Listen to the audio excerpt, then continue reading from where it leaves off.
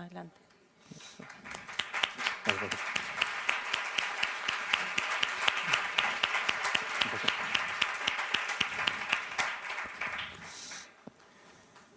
Muy buenos días. Hello, good Bienvenidas y morning. Good bienvenidos morning, a la everybody, segunda edición to de this second Behavioral Way Summit, the event of behavioral science that is the most important one, not only in Spain, but also in Latin America. And for us, it is a great privilege to be with you. After the success of the first summit in Mexico, we come here with a full agenda, with roundtable panels, interventions, all with a common purpose, which is understand how behavioral science are transforming organizations to build a more humane, fair, and empathic society. We're very happy because in this Behavioral Way Summit, we've exceeded the 150 participants here, and we'll have more than 300 people connected through our streaming. So thank you, everybody, joining us today.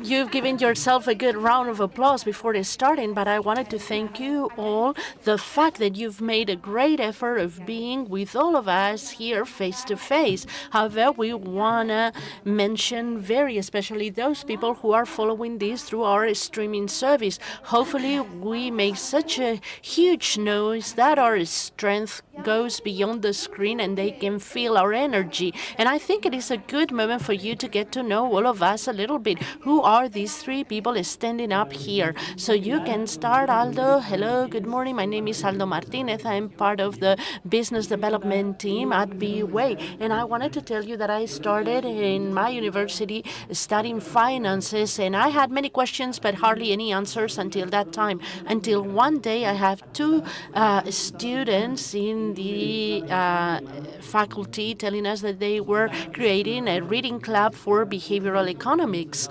They told us how the biased behavior of people can be better understood and can be worked with it so we can make better decisions. And for that, they were reading books such as Richard Thaler, who in this edition of our summit are going to participate. So I stopped going to my finance classes to go to the reading club. And from the very first moment I sit in that room with that people, I started to get the answers that I was looking for.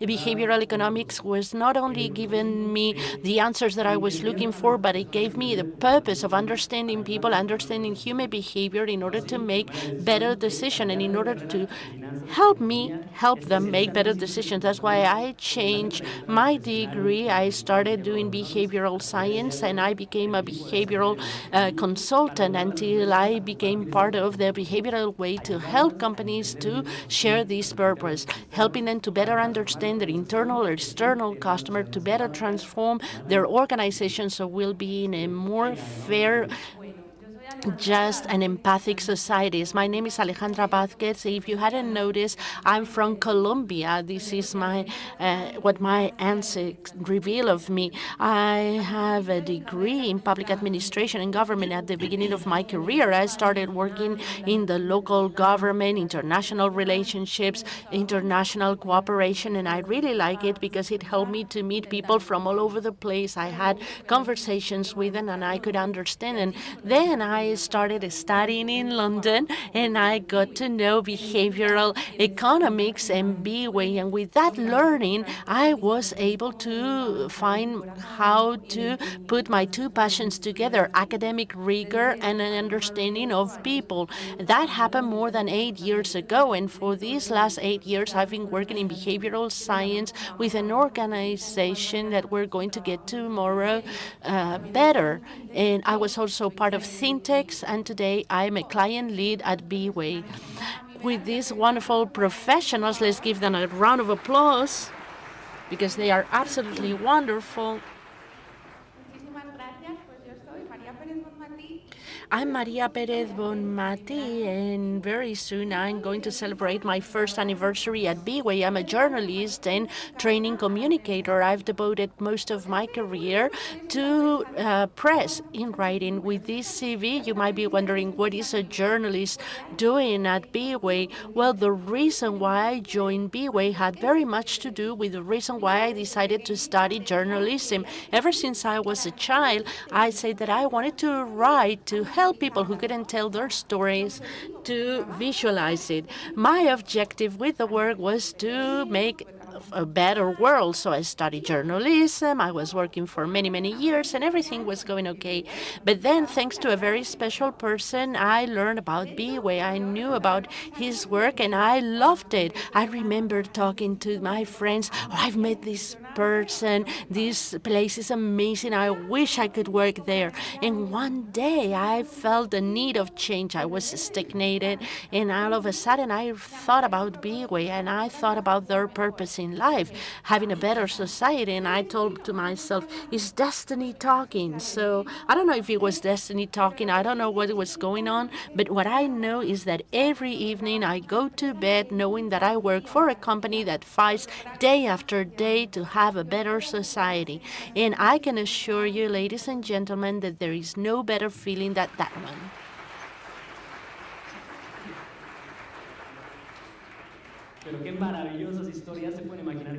What wonderful stories.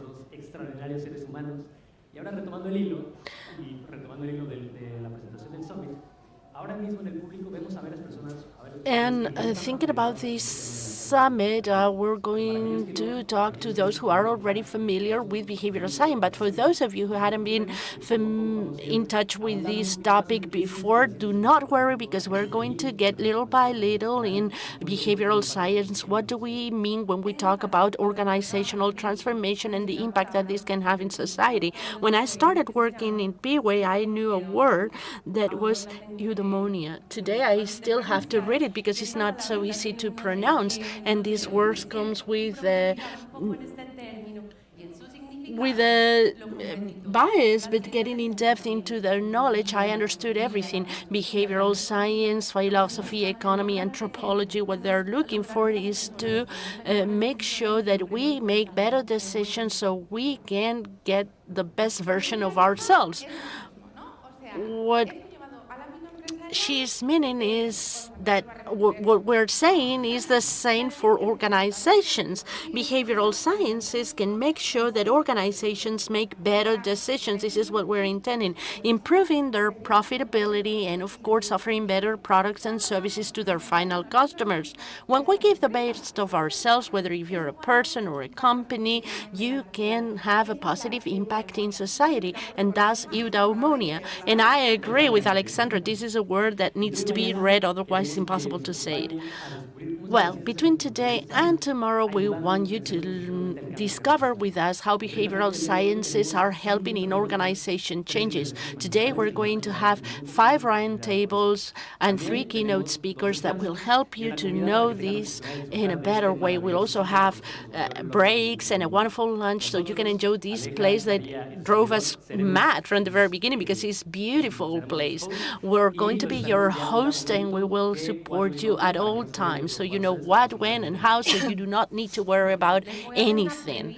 Let me show you a small summary of what we're going to be seeing today. We're going to start with a keynote speak of this professor, followed by the round table that was going to be talking about behavioral science for organizations. The first one is by Linnea Gandhi. Then we'll have this panel. Then we're going to be talking about the future of behavioral science in an applied way. Then we'll have an interview to Jaime Bermudez, and as the colleagues said, the whole event will have simultaneous interpretation. So use your headsets, and hopefully you will be getting everything. We'll do our best. Although we will announce when the presentation will be done in English. For anything, for any issues, you can find a BeWire person that have a badge that says that they are BeWire people. We are fully available for you. But today we want to find 2 people in particular. Who of you found in the welcoming kit the blue ticket? You have a blue ticket in your bag? There's a chocolate bar, and inside this chocolate bar, there is a blue ticket that comes with a wonderful surprise. It may seem very early to have chocolate, but it's never too early to win a prize, and what a prize! Let's see who's the lucky winner. Who's the lucky winner? Are you nervous? ¿Alguien ya lo ha encontrado? Drum beat. ¿De este lado no? Anyone found it? Anyone here would definitely have a blue ticket? Puede ser. Is it in one of the bags that was never given? It seems like there's one. Oh, we got so excited. Qué nervios, ¿eh? A ver, ¿quién se ha comido la chocolatina y la ha tirado a la basura? Que enseñar, por favor. ¿Quién desayunó chocolatina? Ahora que sepan cuál es el premio, yo no hubiera tirado esa chocolatina.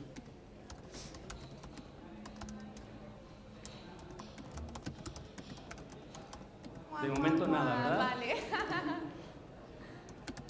Bueno, no pasa nada. A ver, queremos que sepáis. ¿Decimos cuál es el regalo? ¿Queréis saber It's no problem. Do we tell you what was the present, what was the gift that we were going to give you? Do you want to know it, or do we wait until the holders of the blue ticket appear? Las mentes curiosas siempre quieren saber. Curious minds always want to know.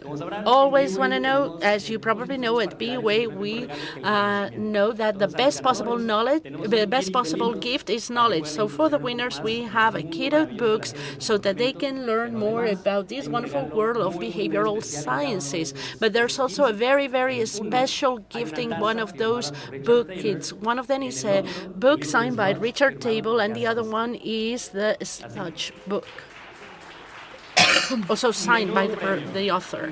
So what a wonderful prize. We'll be very attentive so we can give the winners this expected prize. And give me just a second, because I wanted to thank the person who made possible these presents. Thank you very much for collaborating with us. Line out. Muy bien, volviendo a la dinámica del evento, lo que queremos a lo largo de estos 2 días. So going back to the dynamic of this event, what we want to show you is how behind every decision, every intervention, there is a knowledge that will produce an impact. Every round table is a step towards understanding and how can we use our knowledge in order to change our world. Some of you may be thinking that what Aleja has just told is magical. How can this be possible? Well, it's not magic, it's science, and we're going to show you how we do things. So get ready to get in depth into the power of behavioral science. Now, I know that I'm very enthusiastic, but I'm going to change the note, because as you probably know, we had some flash floods last 2 weeks with more than 200 fatalities and 190,000 people impacted with material damages that are hundreds of millions of euros. It's the worst possible tragedy that we had in Valencia in recent history. Some of our BeWayers unfortunately leave the horror there. Some of us saw it with a lot of sadness at home. We were following the tragedy of these people. I'm sorry, I'm getting goosebumps, and you have to apologize me, but it's terrible thinking about what they've lived. However, at BeWay, we've also seen how good human being is. The large number of people who've volunteered to help, doing all the things that they could, cleaning the mud, donating things. It was amazing, amazing. In moments of sadness, the men have lights that shine in the dark. So to all those lights, thank you very, very much. And now, since the blue ticket hasn't been found and we haven't been able to give our award to the winners, let's improvise a little bit and let's continue on talking. I'm interested in finding about what we're going to be hearing today. What would you want to listen to most? Today's agenda is extremely powerful. First of all, I can't wait to hear Linnea and what she has to say. She's going to be the conducting thread of all the things that we're going to be following today. I was at one point in time a behavioral consultant, and I want to hear her perspective. How can things be tackled? And I know that we're going to have many different interesting insights. What about in your case, Aleja? Well, to me, it's really hard to choose. I think all the presentations are going to be extremely interesting in our roundtables, hearing such a huge number of brilliant minds in this. But it's very important to understand the impact that this can have in organizations and how can we really transform an organization and their working teams in through this knowledge, not limited to a part of the organization, but you can be mainstreaming and have an impact in the whole organization. But as you were saying, Linnea's presentation is going to be the guiding light for the rest of the summit, and we'll hear from Jaime how to transform organizations and also our society at large. I love it. I have to confess that I knew BeWay thanks to a very special person, my brother. Where are you? Is that over there? Gonna embarrass him a little bit. And we have to thank him because thanks to him, I'm part of BeWay. But really, when he joined BeWay, my parents and I were at the kitchen and we were wondering, do you know what he does? No, not really. I don't fully grasp what he's doing and still processing. So he's going to be one of the panelists. He's going to participate in one of the roundtable, the one of data scientists, and I can wait to hear so that I can tell my parents that what Arturo does and what he works on. Yeah, that's going to be great. But this happens very often. I think my father today, after working for 8 years at BeWay, doesn't understand exactly what I'm doing. He cannot say it. He just says very proudly that I work for a Spanish corporation. That's the only thing he has to say.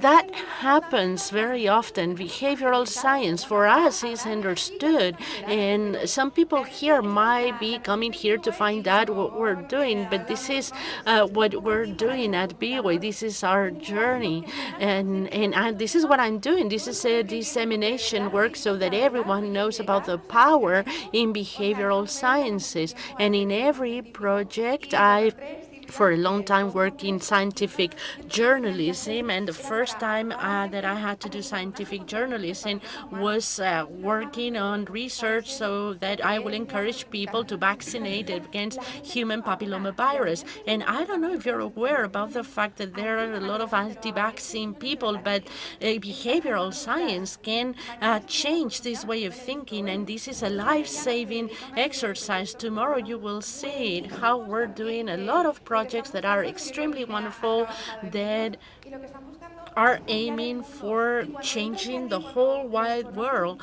And when you get into this and you get to know what's going on, wow, it's science, but it looks like magic. Jose, where are you?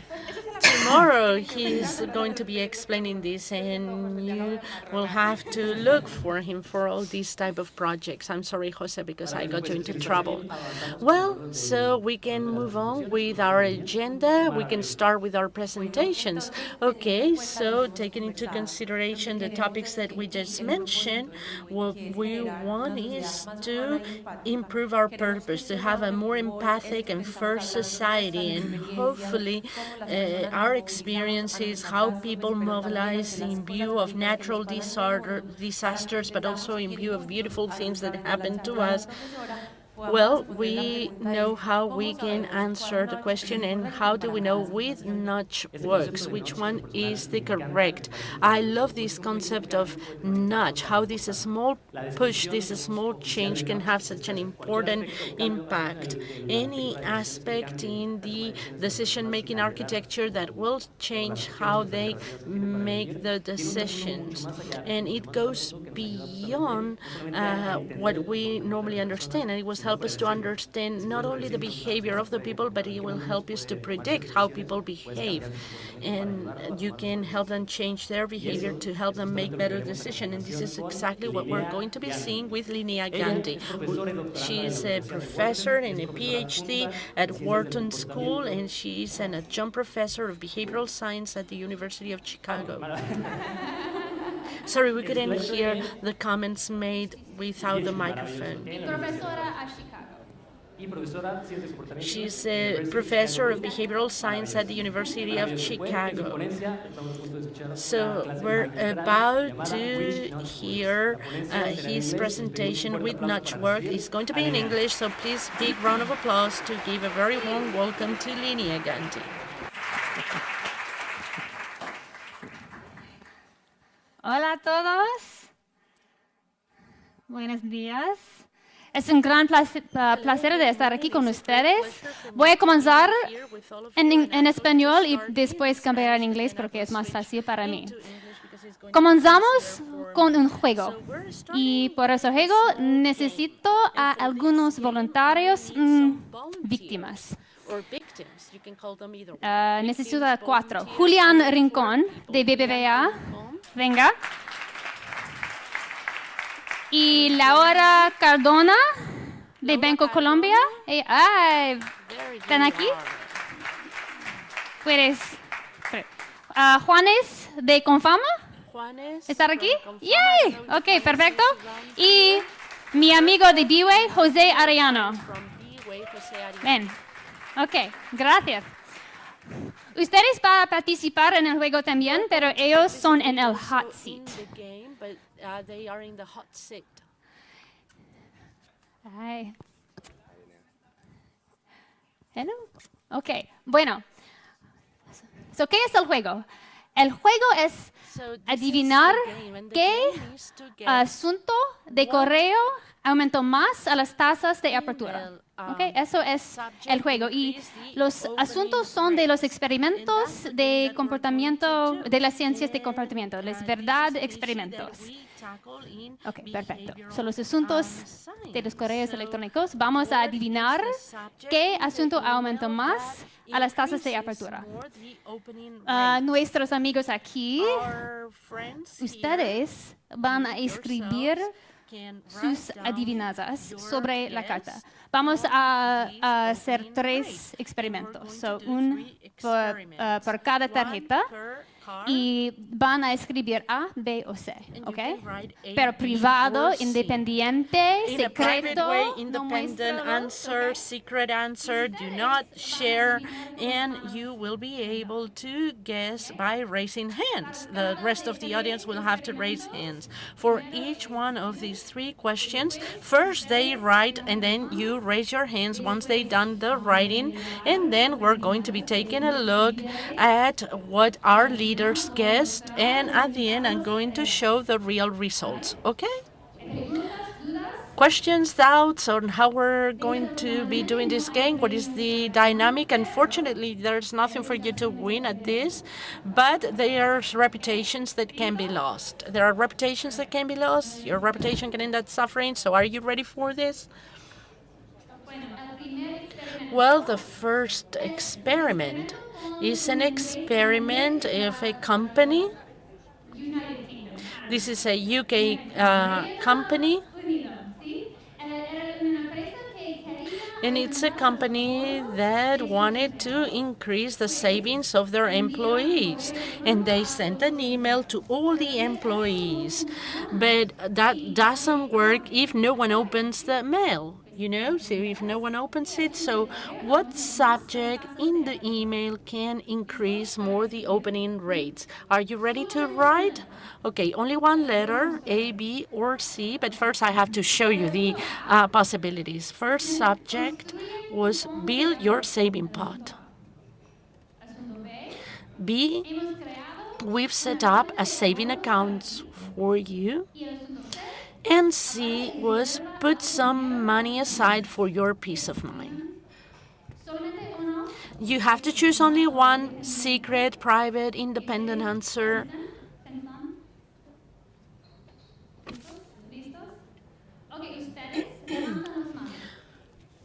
Now they are done it. So who votes for subject A? Only one person. 2, 3.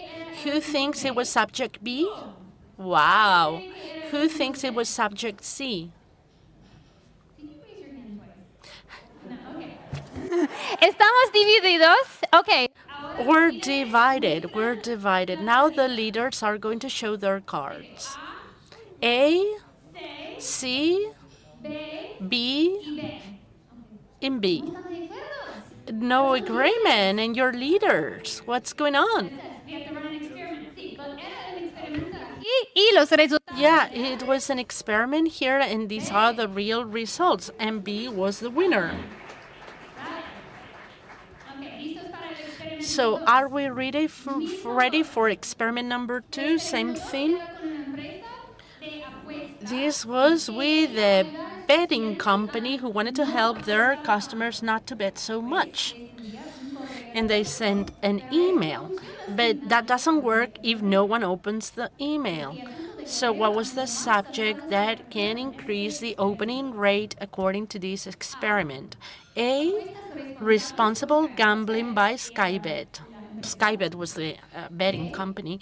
B, just 1% of the users are getting this email.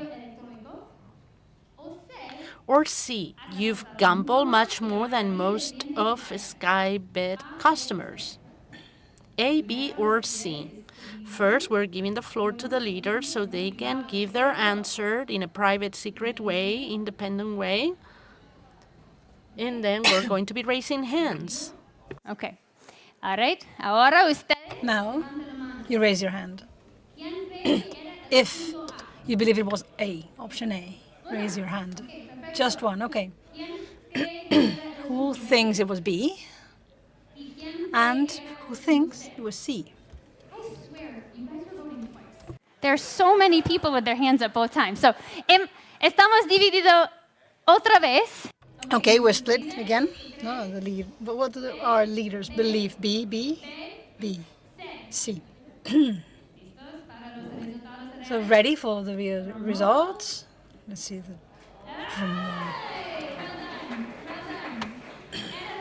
It was C, yeah. Era peor que el control.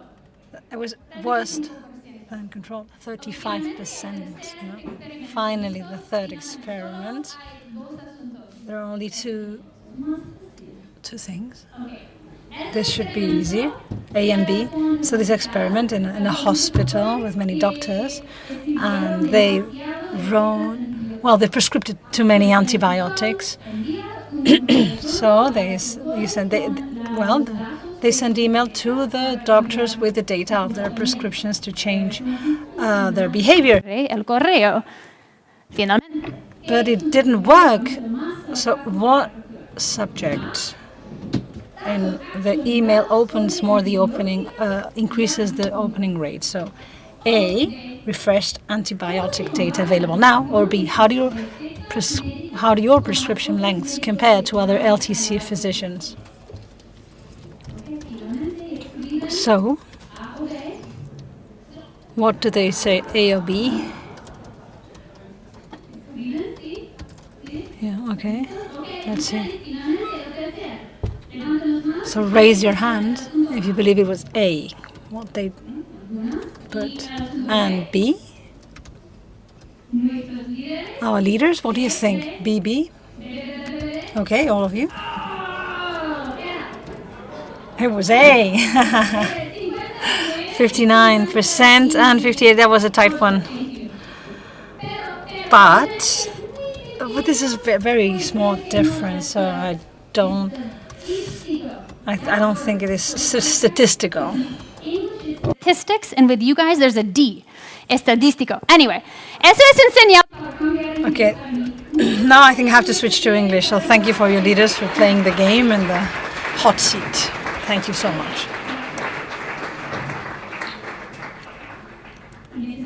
And I need... There we go. Gracias. Okay, thank you guys for playing. I hope you enjoyed that. I really enjoyed that game, and thank you for bearing with my Spanish. I really tried. Was that okay? It was amazing. Woo! Thank you.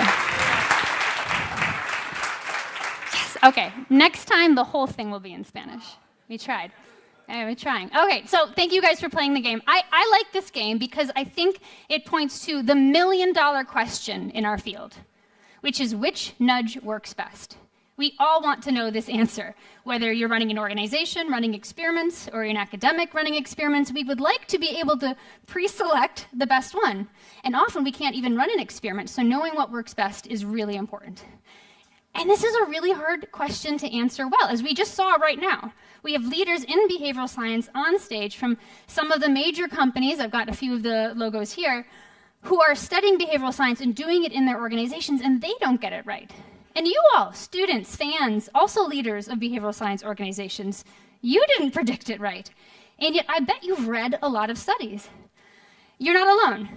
Academics have this challenge as well. There's been several forecasting studies over the past few years that have demonstrated that academics, experts, are not reliable all the time at being able to predict what works. And I just find this fascinating because we have all these studies out there, hundreds and hundreds and hundreds of experiments. We've all tried to read them, but it is incredibly hard to synthesize that knowledge together in an inference that we can then use to predict for a new context. Now, before I go farther, I do want to make clear, I am not saying that nudges don't work. In fact, I think given all the literature out there, it's pretty clear. We know nudges work. We just don't know which one works when. And I would maintain more broadly, given all this literature that exists, is that if we don't know which nudge works when, we as a field don't really know what we know. And I find that fascinating. Why is that? This is what I study in my PhD. This is what I've thought about in industry when I was in consulting. And I've got one potential answer, one I'm sure of many, which is this is what the literature looks like. This is what it feels like to navigate all of the experiments out there. They're all great experiments, but it's impossible to read them all and put them all together. You have on the one hand an experimenter running a study in the United States. You have another experiment run in Spain. You have one experiment with adults, one experiment with the elderly. One experiment trying to increase vaccinations, one experiment trying to increase open rates, and one using planning prompts and one using micro-incentives. And then all the other studies that vary on all the other things as well. How can any human, even if you read all of them, fit all of that together and make sense of that variability? Ideally, we could have a magic wand that took all of the variability across all the studies and built some sort of database that we could then use models to figure out the patterns that we could then use to predict which nudge works when. So those of you who know me, or know the work that I've been working on, know that I have dedicated the last 2.5 years to trying to build this database. And while I don't have a magic wand, I do have an amazing team. This is my current team of research assistants at the University of Pennsylvania and our advisor, Duncan Watts. And we have been reading lots of studies and putting them together into a large database. And today, at the end of the talk, I'm excited to share with you some of the most promising outputs of that. But I'm actually going to spend most of the talk on the challenges that we've encountered going through the literature, some of which we've fixed, and some of which we haven't been able to. And the reason I want to go through that with you today is because you are all in organizations that have some dedication to behavioral science. Some of you are running experiments, you are building evidence, and I suspect you are going to have these challenges as well internally if you don't have them already. And just from the experience I've had for the last 2.5 years, I know that if you don't start investing in fixing these challenges now, you are going to run into a big problem down the line in ever really trying to become behaviorally intelligent. So let's go through those challenges today. There are 3 that I'm going to talk about. The first is that across all the experiments that we go through, we have biased data. The second is that with each experiment, there's often missing information or sparse documentation. And the third is that even when things are documented, they're unclear, they're fuzzy, they're ambiguous. And these 3 challenges add up to making it nearly impossible to make sense of what we know as a field. Let's start with biased data. Or, as I like to say, all results are created equal, but some are more equal than others, for anyone who's read Animal Farm. So every time we run a behavioral science experiment, let's say just a basic nudge against a control, there's one of 4 results, effectively, that we come up with. And they follow this little chart. So the nudge could work better than the control group, and it could be significant or not significant, estadísticamente. Yes, got to keep working on that one. The results could be worse than the control for the nudge, so negative, and it could be statistical or not, statistically significant or not. Across these 4 quadrants, which one of them do we care the most about? Anyone? Julian, I'll pick on you because I see you. Yeah, we love this column, and I would propose that we all kind of, as humans, we really love that cell, right? We're in love with that cell. We want that for every experiment we run. The problem, though, is when we love this and journals love this, and when in organizations, when you're talking about findings, you're probably mostly talking about this to your bosses, your teams, your boards. When we are building an evidence base that predominantly focuses on this quadrant, we come into a really dangerous situation when trying to make inferences about what works. And to demonstrate that, let me show you recent data from a meta-analysis in 2022, Mertens et al. So meta-analysis, for those of you who don't know, is a research method where you take a lot of experiments, kind of like we've done, and put them all together in a database and look at the shape of the average effects. So these are the effect sizes standardized from this meta-analysis. Even if you're not familiar with Cohen's d, you can see this is where 0 is. Most of the findings are positive. We have skewed data, potentially, in this database indicating publication bias. Why is this a problem? Well, if you didn't know anything about behavioral science, and you just had to guess the average effect of a nudge, you'd guess the average, which here is 0.45 Cohen's d. That's about a half a standard deviation. That's a really big effect. To put that into perspective, let me show you 2 other Cohen's d's. This is the effect of painkiller on reducing pain. This is the effect of biological sex on height. I have a really hard time believing the average nudge is closer to this or even better than a medication at reducing pain. Like, this is an unreasonable anchor or reference point for us to have. So one problem with focusing on that quadrant is we tend to then assume that everything that happens is going to be positive and significant and then be very disappointed when we run our studies. Now, those of you who are a little bit more sophisticated may point out to me, well, Linnea, this is probably driven by lab studies. Academics like you go in a lab, we have these idealized conditions for detecting an effect where we control everything. Of course we're going to get bigger effects there, right? The whole world is much cleaner, less messy than in the field. So I can show you actually this same data broken out between the lab and the field, and we can see if results are a little bit more calibrated. And they are somewhat. This is the lab histogram, and this is the field histogram. Still pretty high for the field, brought up by some outliers, but it does look like there's a little bit less publication bias around field studies, and it is much smaller. But really, if we wanted to build good databases internally or academically, what we really need is no bias towards these positive effects. And we fortunately have a recent meta-analysis that actually has no publication bias from Delavigna and Linos. And so we're going to look at the data there to show you how dramatically off this 0.45 is. This is all the experiments run from one period of time from Behavioral Insights team. That's the effect size, 0.04. Again, this is standardized effect, Cohen's d. If you're not familiar, all you have to do, though, is look. It's an order of magnitude smaller than what you see in these average meta-analyses. And so if we focus on that upper right quadrant of positive and significant, we're going to come out with overly optimistic assumptions about what works and be terrible at predictions. We much rather have our databases, organizationally, academically, be unbiased so we can make better inferences and not be disappointed all the time. So that's what I mean by biased data. You might have heard of publication bias before, so maybe this isn't new. The second issue that we run into in our project is sparse documentation. So we've read almost 1,000 experiments and focused very heavily on 300 of those. And across those 300 experiments, there's a ton of missing data. So just to illustrate for you, I'll show you 4 different variables that you might assume are important to code for any experiment.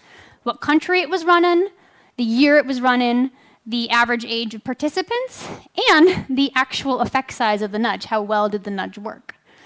Across the 300 or so experiments in the core database, 6% do not have information on what country it was run in. So that's pretty good, only 6%. 15% don't have information on when it was run. Over half don't have anything about age. Over half. Which is really tough if we think that nudges might work differently for young people or older people. And moreover, 1 out of 5 studies are missing the information that I need to calculate a standardized effect size. 1 out of 5. Now, fortunately, we have an author review process, and we've reached out to all the authors for these experiments to get answers to the open questions that we have, with about a 70% response rate, which is pretty good. Unfortunately, though, even when people respond, we still have missing data because, on the one hand, if they ran these studies in 2012, they no longer have the files. They're gone. They're in some other university. They're deleted. Or maybe the answer to the question is sort of know-how. It's stuck in somebody's head, but that researcher has left the team. Maybe they're off in industry. Maybe they're not responding to emails. So that information is just lost. Or maybe they never had the information to begin with because they worked with a field partner and never got access to that data. So we still have a lot of missing information in the database because of this. And I would just ask you to think about in your own organizations. This is the same thing as the loss of institutional knowledge. If you're running experiments, where are you storing the information? Are you storing it in the same way across all your teams? If someone leaves the organization, will you lose whatever that secret sauce is or some of the important variables about that experiment? This happens all the time in organizations. It happens as well in academia. Final problem. Let's assume we have unbiased data. Let's assume that every single experiment is documented perfectly across all the variables I care about. I still have the problem of fuzzy definitions. Some of those variables that are documented are ambiguous, unclear. They might vary from person to person in their coding. And that itself makes it problematic for us to use. Just to illustrate this, I think it is most evident when we think about the concept of a nudge and how we code a given intervention, a given asunto or SMS text message across the different psychological concepts it uses. So we'll play a small game just with hand raising. I'm showing you here 3 text messages to encourage people to get the flu vaccine. So, recuerda vacunarte contra la gripe, then adding es bueno para la salud de la comunidad, or adding es gratis y fácil de obtener para ti. In this experiment setup, A is the control group, and B and C are intended to have a nudge or a psychological concept or two embedded in them. My question to you all, as fans, students, and leaders of behavioral science, is whether you think, compared to the control group, B, C, or both of them are using the concept of incentives. So read that through. B, C, are either or both using what we might call incentives. Who thinks that B might be using the concept of incentives? Okay, so about 20, 25 hands. How about C? Is that using the concept of incentives? Okay, nearly everyone raising their hands. Okay, so this is really hard to answer if you don't have a definition for incentives, and so we can turn to 2 different definitions from the literature. One from Thaler et al. This is the book Nudge and the article that followed it called Choice Architecture. And one from Dolan et al. This is the framework used by the Behavioral Insights team. It's called Mind Space. So let's look at the definition from Thaler et al. And this definition I reviewed with him, so don't tell on me tomorrow when he's here. So the intervention aims to increase the salience of typically financial, although it could be like time or some other scarce resource, incentives, drawing individuals' attention to them in meaningful ways. So if we're talking about finance, maybe time as a resource, I think it's pretty clear now that BEI is not using incentives based on this definition. And how about say? It is using it because it's talking about the vaccine being free. So with this definition, we're able to more clearly code no and yes. Now let's go and look at Dolan et al. This is a longer definition, which we workshopped with the authors to make sure we had it right. But the gist of this, if you can't read it right now, is it's still talking about mostly financial incentives, but in order for something to count as incentives for this framework, it's got to also have a psychological concept. It has to be using loss aversion, or mental accounting, or reference points, something psychological around it. Again, I think it's pretty clear from this definition that's not happening in BEI, but in say, well, it kind of depends. If everybody knows that the flu shot is free, then I don't really know if gratis is really doing anything psychological. Like, we already know it's free. This is just sort of marketing fluff. So I would say no. But if people didn't know it was free, they thought that the flu shot was, expensive, then that's a reference point, and this feels great. Free is, exciting. And so, I don't know. There's a question mark on this one on whether we think it is incentives or not, and our team has debated it. which I find fascinating because incentives is such a simple concept. You think when you read it, and yet coding it is incredibly hard and depends on the classification system you use. Another visualization of how fuzzy these definitions can be for important concepts is on this slide. So I'm hoping you can see in the back, but on the bottom of the slide are 6 different classification frameworks. You'll see Dolan is there, and Thaler and Sunstein. These are the 6 classification frameworks for nudge concepts that we use in our project. And what I'll show you here is over 600 nudge interventions coded by 3 graduate students across every single one of these classification systems. Here's the one for Cialdini. Cialdini wrote a lot about persuasion and influence, so a lot of the nudges end up falling under other. Here's those exact same interventions coded across the other classification systems. Looks a little bit like a mess. I think it's actually pretty cool because you can see how they translate, but it also shows you that depending on which system you choose, you get a different answer on what kind of nudges are going on. So again, this unreliability or potential variability in how you're coding and can change the responses you get. It gets even more messy when you use the actual keywords used by authors in papers. You can see just the heterogeneity explodes and is going to change your answer if you're trying to build a database. I'm sure this happens in your business settings as well. Even when you have jargon and other ways of calling nudges, it's going to be fuzzy. You need to make it clear in order for this data to be useful for anybody. Okay, enough about the problems. When we put all these together, what's actually happening? When we have biased data, sparse documentation, and fuzzy definitions, it's as if we're trying to see an elephant. And yet we only see half the elephant, or maybe the quarter of the elephant, like the butt of the elephant. And then with sparse documentation, we're missing pieces of it. And with fuzzy definitions, the whole thing is just out of focus. So what hope do we even have of trying to know what we know in the literature if this is what it's like to go through it? Fortunately, our team has been trying to fix all those issues, although we haven't made it perfectly look like this in the literature. And we do now have a database of over 300 experiments coded across 200 variables. It's actually coded across more variables, but we had to drop a lot because of the sparsity not being useful across all the studies. And just to show you a little bit more of an encouraging note, what happens if you can get more organized and overcome these challenges, at least a little bit? I can show you some of the tools that we built that this enables. I'll show you something briefly about navigating across studies. We can also use all the coding that we've done of nudges to fine-tune a large language model to build a tool that if you put any sort of nudge inside it, it will tell you what concepts it's using. On the flip side of that, we use the same fine-tune model to generate new nudges. So if you have a control group and you want to generate a nudge using a given theory, you can use that. And then finally, we have been very hard working on prediction, figuring out which nudge works best using the data in the model. And so I'll give you a quick preview of the first 3. Using a video I've made of the beta tools that we've got. So this is the kind of thing you can use or you can build for your own organizations.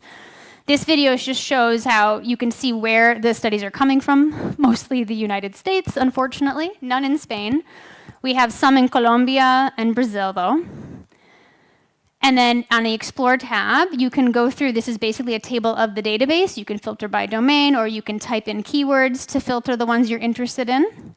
It links to the original academic paper. And then you can put the ID in of the paper, and it will give you all the details about the conditions, the nudges being used, what was the control group. It'll show you the results and how well it did. And in the stimuli, we've linked the exact nudge used by the company so that you can actually see how they implemented the nudge in the first place. And this is stuff you could do in your organization as well. So this is just for better navigation.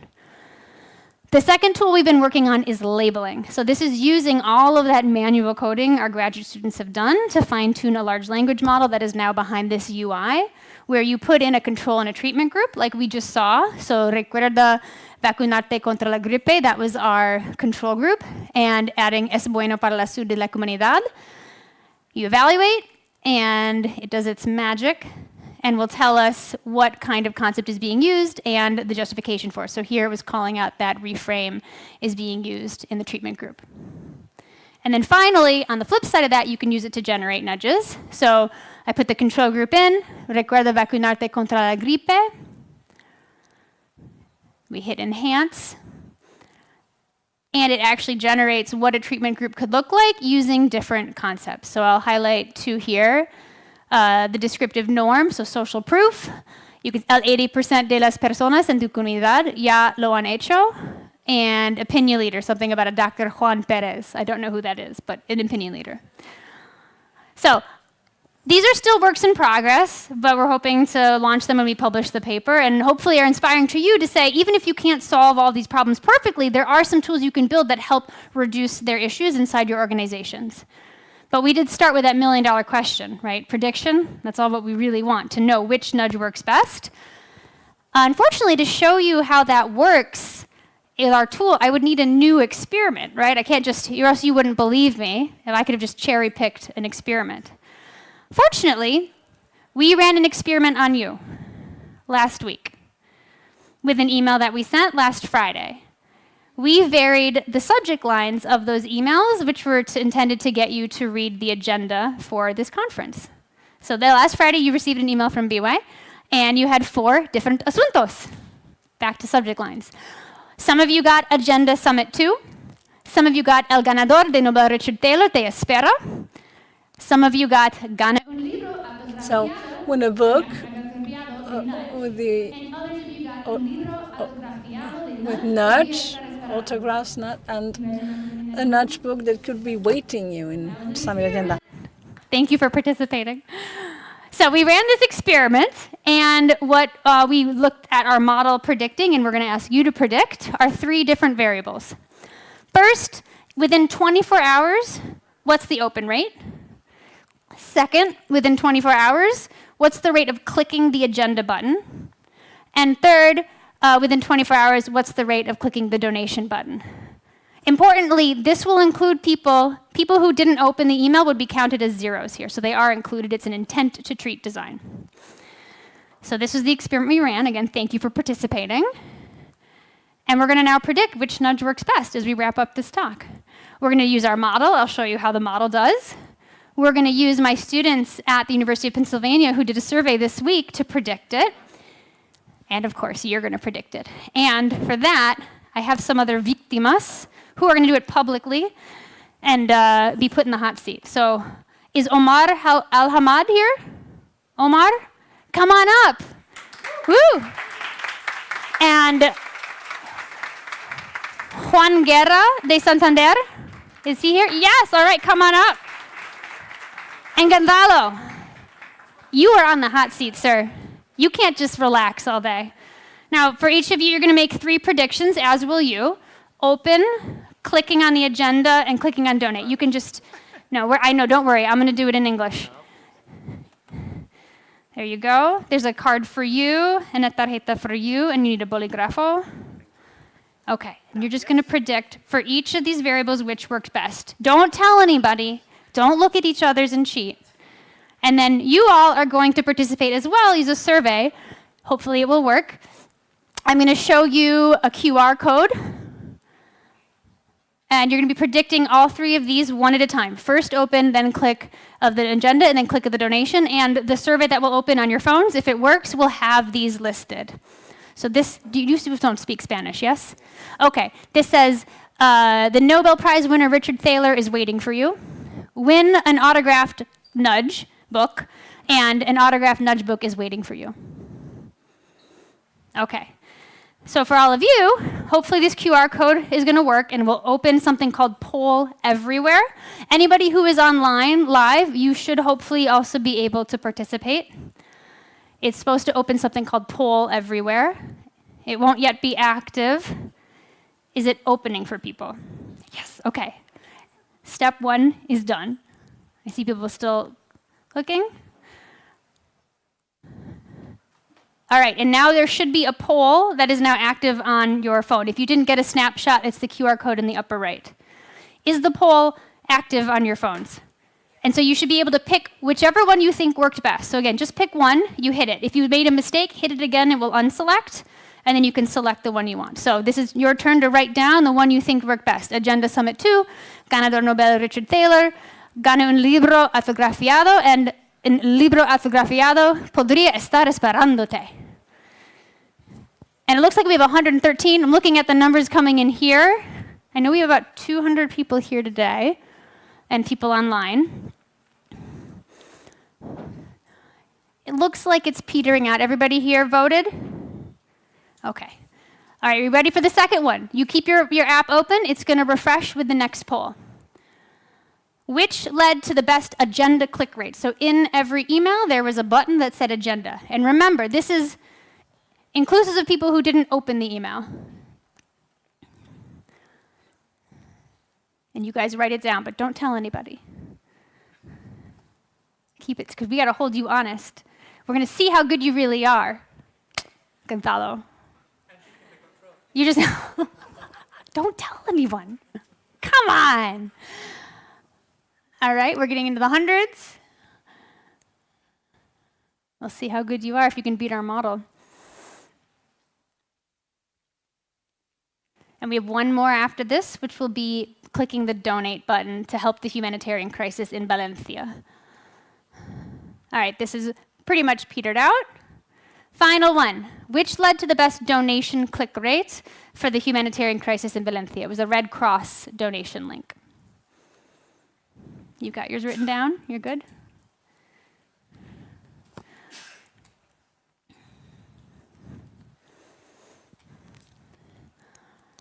We'll aim for a little bit over 100 like we saw with the last few.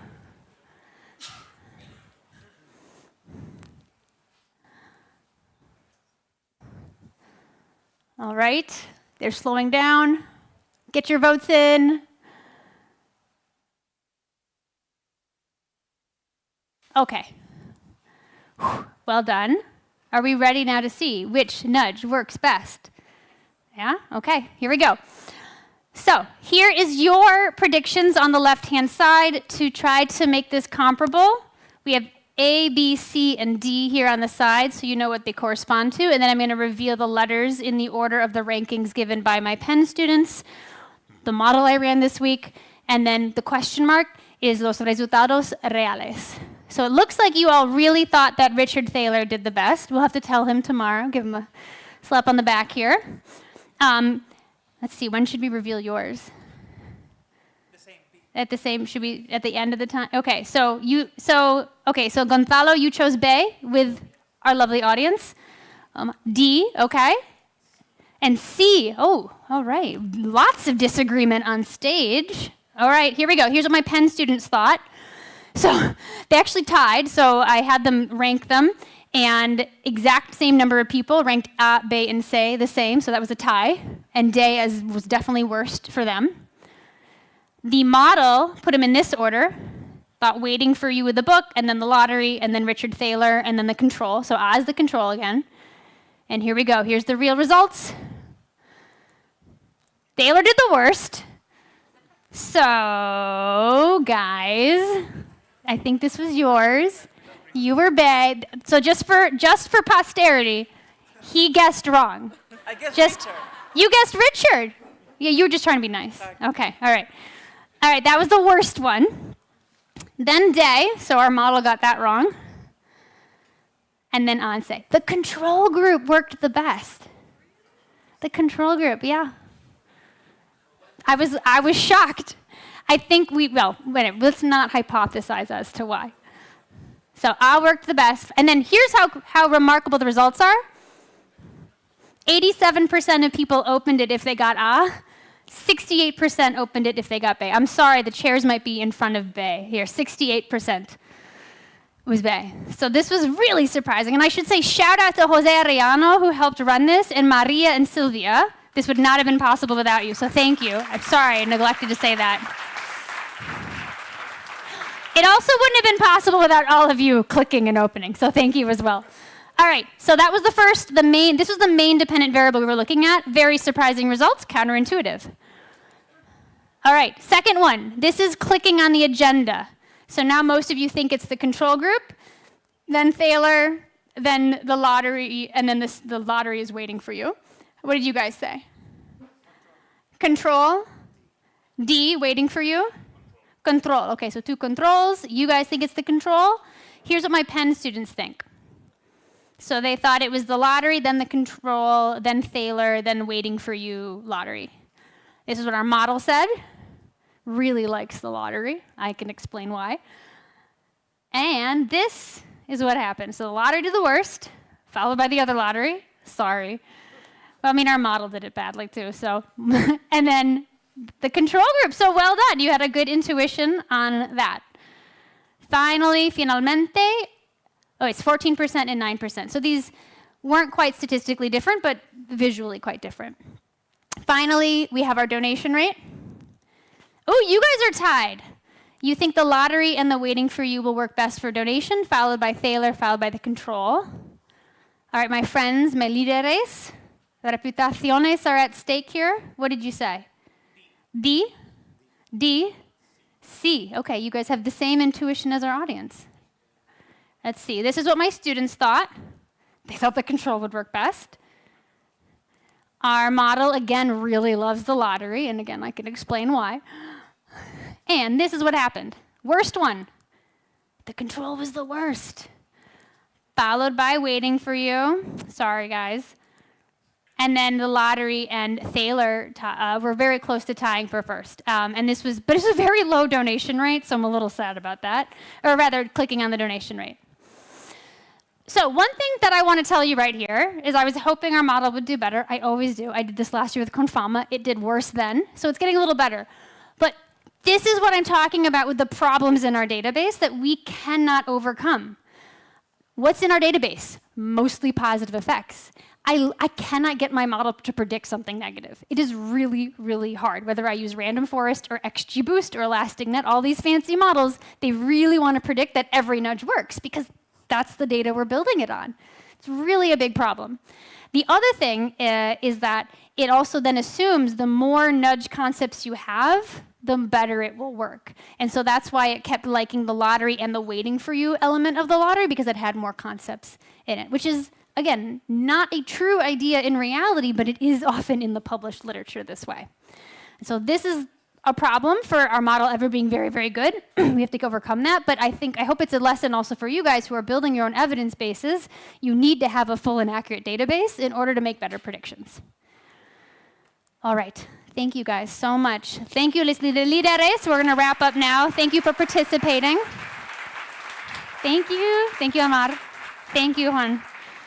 And thank you guys for bearing with me too with all the participating. I think we're pretty good on time. I'm just wrapping up now. So again, we're aiming to see the elephant. We want unbiased data. We want complete documentation, and we want clear definitions. That is what we need to know what we know in the field of behavioral science. And if you don't remember anything from this talk, I really want you to start thinking about this, I hope. I believe that we cannot know what we know if we cannot systematically learn from past research. I think it's a pretty logical statement, and yet we're not acting on it often in academia, and I don't know if we're always acting on it in organizations. More simply put, prediction requires truly cumulative science. We need experiments to build on each other quite literally and computationally in order for us to maximize our ROI and what we can learn from them. And so for all of you who are in behavioral science organizations, leading them, running experiments, building your own databases, your success, I believe, depends on you investing in storing your knowledge better, in having accurate documentation. That is your only hope for becoming truly behaviorally intelligent.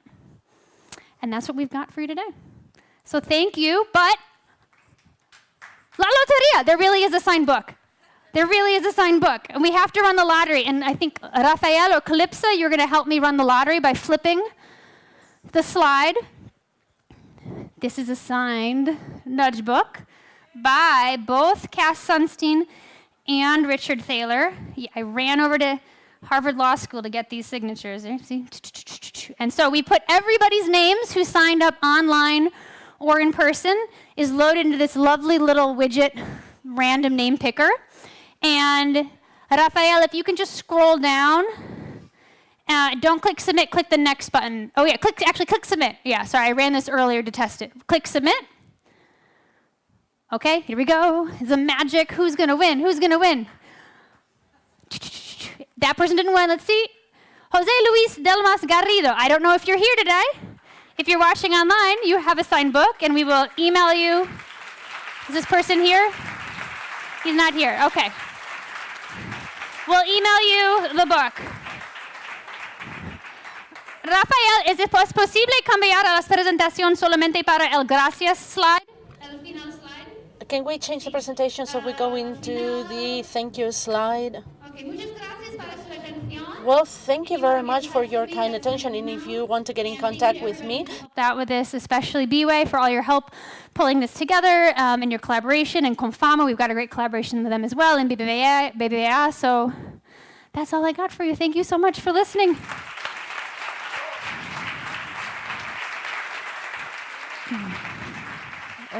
Hola, hola. Linnea, can you wait 1 second? We have some questions. I'm going to stay here. Yes, so because some people from the audience did some yeah, questions. absolutely. So it would be great if you can answer. I guess we have a couple of seconds Yes, more. seconds. Okay? I'll be fast. No, you take your time. We're very interested. First, thank you so much for everything. De nada. Because your job and the work that you're doing with your team is amazing. I'm sorry and the model's not better. It makes me cry. It's been a long 2.5 years. Okay, so I have one in English, one in Spanish. Okay. So what can we do in our organization to fight publication bias, or in general, the tendency for our leaders and teams to just want to focus on positive and significant results? So I love this question. There are at least 2 things you can think about doing.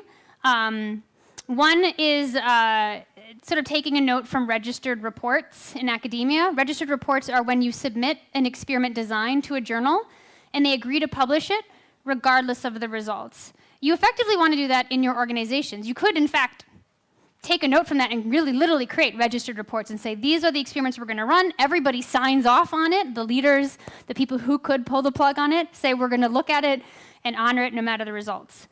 The second thing you can do, and this is what academics have also been hedging on, is run forecasting studies or run forecasts when you run your experiments. Because often, the results feel obvious after the fact. So when something doesn't work or isn't significant, it's so easy to say, oh, that's why. Of course it didn't work. And then sort of move on and put the results in a file drawer. But before the fact, before you'd seen those results, it wasn't obvious, or else you wouldn't have run the test. And so to really protect against people putting those into a file drawer and not looking at them, you have everybody make a prediction, write it down, maybe put their name against it, and then when the results come back, they can't dishonor it because they literally said they thought something might work or not. So actually collecting predictions from your teams can be quite useful. And you saw, some of you had pretty good intuitions about what works, so it can also be useful for that. Thank you so much. Shall I do it in Spanish, the one in Spanish? Or we can try it. Okay. ¿Cómo se adapta el sistema? how does the system adapt the one created by nudge cartography to the reality on the field? That is to say, to the experimenting methodologies that we have in companies. Are in business? Yes. Well, I think, I guess I'm not sure what the question is getting at. Everything that's in the database are experiments. Have to be A/B tests, have to be randomized at the between subjects level. So if your organization is running those, it's the same thing. There isn't much adaptation to do. If you're running different types of research, more observational research, correlational research, then you'll need a different sort of template for how you code things. You could still put those data together, but the inferences are going to be different because it's not a randomized control test. I don't know if that answers the question. Yeah? Okay. Yes. Yeah. And the last one is just a compliment. They ask, or they say, how did you learn Spanish so fast? You're very good. Oh, that's you guys are flattering me. No. I don't know. It's not Duolingo, because my Duolingo is really mad at me. Do you know how it just gets sad and it starts melting? That's what it looks like. No, but I studied it in la escuela, pero cuando tenía... I studied at school, but when I was 6 years old, I started learning French. I started Espanol, and so I think it was easier to flip between the two. But no, it's probably because I get to work with all of you lovely BeWayers and practice with you. Thank you so much, Yeah, Linnea. thank you all. Thank you It's so very nice much. to have you. Please.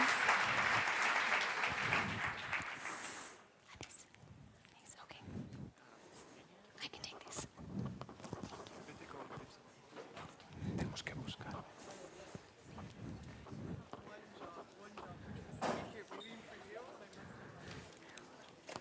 Where do I need to go?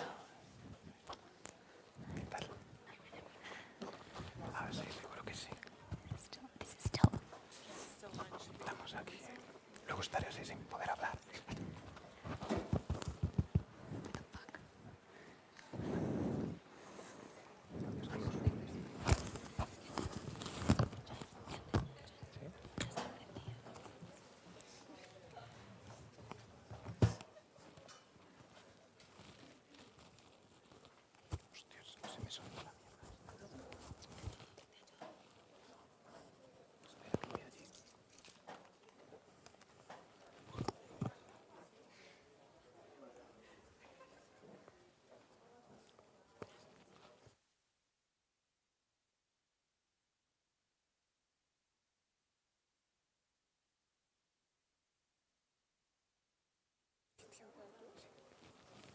A mí, ahora.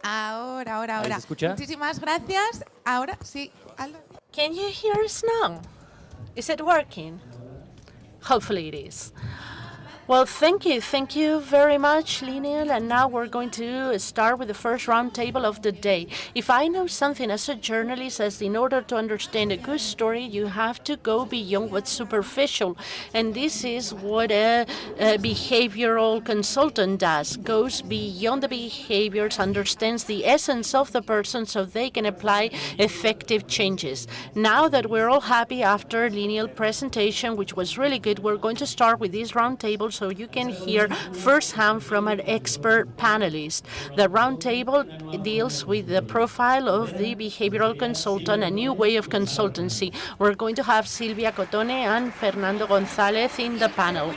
And please remember, just give me just one sec. Remember that through the QR code, if you scan it with your mobile phones, you can send your questions for the panelists, the moderators, or whomever you want to ask a question to. Hello, how are you doing? Everything okay? Hello, everybody. We hadn't seen each other before. In fact, Gonzalo was not feeling really good yesterday, so we feel a very warm welcome for being here with us. Now I'm feeling really wonderful. Can you hear me correctly with this?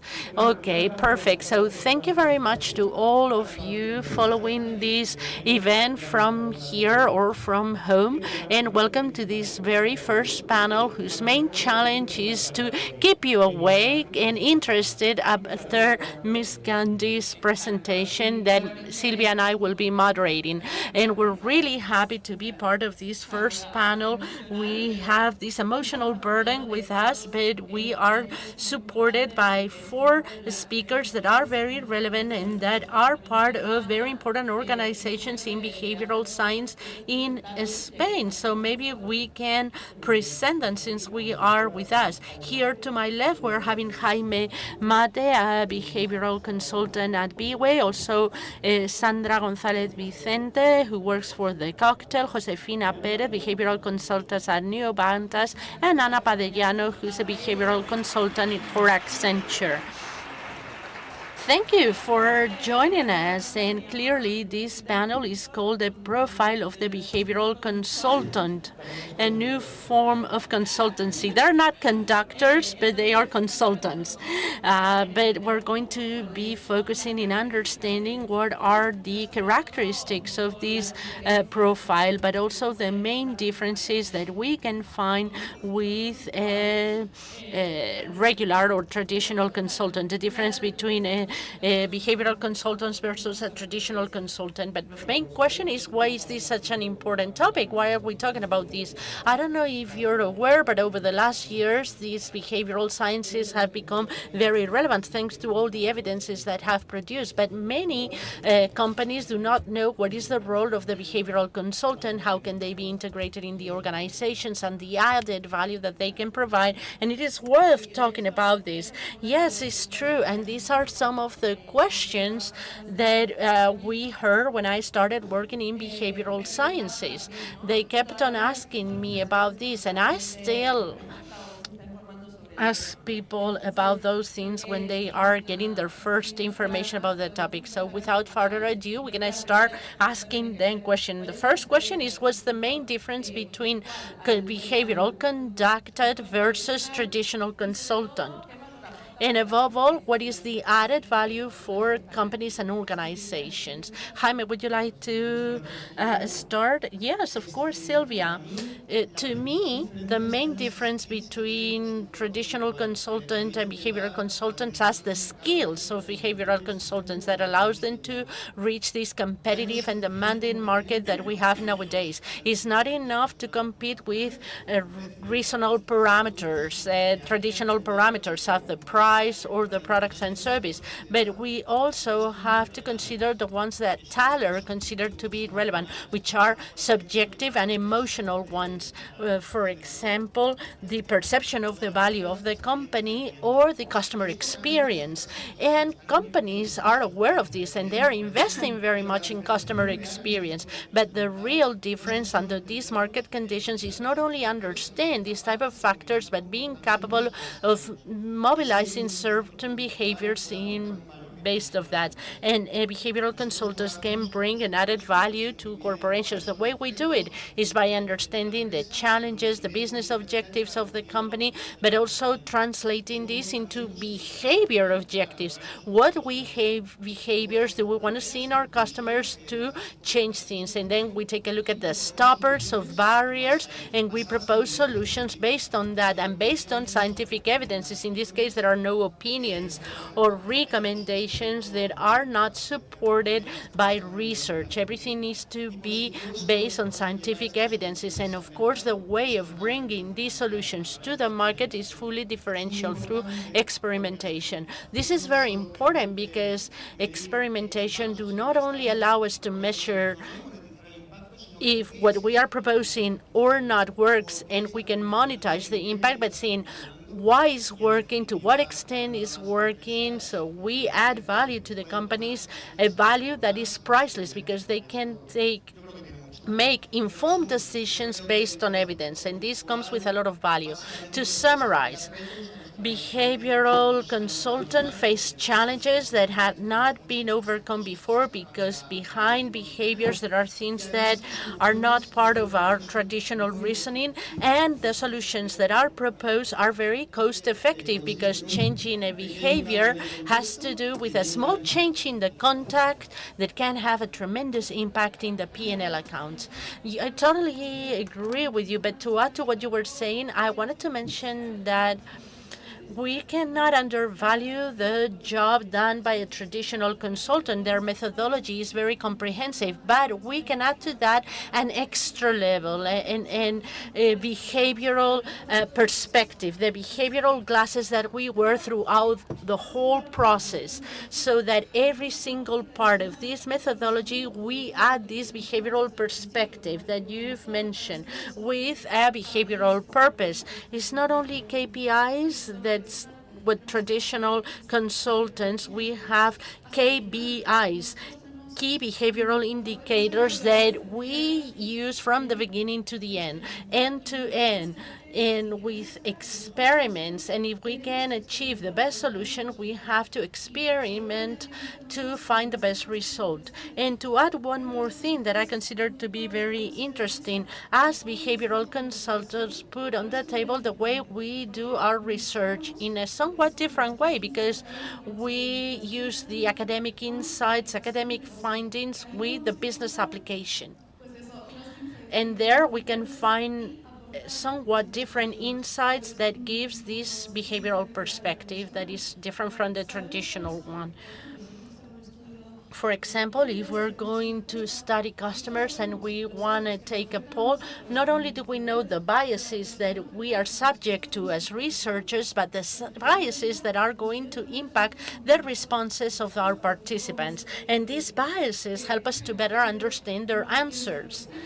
People do not feel what they say. They don't say what they don't do what they say. I know it's very complicated. This is a puzzle, but it's important for us, being behavioral consultants, to provide this additional perspective that will help us to better understand our customers. In my case, I think we have two main differences. If I sound too loud, let me know, and I can try to whisper. On one hand is the approach, because we are complementary to the perspective of a traditional consultancy. We add understanding layers in the process of understanding how as human beings behave. We complement, not supplement. It is a joint work. So when I talk about approach, I know that traditional consultancy was concentrated on the fact that we are reasonable and what has to be, whereas as behavior as consultant, we study what we actually do. We sometimes do what we think. For example, the use of stairs versus an elevators. We all know that it's better to use stairs because it's healthier. We can create a communication. We can explain why it's better, but at the end of the day, we don't use them. A behavioral consultant will make them more attractive, maybe making a piece of art, and we use them because it's more attractive. That in terms of the approach, but also, as my colleagues were saying, it's a matter of methodology. In order to get access to all of these, we use different methodologies, mainly experimentation. We develop behavioral hypotheses and then models that we have to experience with to bridge the gap between what we must do versus what we end up doing. I work for Accenture. We are more concentrated in the technological world, but our profile is very much oriented towards transformation, business transformation, constant innovation, and behavioral consultants are very hybrid profiles, at least in our specific case.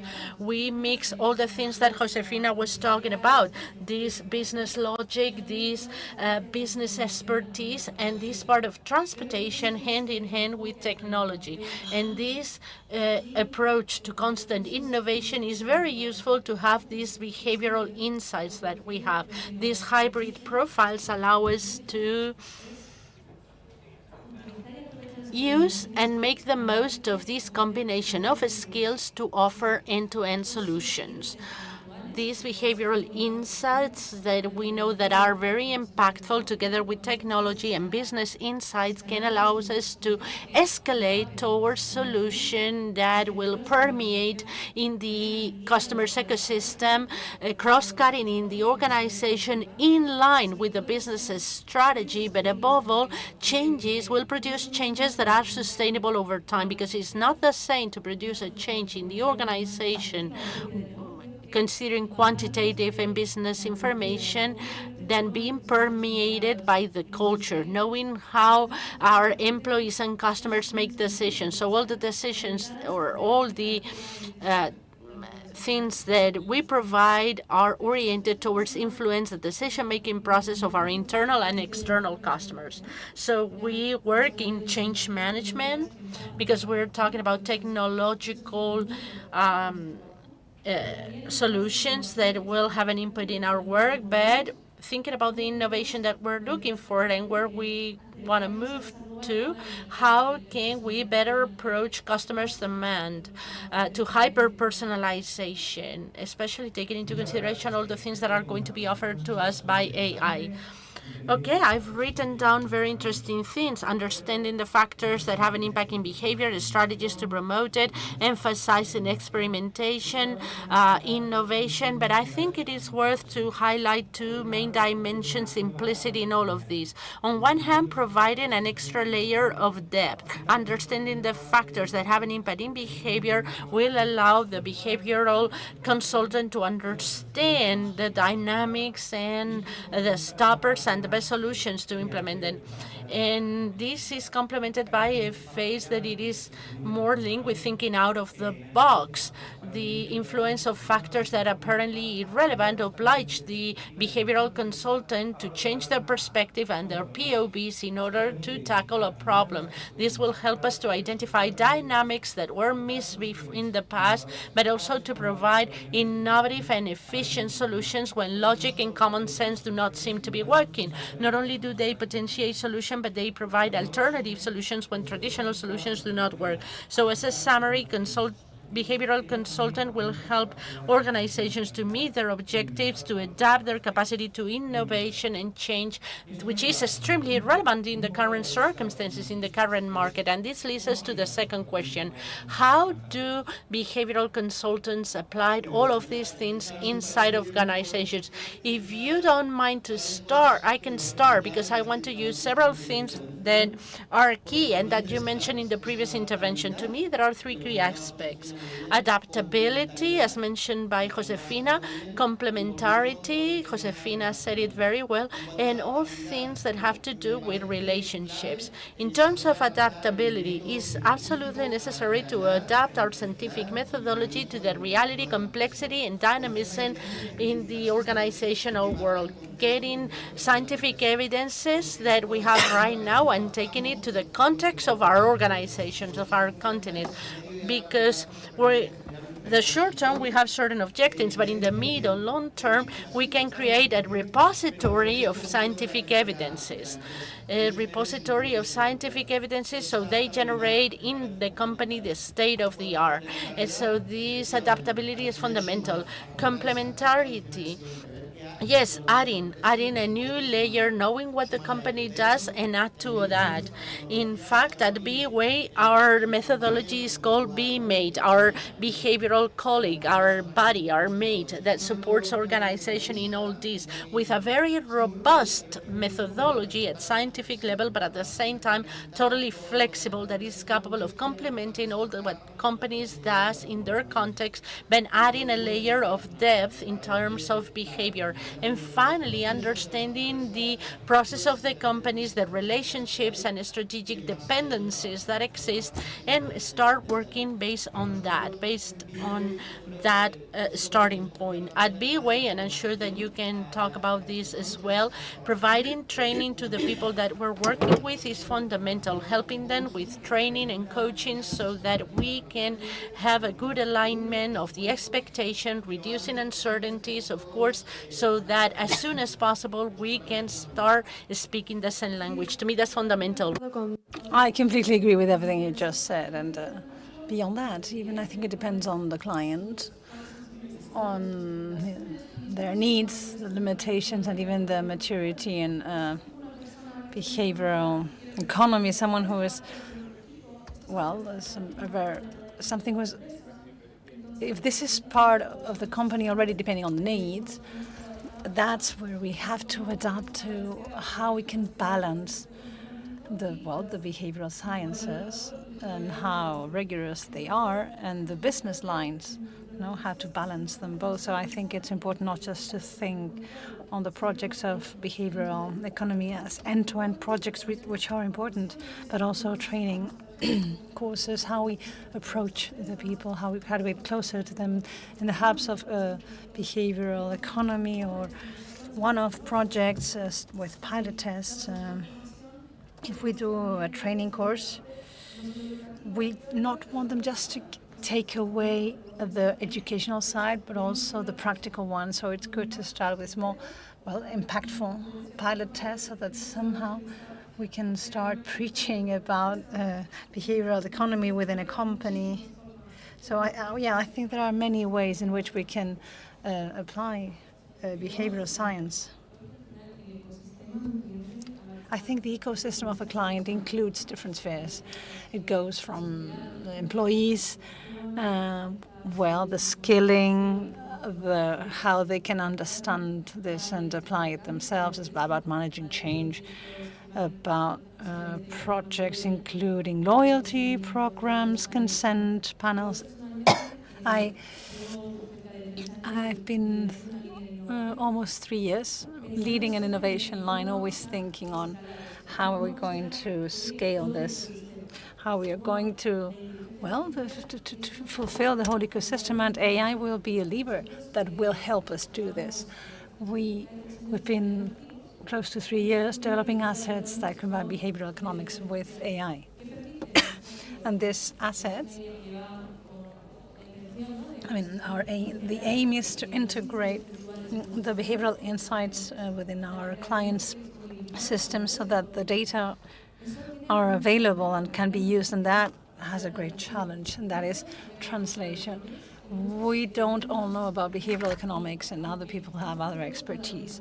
And we are doing an important internal skilling and hubs, but we need to translate this into business, the data into business. And not just that, but we have to improve the relationship with our clients, who demand more and more iterations, communications that are more tailor-made and a different approach for each one of them. So these assets we already have some concept tests developed that we're working on, but it helps us, well, to have intellectual behavioral biases in our clients, in our different channels.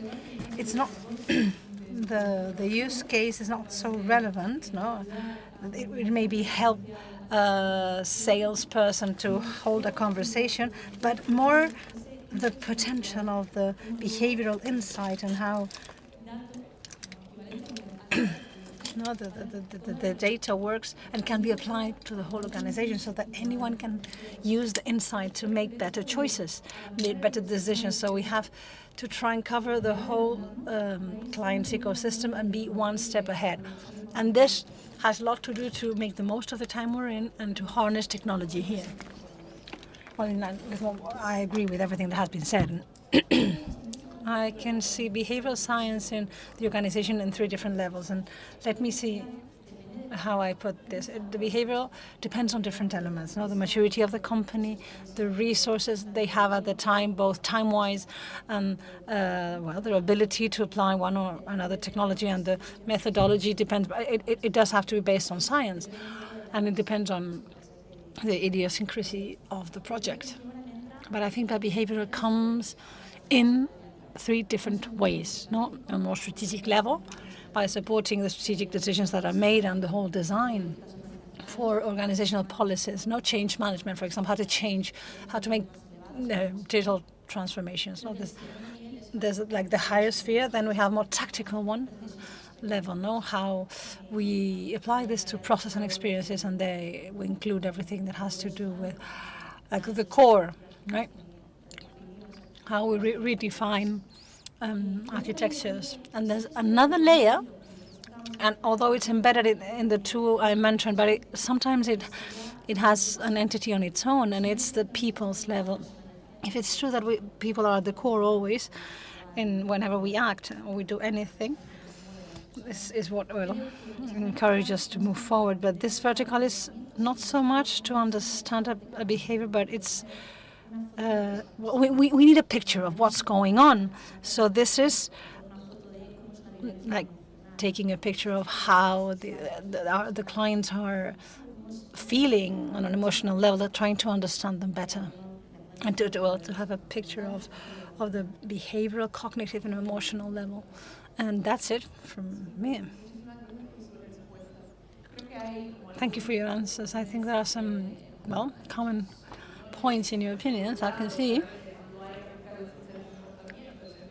we can apply behavior in behavioral consultants and companies. On the one hand, we need to have a clear methodology that can be adapted, but also the scientific methodology, which comes from behavioral sciences in general. It's an experiment that is done with organizations, and not only on an organizational level, but also with the type of interventions that can be made, and that clearly are the ones that help us meet the business goals. Also, I love the part of the relationship side, to understand the ecosystem of the client, to try to understand the current context where they're in, and also to try and help them find new contexts, new ways of relating to each other, to creating new synergies. And the training, it's essential, as Jaime was mentioning. We have to train them, not just so that we have a common language, but also so that they can adopt the new skills and little by little become independent. Now that they can be autonomous in applying the behavioral science in a rigorous way, as we want them to, and clearly to be updated, to apply the technology, and to be on those 3 levels, strategic, operational, and people's level, that goes hand in hand with the initial idea of our hosts were mentioning, not just for clients that can make better decisions, but also internally for employees, because this is a change in the businesses, and we want employees to feel they are their best self. So thank you very much. And a question that comes to my mind now, and we'll be talking about this in these 2 days, not just about the story of behavioral science to understand how we got here, but also the future of behavioral science. And my question here is, what's the future of behavioral science and the behavioral consultant? Now, I'm sure I'll be able to get this right when we come to the end of this roundtable. Many times we think about the future, and we think about robots acting as waiters, flying cars, all the tech side. But we forget that, well, behind all of this, there's persons. Innovation doesn't come without the deep understanding of people. This has to go hand in hand, and I think the future of behavioral sciences and our role is to help integrate that perspective, that behavioral perspective and the vision of focused on the person while innovating, because the world will continue to change and people will continue to change, so we have to be sure we're there. And something essential we're focusing on a lot right now is today the organizations have loads of data, more than they can understand or manage or read. So it's important that behind the data we have to realize there's a human being, a decision being made. And if we can use, behavioral perspective to understand it, we can make much more of the data. We will understand people better in our organizations. And this is what we try to do in our projects of behavioral data, and that's an essential side for behavioral economics, how this will evolve, to understand the data beyond what you see at first sight, to understand the principles of behavioral economy are affecting a person and how that affects their decision-making process, the client's decision-making process. I think that if in the end we are able to integrate behavioral economics and the insight in the systems in the organizations, the behavioral insight will be a commodity. As age or a trend in a client or their preferred channel. Now, together with the data, I think that our value will go beyond the insight and will become a strategy. So you have all of this. What do you want to do with this? How do you apply it? The why, when, what for, how to scale this. This is what will be more relevant. As Josefina was saying, we have a huge amount of data in organizations. We're trying to sort them out for our clients to be ahead of AI. But now that we are starting to sort them out and we want a more human point of view for everything we do, I think the future comes in line with a more strategic contribution. How to the behavioral insight plus the age plus the trend plus different things help us make decisions. And why not the ways of working? We are in a paradigm where not only things will change, but it may even change the way we work. Now, the traditional change management where we applied behavior economics to help encourage certain behaviors or adoptions. If we go to another level, not to design people's mindset to understand how they will work in a different way. And it's aligned with that in helping employees. We mustn't forget about them and to help our clients make the most of the data in an ethical way, of course, always, but more in line with their strategic goals. I agree with what Anna is saying, that tactical progress, from the tactical to the more strategic view, but it's true the development stage we're in, it's true that many companies, they demand that first quick wins evidence, and as Anna was saying, with digitization and AI, I think that this will generate impacts, and as many of us know by our own experience, to experiment in digital environments is easier than in physical ones for traceability, data quality, to have two versions of one experience and to randomize everything that has been said here. So I think that this will make the decision to consolidate and that companies will will start to have more ambitious goals in the midterm. And I'm talking about cultural and organizational transformations. On the one hand, I think the profile of the behavioral consultant will be way more specialized in different stages of behavioral intervention. And on the other hand, well, for the consultant and on the company, we'll see a progress in the revolution. So many things have been said already. It's not a radical change. It's taking the best qualities and make them available to the company for what every company is looking for, which is to try and have an influence on behaviors, not to the best qualities to make their best versions of themselves, which has been said already many times. And of course, upskilling and reskilling now for them to have new skills to help them, interiorize all of that. And another thing that I can see for the future is reducing the gap between the academy and the business. I mean, from BeWay, we're trying to help here, collaborating with the largest number possible of academic institutions and building bridges between institutions and companies so that little by little the gap that there is reduced. I love technology. I think that the future of behavior, or one of the futures, goes through the tech disruptions and the incredible rise of AI we are seeing. And so behavioral is like what links AI, or technology, or all the disruptions, tech disruptions, and the human being, us people. Why do I think this? Well, today, the tech progresses we see are humongous. I would never have thought that there'd be self-driving cars. The other day I was listening that they created a technology that is able to emulate the movements of the most prestigious surgeon operating in a different side of the world. So wow, behavioral would come in how to make all these tech disruptions.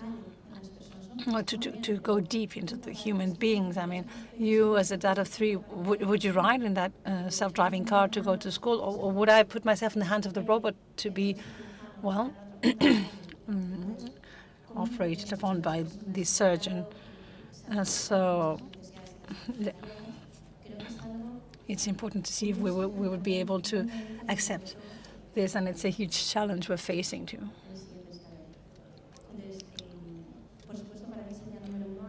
So number one for me is technology. Number two is we see changes in the consultancy world. Let's see how you see this, but we are migrating from a reactive consultancy to a more proactive, preventive. From the initial stages of the redefinition process. We are trying to go to the early steps, and not so much when they present us with a problem. No, we start the path from the beginning, and I think that's one of the steps we are taking. And then in the future, I think it will continue to do so. Thank you for your answers. You've talked about many things I'm sure will be, elaborated on different roundtables. This is upskilling, reskilling, profiling, AI data. And the academy thing you were mentioning, the academic side is very relevant because it will help us, take this knowledge to a new level and have a deeper knowledge for this. Thank you for all the questions. And I think we can have taken some questions from the audience. Yes, we always, after every roundtable, we have some time for Q&A. You can send them through the QR also online.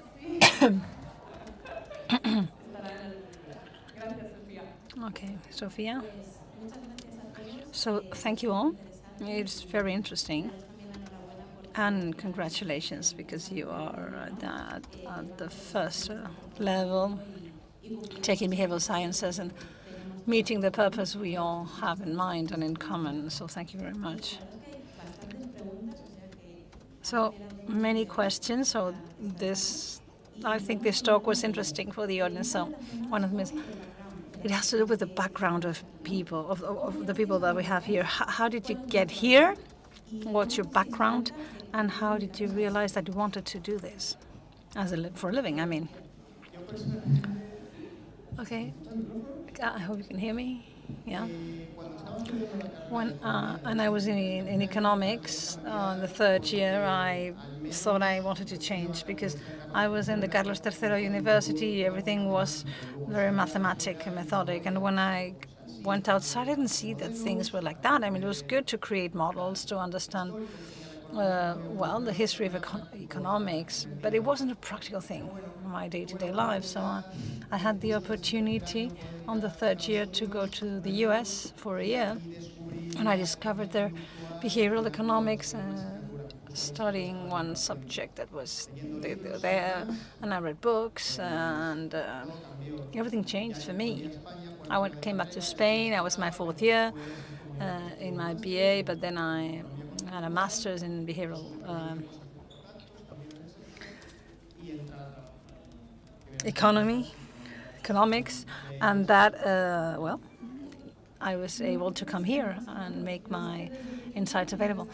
I mean, I know this is strange, but I was interested in psychology and people since I was growing up, and I went into behavioral and social sciences in IE, which was one of the people who had a degree.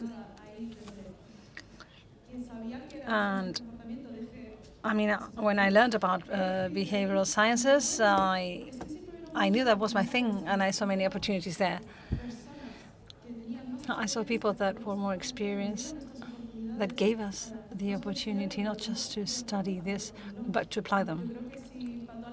And I think for everyone who's watching us here or online, if this is what you're into, try it. If you don't try, you'll never know. So go to the different events, get to know people. All of us in behavioral sciences will receive you open arms, for sure. Anyone is more than welcome if you have a curiosity for the people and that you want to have a positive impact on the world. I was lucky enough in university to meet a teacher who's here, by the way. And he was the one who started talking to me about this, and this was what I did at the end of my BA, my bachelor's degree. And he was passionate about this, and he helped me realize that this was a very good thing to get into. I trained for this. I was self-taught at the beginning because there wasn't much about this in Spain at the beginning, and then little by little there was a postgraduate degree I took, and then I loved technology. I had always been into that, people and technology. And then I changed the company I worked for, and I took all the insight with me, and I think that's essential. And I got to know people in Accenture with whom I work every day. And I think that it somehow opened a different way of seeing things for me, but I didn't lose what I learned already about the people that helped me in the beginning. I've always been in love with the human mind. I'm fascinated by it, and still am. I think the human being is the perfect machine, and we are so complex. So this constant search, not trying to decipher us, is something that always moved me. So with this purpose, I wanted to do clinical psychology, and I was so clear about that. And I did the double degree in psychology and criminology. Criminology wasn't in my professional future, but everything is good. I mean, it adds up. No, the criminal profiling is a very interesting thing. So I started with that. And I realized that most of the things that influenced us was the business world. So this started to build up in my mind, and I started, being interested in the business world. So, I mean, the easy connection for me was HR, and I said, this is where I should head. And I did a master's in HR, and I wasn't that comfortable, Something just didn't fit. I missed, my freaky things about mind, psychology, emotions, a more clinical perspective. The masters helped me get in Ferrovial, the company, and I was working with them, and I mean, I owe them so much. And I had mentors in that way, Manuel Martinez, Barbara Fernandez too, and Jim Amour, because they were the ones who taught me behavioral economics. No, I was working on renovation in Ferrovial, and in Cintra in the US business, they had a behavioral project, and I thought that was so interesting. So at the time, my boss, both of them, they trusted me. They were wonderful and gave me the opportunity to start and get started in this world. They believed in me. They encouraged me. I got trained in behavioral economics. I fell completely in love with the discipline, and we created a position in Ferrovial, so I started to work on behavioral. And I was always thirsty. I wanted more, I wanted to know more and to contribute what I knew. And I've been 3 years in the cocktail, and that's my path. It's true that, I mean, the question is very interesting, how we got here, but I think the path, the question is where we're headed.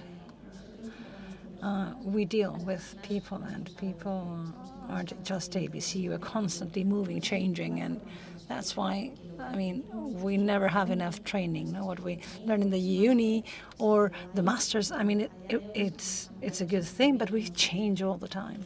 So for me, it's almost compulsory in our field to keep on recycling ourselves and to be in an ongoing training process. I think it's more than where we come from, where we're headed. And lifelong learning, right. The next questions, I think you mentioned already. It has to do with why is it necessary to set apart the consultant role here, and if the soft skills can be learned through coaching. What do you think about that? Yo creo que I think that everything can be learned. I'm not a psychologist, and I learned this. Also contributing with my small, work, with the business and technology vision. If you have the interest, you can learn. And I think the fact that there are consultants that have the ability to train others, I mean, we have an important skilling line. We have training courses for companies, hubs, and skilling process more for specific realities in a business. Because sometimes you learn about behavioral economics and you think, well, there's 4 biases here. And this is what they tell us. Oh, there are 4 biases. There's one of the barriers we find many times. Or let's talk to the marketing department about this. I say, but I do this already. And we say, of course you do this. And this is why it works for you. So behavioral economics, it's a complementary skill to any discipline or area, an additional skill, because in everything we may do, there's always people making choices. And to understand how they do, it will help us be ahead in anything we do. And there are be designer profiles already, be researcher, There are many hybrid profiles, The consultant that only knows behavioral is falling short. So I was saying that at the beginning that the interesting thing is the combination we do. The better the super profile, the more you know, the easier it is for you to include an end-to-end and to be hand in hand with clients. So for anyone who wants to work and who has the skills and wants to learn, this is simple, and I think it's very human to want to do this. I agree 100% with Anna. And what Sandra said also, we have to keep on learning all the time. So for other people to join us in this challenge of the lifelong learning, I think the most important thing and the only thing you need is curiosity. I mean, there are countless resources, but you just need the endless curiosity to understand people better, to understand their human complexity, and that's it.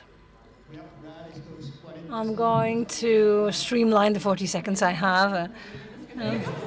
But there's Sandra too, who has to say something. Don't forget. I mean, we can split them up, yeah. The coaching, I see this as a complement, not a replacement. In coaching, we use it as a bridge so that the people in the company can absorb the skills and they become autonomous in applying them. Of course, with the help of the consultant company. But it's not a replacement. It's not like, well, if someone this is a university graduate to get into a company and be able to do everything, that's unthinkable. I don't think we are coaches or psychologists for clients, but I believe that we have an amount of responsibility because we're dealing with people and we are, well, pushing sensitive buttons. No, this is emotions, behaviors, and in the cocktail we try to, well, break the gap that, well, behavior is just biases. I mean, it's way more than that. And that's why we have to be especially delicate when seeing what we're getting into, right? What wounds are we getting into? Thank you so much, Sofia and Ana, Josefina and Sandra and Jaime for being with us in this round table.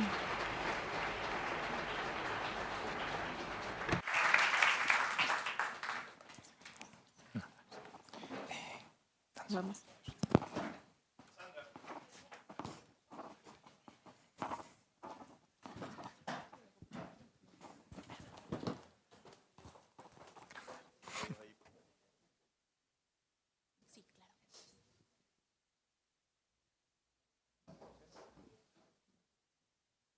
Bueno, muchas gracias.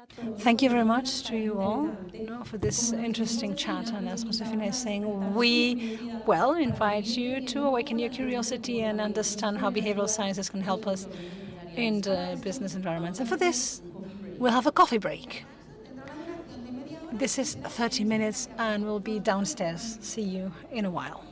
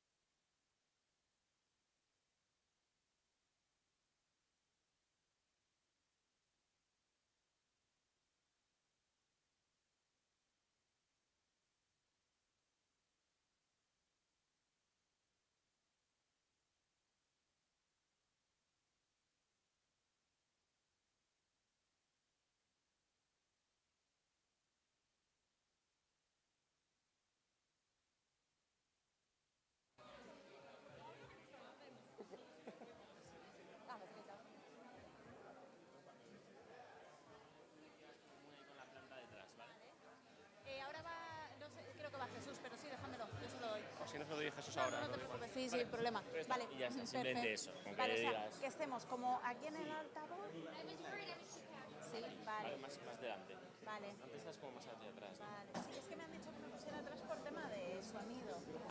Vale. Vale. Es que primero, no sé, o sea, nos han dicho... Peleamos, vídeo, sonido... Exacto. A mí lo que me dio pues aquí más o era un menos, poco pero no por... te vayas muy para atrás. Vale, ok. Venga. Si ves que sería raro, pues es un pelín para atrás. Vale, perfecto. Vale. A ti.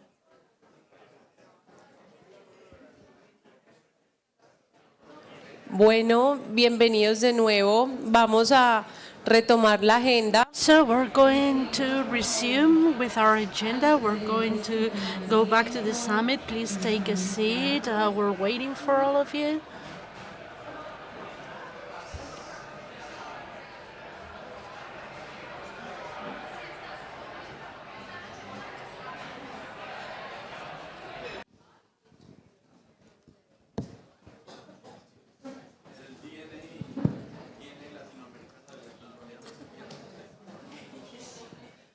Bueno, entonces esperamos. So hopefully you've enjoyed this coffee break.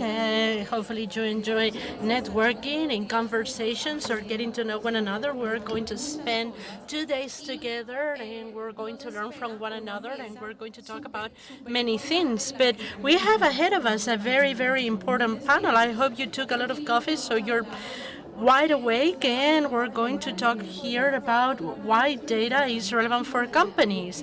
And for that, we need to go beyond the what and understanding the why. So for starters, please take a seat because, as we were saying, we're going to have a wonderful panel. We need you to be awake because you probably will want to apply what you're going to be taking from this panel in your own organization. So let's give ourselves a sec.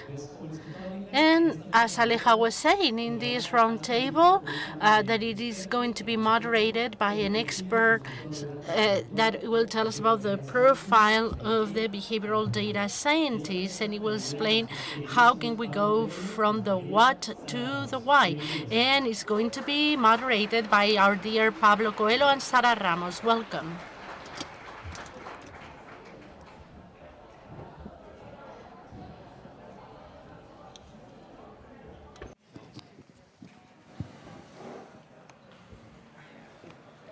Buenos días a todos. Good morning. Good morning, everybody. Thanks to our dear moderators.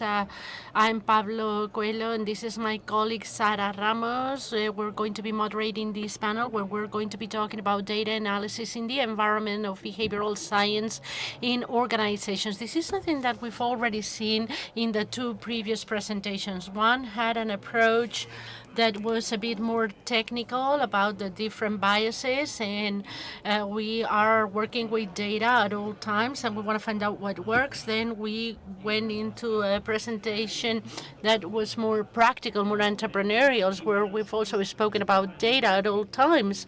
And for us, when considering the topic that we are going to tackle in this panel, we thought that there was a problem of separating data sciences from the rest of the theory related with behavioral science, because everything is intertwined and it's difficult to differentiate this. But we've brought to this panel these experts with different profiles that will be able to solve some problems as to how we see data analytics and data in the context of the application in behavioral science, and that's about it. So thank you, Pablo. I would like to introduce our wonderful panelists. Thank you all for coming. By the way, to my left, we have Antonio Espin, who is the founder of Code People. He is a behavioral analyst, expert on behavioral sciences in public and private organizations, and in human resources, and in remote working and decentralized working. Then we also have Arturo Perez from is a behavioral data scientist at BeWay. He's a psychologist specializing in data scientists and psychometrics. projects, and before BeWay, he used to work in the behavioral analysis section for the Civil Guard, one of the law enforcement agencies that we have here in Spain, and he also worked for BBVA, this bank. Then we have Adrián Muñoz García, data scientist at Indra. He's a PhD on behavioral economics. He was the founder of Premium and Premium, a startup aiming at helping NGOs to achieve financing for their projects. And finally, we closed a round of presentations with Álvaro Sendagorta, behavioral science consultant for Accenture, and his experience concentrating the design, analysis, and innovation of products. He's passionate about the use of data and insights to create better digital experiences, and he's also a professor of behavioral science. Thank you, the four of you.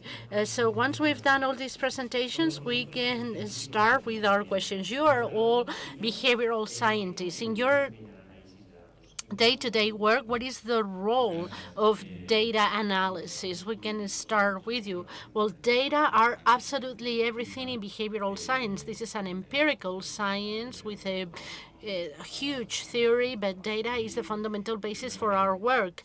And it is true that I always say that I am a behavioral economist, I'm a PhD, I'm also a professor, and I also work for my company and for other corporations. And what I enjoy the most is data. I write papers on a day-to-day basis, but that's becoming harder every day. It's only when I work with data that I enjoy myself and I can spend the whole evening working with data.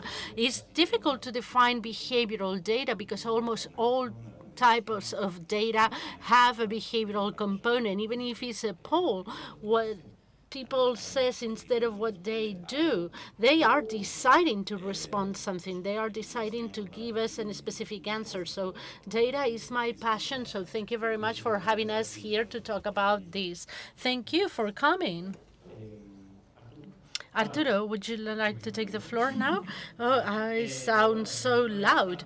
But from my perspective, data analysis can permeate all the processes that we do in behavioral sciences. At the end, it's fundamental to have a holistic and clear possible perspective of the context that we are studying, so we can formulate the right questions and test the solutions that we can design.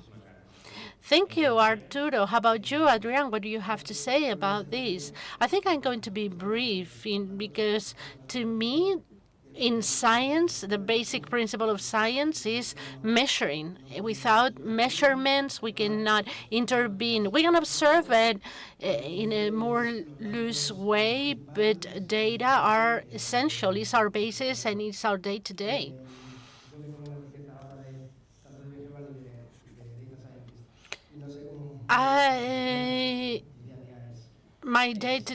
In my day-to-day is pure data analysis, and that's what I enjoy the most. But beyond these numbers, this was mentioned in the previous roundtable, we talk not only about quantification of processes increasing or decreasing temperature, but we talk about decision-making, and through this data, we can produce certain behaviors, and we can reach people, and we can discover all of this human nature. In order to complement all the things that my colleague says that I agree with, by the way, data are extremely relevant in all of the phases of the project, but I would like to pay attention to two parts. First, one of them, trying to establish a clear starting point, defining an objective that is related to the business needs. That's absolutely fundamental. If you cannot define an objective correctly, you can have a project getting off track very easily.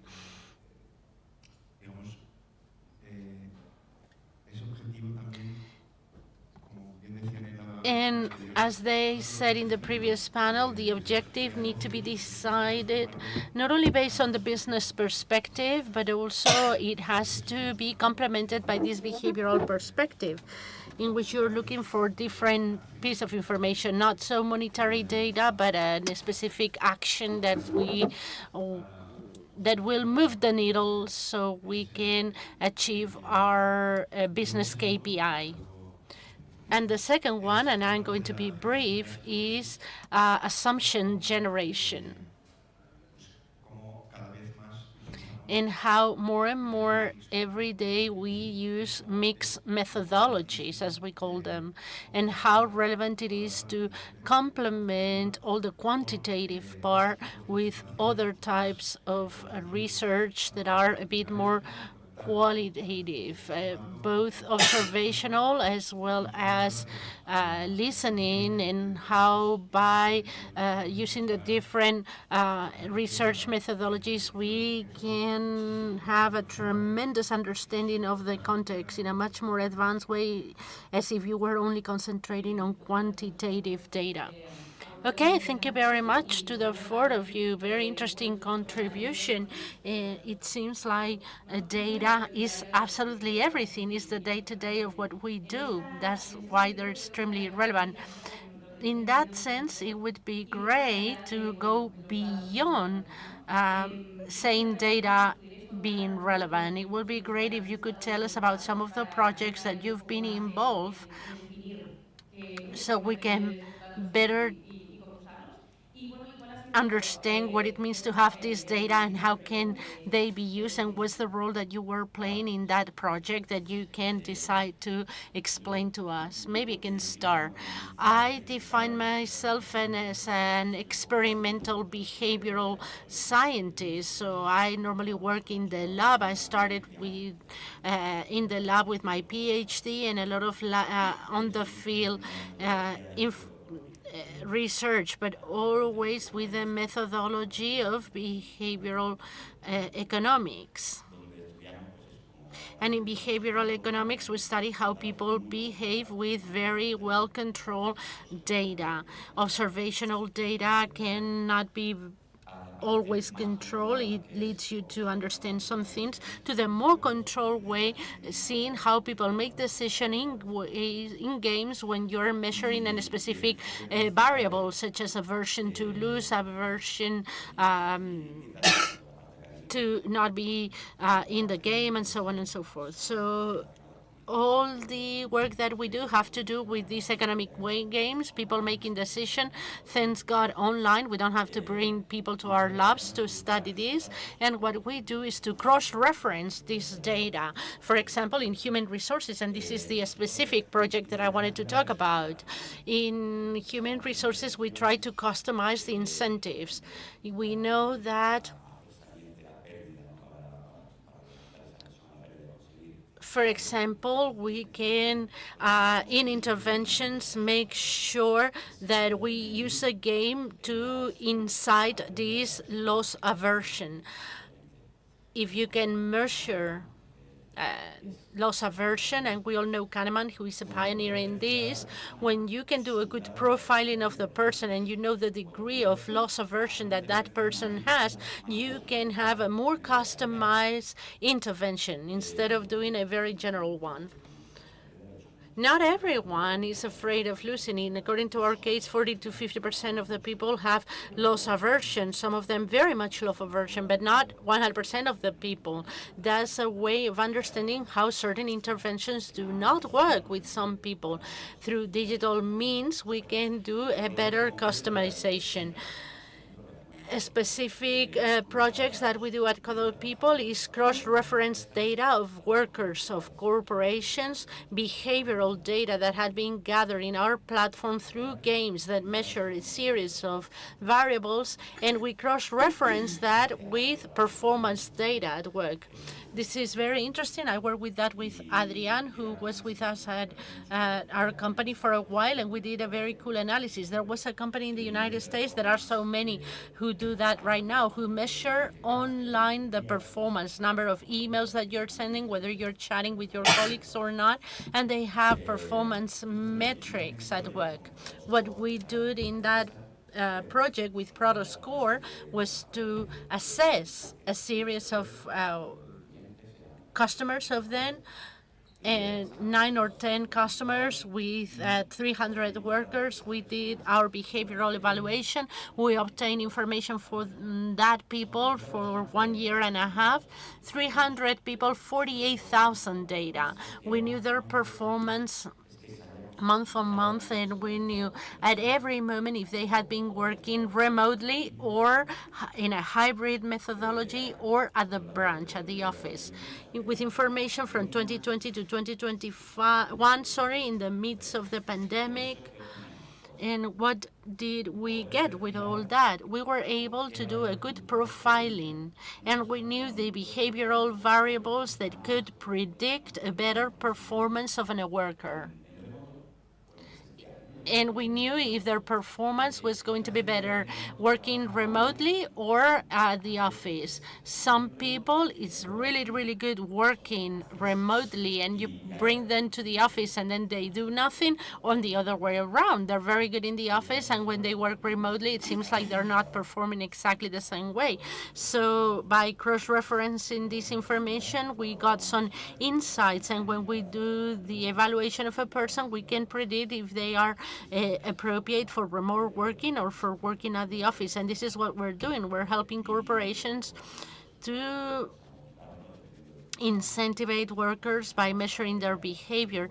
Depending on how they are, if they are loss averse or not, you can nudge them in a way or in a different way. Who would like to take the floor now? It can be me, if you don't mind. I'm going to give you an example. I don't know if you're Friends fans. I thought it was Chandler, the character that no one knew what he was working on. Maybe my sister will find out after this presentation. But I think it was a year ago, we were working in a project that was really beautiful. I feel very proud of that project because of the number of methodologies that we were using. We built a model in order to manage water management policies, taking into consideration the satisfaction of the final consumers, as well as the use that they were going to be making of water. And this project can be summarized into 4 bullet points. I'll go rather fast because we have a very tight schedule. On one hand, we measure the satisfaction of the consumers with regards to their water use. We took into consideration how they were using water and other variables such as the distance with regards to the water treatment plants and other facilities for water treatment. Second point, in fact, it was my favorite ones because I concentrated on that, was the modeling of the political orientation of the target consumer to measure the level of satisfaction. Why political orientation? The institution that we were working for was in a situation in which they thought that the water use was being used politically. So we did a mapping of political orientation of the users. I think it was a 2-dimensional one. And we gather a lot of information coming from the Center of Sociological Research and so on. And then the third point had to do with the work that we do based on satisfaction. We created a predictive approach to measure customer satisfaction. In this case, we use a machine learning model. Probably some of you know about this. That's Lexbox, I understood. Yeah, it's very classical. It was a pretty new approach, and we used this predictive approach to estimate the final level of satisfaction of the consumer, and we publish it in order to simulate the impact that political ideas of water management had in the final level of satisfaction of the customers. And finally,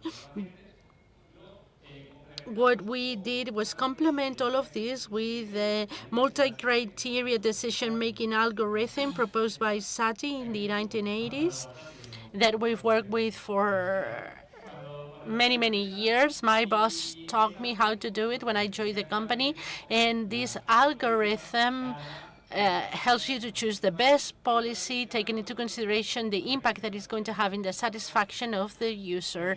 And in a very summarized way, this is how we were able to have an impact in the final level of satisfaction of the customers, as well in the benefits our customers were obtaining. Okay.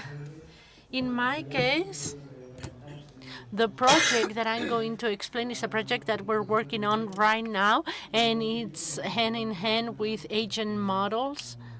And that's what I thought that it was appropriate to explain it, because at first glance, maybe it cannot be considered a behavioral project, but it's interesting to see how we can do in this type of consultancy with engineering and data projects, but at the same time, supporting the behavioral approach. So we're building a model of agents and mobility model. And we're creating digital twins for the cities.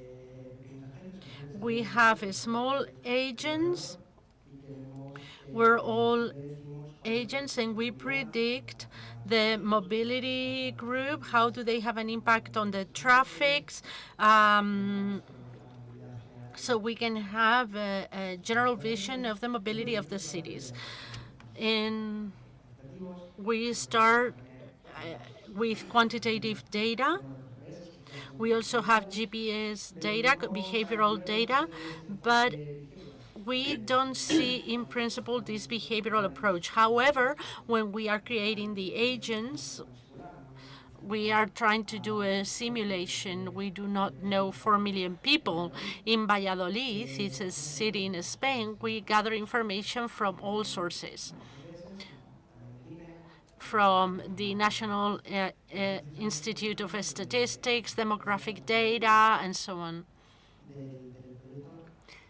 And in all of the stages of the project, we incorporate the behavioral aspects. It is an idea of, our intention is to predict decision making, and we want to have this perspective.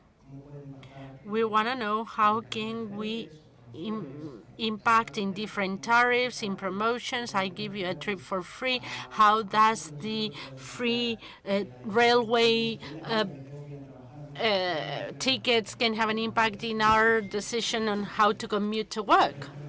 So seeing this type of rationale behind the decisions, and so that behavioral interventions can have an impact in a global way.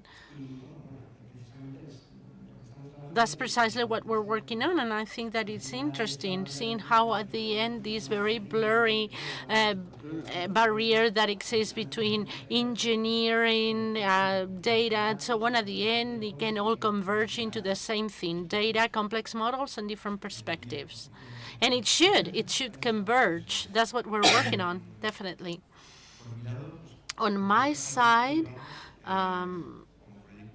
as internal project that we're having at Accenture, I have just been appointed as the coordinator of this discipline at European level. And our idea is to manage teams that can foster different initiatives that we've defined. These are very diverse initiatives that have to do with training, internal and external upskilling, and strategies for go-to-market.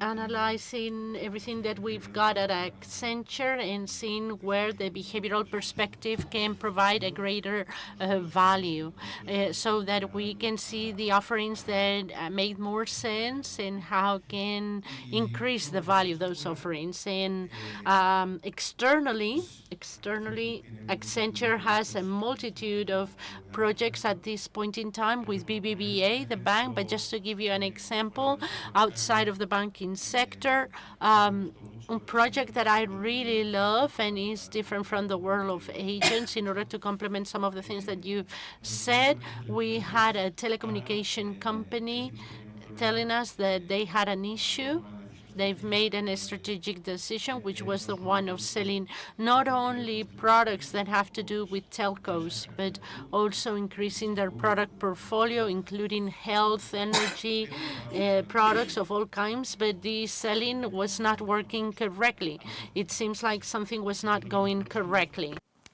So we proposed, well, starting by analyzing. This is clients we're talking about, so we have more data than if they're not clients, right? It's easier to understand how they are, how people are, the more data you have from them.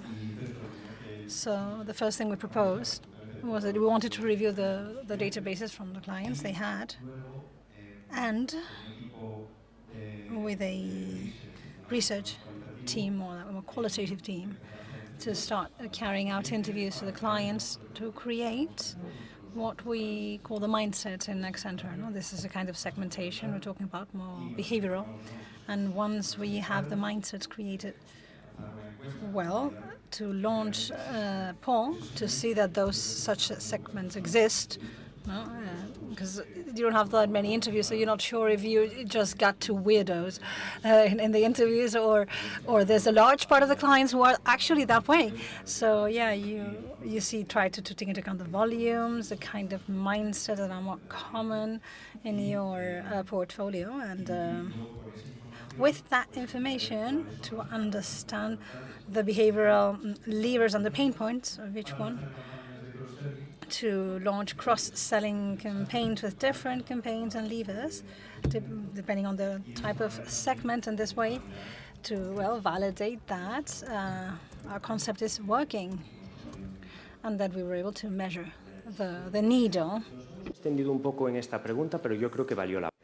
I think this was worth it, because the 4 examples or the information you mentioned is very interesting. And to summarize, where we have, well, a smaller approach, where we want to have like a more controlled approach. So sorry, summarizing. Then we have a more broad approach, where the data aren't controlled, and you try with the theoretical corpus to give it some context and generate the best of politics and achieve the best results. And that was about transportation. And one thing they mentioned I thought was very interesting, and the last speaker mentioned it too, was that many times we have projects that are not targeted as behavioral project by our organizers, but suddenly we see that when we are involved in them as data analysts, that theory behind the discipline that are the behavioral sciences help us achieve a better result, a more useful one. Para el tomador de decisión. More easier in making decisions, no? Taking the best decisions, no? And to be more efficient in our jobs. So in that line, my next question would be, well, in the end, what we're focused on is we all work as behavioral scientists, but where do you see the extra value you can add with this specific insights on people and people you work with? What sets you apart? Yeah, me voy a atrever, con vuestro permiso. Me sale natural hablar de ello. I mean, it comes natural to talk about it because I'm split that way, you know. I'm a behavioral scientist in LinkedIn. I mean, it's like, what am I? You know, who am I? You know, where does the label start and end? But the other way, the other day, I was thinking on a different kind of project we're working on. We work a lot with airports and IT, machine learning, and we're trying to bring down costs and to predict the flow of passengers, to see how we can allocate the different resources. And this is what our customers want. No? I've been, well, between both worlds. No? What do I contribute to machine learning on a more specific basis? And there are several points that came up and I was surprised by. But now, I mean, I'm further from Chandler. I know better what I do. Now, I'm trying to design for companies. Like, I want to dive into this complex project. What do I have to do? A behavioral perspective would be well. Put sensors in machine, for example. No, why not incorporating software that can collect behavioral variables that have an impact. The value is at the first stage in an IT project, for example. Another more specific one for all the stages that we may follow in data analysis and, well, in characteristics engineering. How does my behavioral experience resonate? Can I transform this data in this label or this other label? I mean, if everything depends on the context, I mean, I have a lot of information on the context, so why not translate it into other labels that may be useful, you know? That creativity side I'm talking about. That part may be essential, right, in the richness of the model. No, it's an added value from me, and also saying, I mean, I'm not only going to predict for this time frame people are concentrated, right? I mean, when I have to catch a flight, I just catch my flight. But why in the end there are some people that go there 2 hours in advance and some people just with one? Or why are there lines when we go to the passport control that are longer than others? And why do I choose this line or this other? Maybe there's the cafeteria that is nearer, I don't know. So how the experience impacts the data analysis, I'm sure, may be very enriching for a certain model, or even in the airport where you cannot think. Like, I have a flight to catch at 12, so I have to be there at 10, and there's variability there. And there are decisions and behaviors there, and that's where the value lies, right, with our experience to the data scientist. Okay, now I take the floor. In line with the example I mentioned before, and I forgot to mention the most important part here. I believe that the main thing where we can contribute more, I mean, today's world is not just, there's no lack of data. I mean, we are overloaded with it. And it's easy to just choose vanity metrics, the ones that are easy to measure, is easy to analyze, but they don't really contribute value to the business. And many times you have the feeling of progress. They give you the feeling of progress, and that may be dangerous. So I think here, having a data scientist inside your project and the company enables you to set frameworks that explain what changes behavior and helps you identify the important variables and well, use that model as part of the rest of the process. No, in a normal project that many times you don't find it. No, the data scientist. So that the important side I forgot about is after analyzing the whole database, and it's important to choose some variables. Don't get too many, because if you get too many variables, maybe your profile is less specific, but you'll be able to identify less inside the database because it won't match all the variables with that type of segment, you know. So it's important to have the right balance between being specific and the volume of people you can ID. And that's it. Yeah, that's what I wanted to add.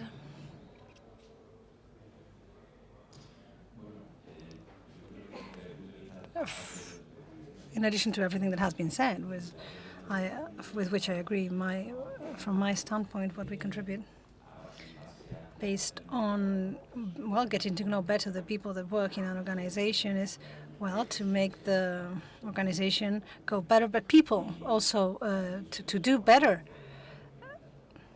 And it's a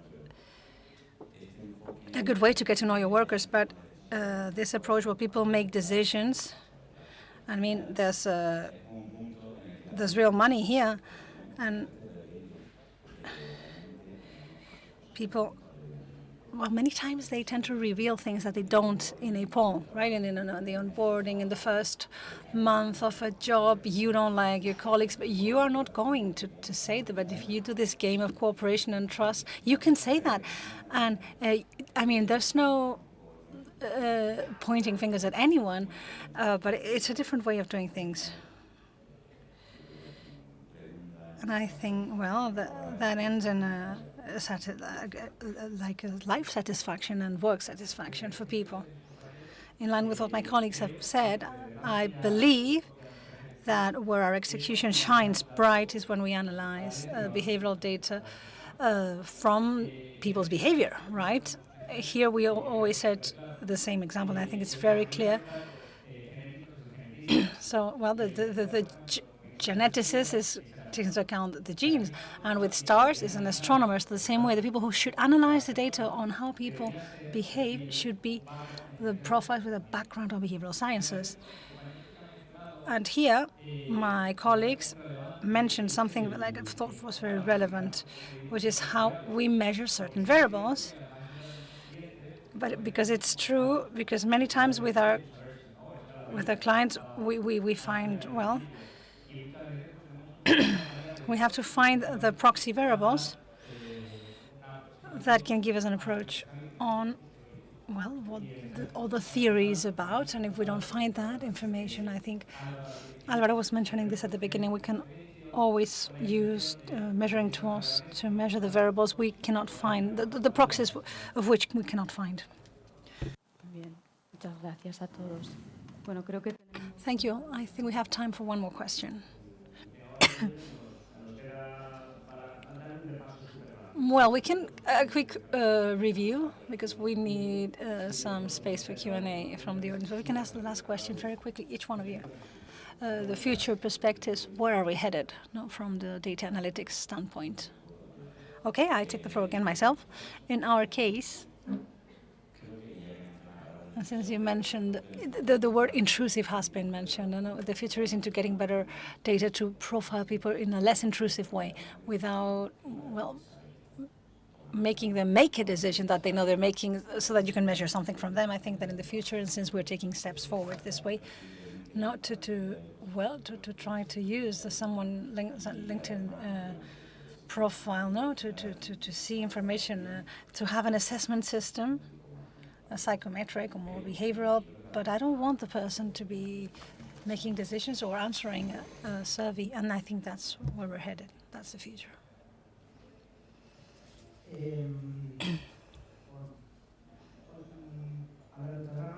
To talk about something different, and it came up, and it is a hot subject too. And I think we mustn't forget that one of the biggest problems we can see in articles in science, and it's AI, and it is very much biased. No, that shouldn't come as a surprise because it comes from data, and data are biased. And well, AI learns from us, and we are biased as human beings. So an important value from behavioral scientists, maybe to help in that process. Not only we must isolate pure maths, but also to see the transparency of models and the algorithm we see.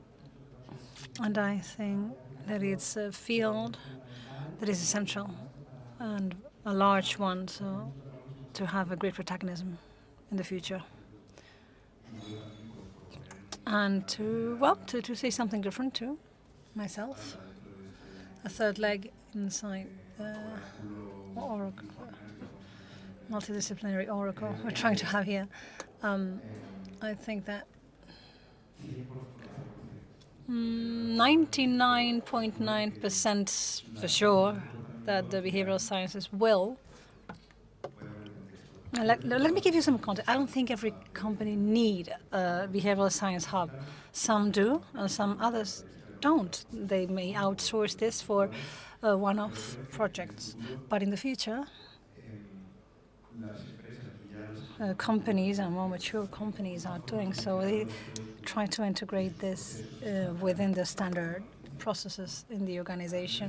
So what do I mean here? Well, the development of the best ways to apply insight in behavioral science will go through behavioral analysis of certain incentives we have in, well, drawing up budgets and things inside the company.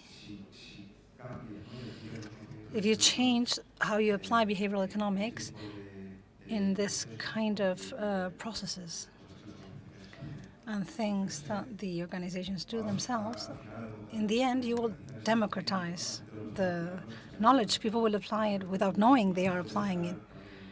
And you will be able to scale the impact in a more obvious way. Okay, in addition to what has been said by my colleagues, I think that a great potential lies in applying behavioral sciences, in optimizing the work process in multidisciplinary teams. Right now, it's true that they are well-trained and profiles and very capable, but that's not enough. No, like when you're very capable, you need the right team, the tools, the context that may encourage the skills, the joint skills, and thus multiplying production. Or the main problem we find in this working dynamics is the information asymmetry. So there's a certain person that handles information that another person doesn't know about. So the other person is not asking some questions because they don't know. They aren't asked, so the project loses quality here. So we believe that with a software and tools and dynamics designed the right way, the performance may be enhanced exponentially. Thank you. I think we have a few minutes for questions from the audience. Thank you. I think this showed us how the concept we've been talking about in psychology, well, they are backed by scientific methods, and that is data. No one, well, it makes the whole thing more robust. And I'm going to ask a question I listen to a lot when we're talking about many clients is what happens when companies barely have data to work with? No, and I'm talking companies, industries, or whatever, or sectors. And what do you do there when you don't have so many data? Well, in our case, it's easy. You gather the data, you collect the data, right?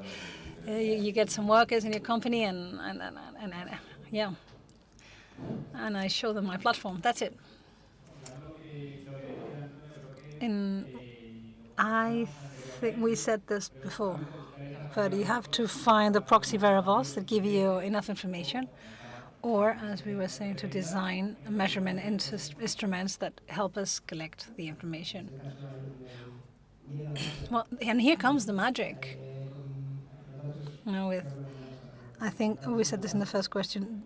I mean, data is the baseline and the foundation. No? We could help you collect the data, know where to focus, how to adapt the hardware to the software, but you have to do things right. And also we could, go one step further, which is something we do in projects. To see what we can do with what we have.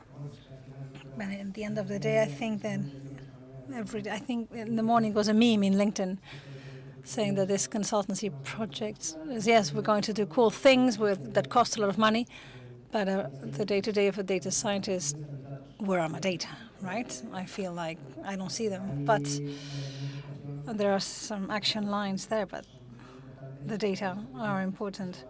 We can apply our value incentivizing the better collection of data, or to see what you can do with what you have. I'll go to the end of the process, the methodology, most on the experimentation side, because many times I see that not just small companies, but also B2B businesses, you don't have much traffic, and you aren't able to have a test in a digital platform, in your web page or your app. So what I recommend here is to use a different method. If you don't have enough data and you don't have the statistical trust with an EB test, you can do a usability test. That it may be good enough If you don't have that ability, also you can hire a supplier. They can do the screening, choose the right people. You tell them what you want, and they give you results that are good enough. Yeah. Great. Thank you very much. Thank you all for what you conveyed here today. I think this information is very interesting, the different perspectives, and having speakers that have different career paths, and it's been great having you here. Thank you.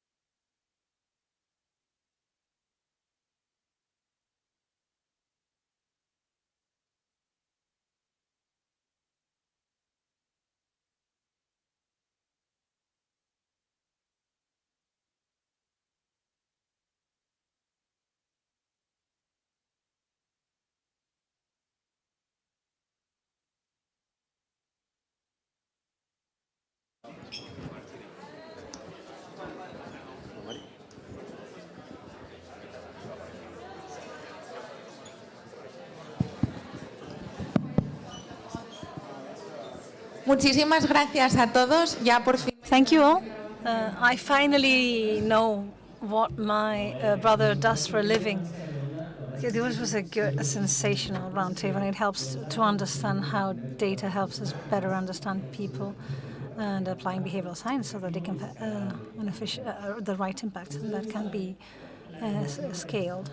Well, so the behavioral sciences not just helps us improve processes, but also gives us the opportunity to transform the culture in a company. So it's about aligning the organizational goals with the human needs.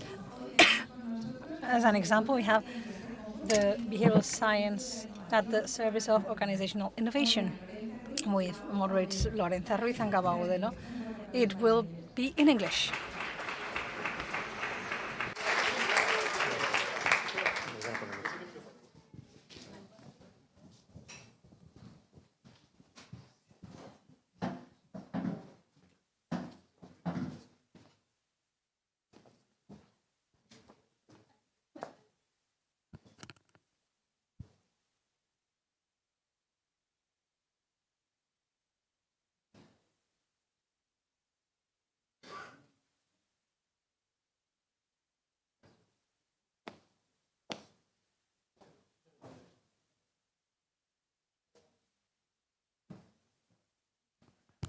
Listo.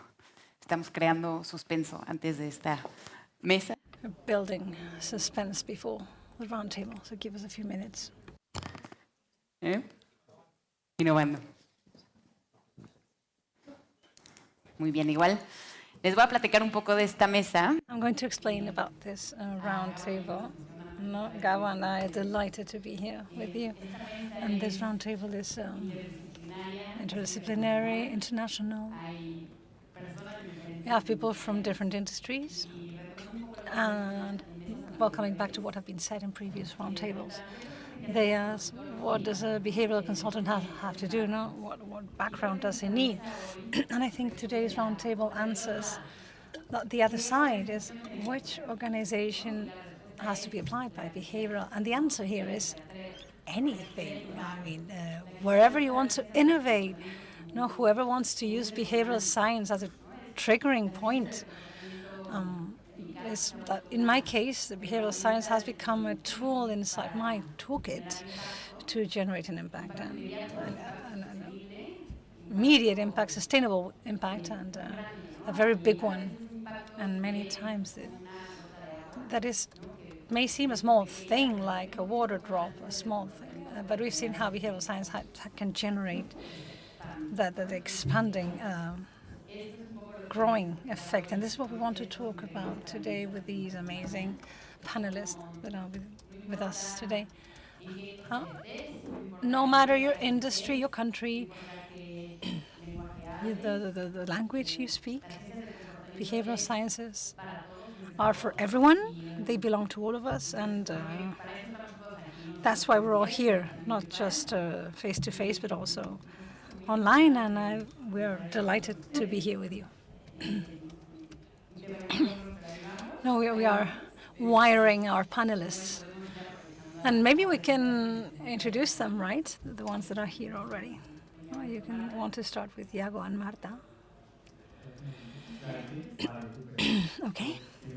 Welcome all. It's great to have you here.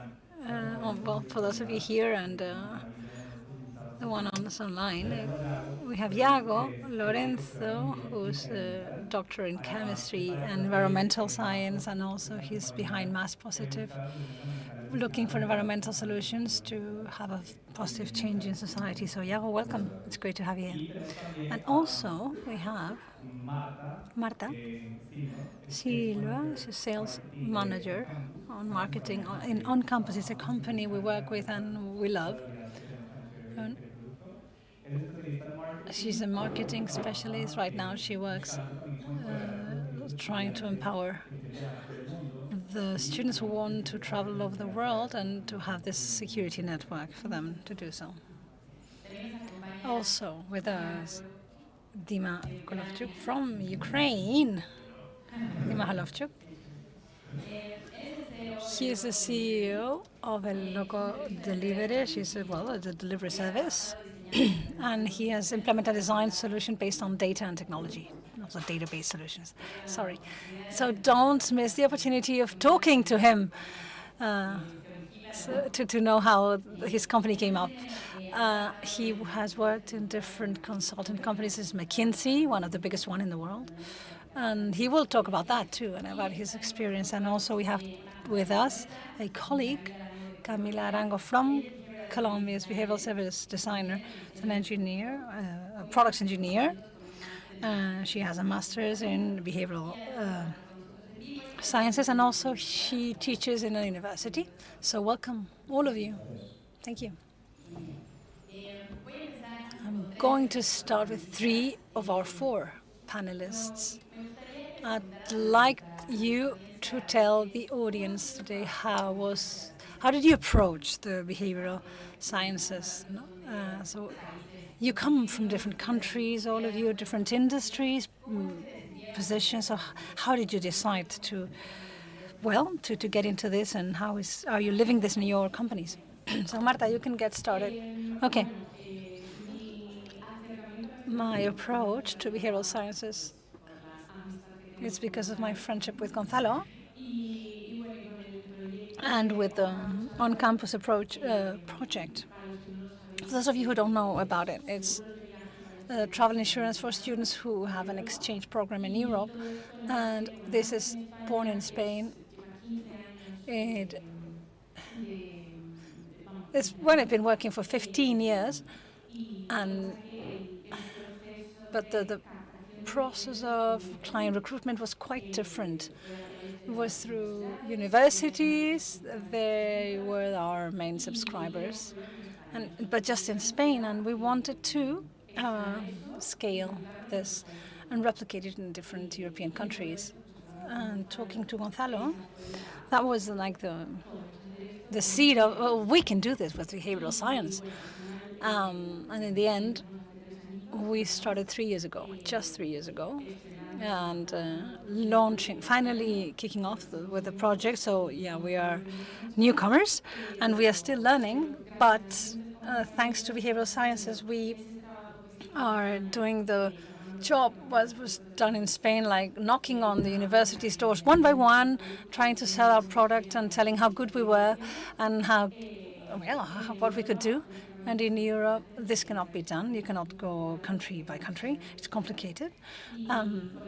So with behavioral sciences, we are making a more digital approach, 100% digital, and the communications, whether it be through social media, webpage, a blog, email, marketing, whatever, is being done with behavioral sciences. And I think that, we are new here. We don't have conclusive results. We are still experimenting, which is what I like best. And I'm very happy. Inicio. Great start. Would you like to share? Yeah, sorry, my Spanish is not as great as Linnea, so I will switch to English. Before I start, I guess, as Ukrainian, I can't avoid thanking Europeans and our allies for your support. We wouldn't be able to make it without you.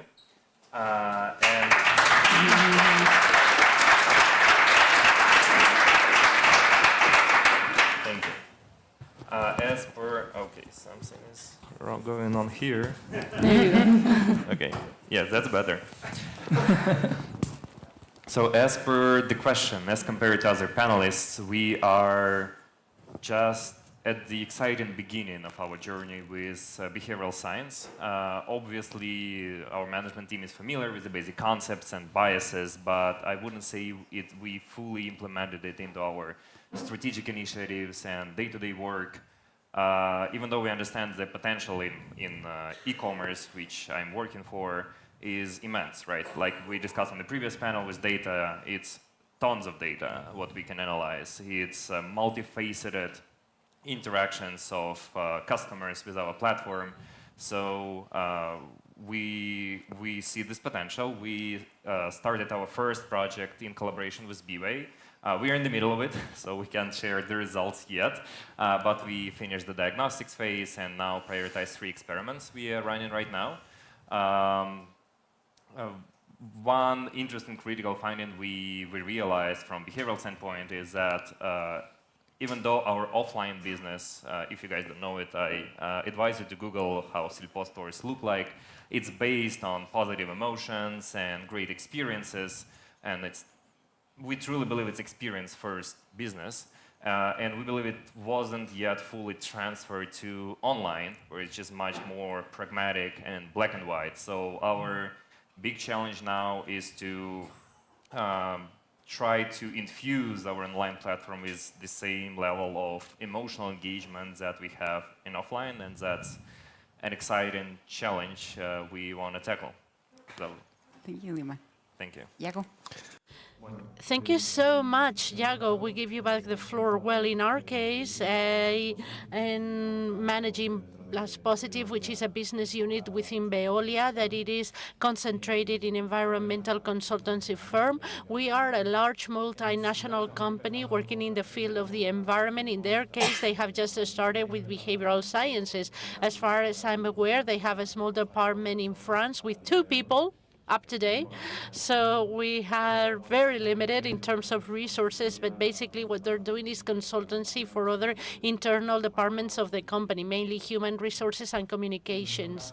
In our case, in Veolia, Spain, and this is what matters to me most because it falls under my perimeter, we are trying to apply behavioral science within our own projects. And we've started, well, we did so 2 years ago with our technological center, CETAGUA. It is a research center around water here in Spain, and we are doing with BeWay applied innovation projects within the urban water cycle. Arturo saved me a lot of work because he's already mentioned some of the works that we did with them, which is this model based in agents, but there are other type of applications that have to do with managing drought. You know, in the middle of the context of these flash floods, but some months ago in Barcelona, we thought that we were going to have to discontinue supplying water for residential use or for watering of plants and so on. We did a project with CETAGUA, more specifically with Environmental Economics and Citizenship Program. If you want to have more insights about this project, we have Maria Guerrero. She's in the audience and she's leading the program. But we did a project because for the water supply company, it's hard for them to explain that they are going to stop supplying water to the 5th floor neighbor while the one is in the 3rd floor, they're receiving water. It's just complicated. It's complicated. So the application of behavioral science in the operative of urban water cycle is very important. We have a big challenge ahead of us because we have a tremendous scarcity of water, and we are using regenerated water. We might end up drinking our own water managed or treated water treated. And technology allows us to do this, but there is a huge social rejection to that.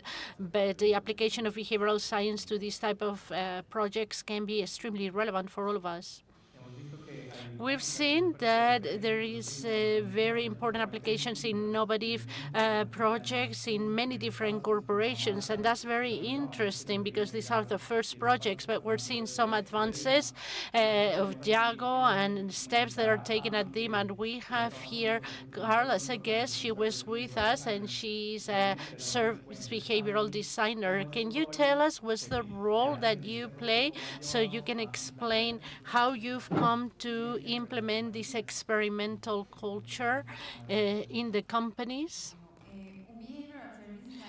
Well, this behavioral, my position at BeWay has a vision both of the front and of the back ends.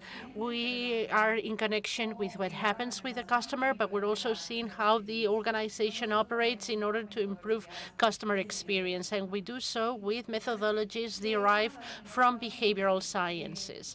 What are we doing right now? We combine systemic thinking. This is one of the service design phases, understanding everything as a system, how there is an interrelationship between the areas, process, experiences, products, and services, and how the system is created at our organizational level. And we add to this the mindset of behavioral science. We do diagnosis, behavioral diagnosis, and behavioral analysis, internal and external behavioral analysis to find opportunities for experimentation inside the organizations. This is very interesting. Can you give us a specific case, something that you've been able to foster in some of the projects that you are participating, and what was the impact in the company? Well, right now I'm doing the project of Bacopel. We have around here some of the players, and tomorrow we're going to be talking about this. But in that project, we have been able to design a new composition of a team. We're not creating the behavioral science area, but what we're doing is to permeate the whole organization so that they have a new mindset and a new way of doing things. So from this perspective, we've designed a new team, a team that it is now in the process of change, that now is going to be the behavioral strategy team. That's going to be the name. The idea is for them not only to understand the customer, but proposing solutions based on science and on things that have already been implemented and have already worked and that are capable of improving customer experience. We've proposed new roles and positions based on behavioral science. We've designed new roles in combinations with marketing, so that the content strategy becomes behavioral content strategies, and we need to know the skills that people require so that they can fulfill their job. We train them at BeWay, also from other knowledge areas, behavioral designer. We do this combination of our knowledge of design with behavioral science. We're permeating also in innovation, experience designs, and customer knowledge. They are the ones who raise the data. And we need to have a holistic perspective of the customer so we can analyze things based on their capabilities that they have so they can navigate our experiences. That's what we're doing nowadays, and I think we're obtaining very good results. We're opening up to new possibilities in experimentation. We have 6 new roles added to this team. And Bacopel is training, and they are creating experimentation routes that will come to light very soon. It's excellent and a huge challenge, by the way, extremely huge challenge. And these type of examples that they're giving us show how innovation mixed with behavioral science come and provoke a change mindset. How behavioral sciences is not only a tool that comes from the academic world, but it is something that it is implementable. It's a change of mindset, and if we start understanding that everything that we do is to do with people, and people make decisions and people behave, we see that we have an impact everywhere, absolutely everywhere. We can start changing the profile of a service designer and add the last name of behavioral service designer so that it has a deeper level, a more impactful level, so that it's not perceived only as a value proposition for the customers, but it is a seed planted inside the organizations. The value in the final customers this way is going to be greater because it's going to be more sustainable. And that's the connection that we're doing here. It's not only how Diego, Marta, and Simon are changing things with the customers, but we are changing our own mindsets, the mindsets in our own organization. In fact, we say, what am I doing today in my organization, and how do I see it from a behavioral perspective? Is my work behavioral? Am I working with people? If I'm working with people, therefore, it's behavioral. And Dima, you work as a consultant with a lot of clients, and you're now CEO of a delivery company. You're in an exciting moment, probably, and we want to know, why behavioral science, right? So you probably have a lot of tools. You maybe heard about behavioral science. So tell us why. Why is this the new superpower that Dima is choosing for local delivery? I mean, not only... I would probably respond not only from local perspective, because we are working now more on this whole Silpo e-commerce, and it's a broader context I wanted to share. It's one of the superpowers, yeah, the question is a little tricky in the sense that we are just starting, right? It's not that I can share a lot of experience and the results. Why? Yeah, we heard about it a lot. I had some classes connected to it in MBA and in my CFA curriculum, but we saw in other places, in other businesses, how it makes a difference. Talking to you guys, we understand that it is, and it was just very curious for us to try. And as was mentioned, right, we also want to infuse the organization with this mindset, because Silpo itself is a company that is focused on the emotions first, not just a pragmatic, cost-cutting, cost-efficient business, but creating a great experience and great service. And we believe that combination of innovation and R&D with behavioral science can bring both better customer experiences and better business results. And even though we're just in the beginning of our journey, we're already trying to leverage some things, some aspects of behavioral science, and we believe we found some impactful ways to do that. Just maybe a couple of examples, like we have a product visual content where we implemented standards of not just showing products and packages, but trying to create visuals as delicious that you want to eat them, kind of demonstrating the experience of consuming a product on a video or on a photo, but not just the product itself, because what we are selling is more of an experience and not just a product. Then also trying to explore, Cialdini, social proof and authority principles in product selection. For example, obviously we're using user ratings, right? That is a little bit of a social proof, but we're also experimenting with product characteristics that we take from users. For example, we can ask how sweet was this orange, and then collecting this information from our customers, we can create a scale for every category to kind of make the social proof works. Authority principle-wise, we integrate with some credible ratings, let's say Vivino for wines, so we describe what is the Vivino rating in each of our wines, so it's also behavioral science, right? Promotions-wise, I have a couple of examples. Promotions-wise, we try to augment our traditional price discounts with gift items, with free samples, because we understand they bring much more emotions than just the numbers and just the discount. Also, we are testing right now the time-limited welcome offers that you need to use within a couple of days, and we see, we are currently running a pilot, but we believe in its success. Also, some big strategic focuses. One of them is gamification. We started, and I don't believe a lot of companies in retail do it, but we started launching mini games every quarter, where you can actually win real product benefits, real discounts.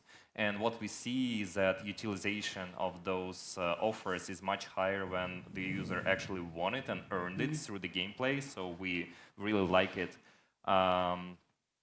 Also, the personalization is probably another big focus, which is also connected to behavioral science. Obviously, we have this vision of creating the atmosphere of a small-town merchant as our service that knows your name, knows your kids' birthdays, knows all your preferences, and can just talk to you as someone close to you.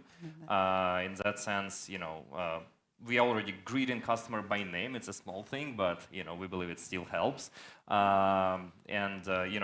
Reducing the number of cognitive overload by minimizing number of choices customer need to make by making the right assumptions based on personalization really help. Moving to some vision of one-click order of what do I need to eat this week, right? And where we can, when we know you, we can really suggest you what to do there. So we have a lot of directions we run. We like them, but we believe that with professional help, with BeWay, we can really implement it into the culture and into our day-to-day work. And then combining the innovation and behavioral science would help improve our customers, our guests, how we call them, lives through more intuitive interface, more enjoyable shopping experience, but also get us a competitive edge because industry is very fast evolving, and also to keep the commitment of Silpo itself to great experiences. Great, thank you. Thank you. I love that. Cal? With this, that he's telling us about experience and how to improve experience in the channel and the communication that we have with the user, and in all of these spaces in which the user is in contact with us, so we can improve all the ways that we have to communicate with the customers. We have Marta, whose work heading a very large department, which is marketing and sales. And there they can see in a very tangible way the results that we can obtain with behavioral science, integrating behavioral science, and how can it being permeated down so it becomes part of the mindset that we're talking about now. So what challenges did you have in integrating behavioral science in marketing and sales, and how were you be able to overcome the barriers or stoppers that you had? I wouldn't call them challenges, in fact, because as I was saying, ever since we started with On Campus Abroad, we had been working hand in hand with BeWay. So from the web side, we've already implemented behavioral science, because at the end we have to let people know us. We're very well known in Spain, but in other countries no one knows us. So here we go from focusing in universities to focusing in universities, parents, and students. Students that are in between 19 and 25 years of age. So how do you sell then a travel insurance to a student that is in between 19 and 25 years of age? How do you reach them and how you explain it? So we've used behavioral science in our messages, in our communications. And it's not so much like you need a travel experience, but imagine the experience you're going to be enjoying while studying abroad. You'll be able to enjoy it to the most because you know that you're fully covered with our insurance, and therefore you're not going to have to worry about anything. The challenge is the three types of messages that we have to launch. And it is true that depending on the country, some work better than others. For example, we've done several experiments with different types of messages, and in some countries the social knowledge works better.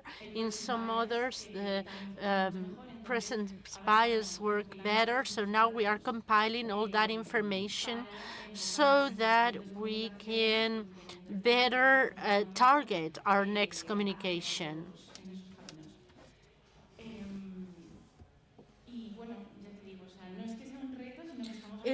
I don't consider it a challenge. I think this is a learning experience. This is a new thing. We haven't been doing it for a long period of time.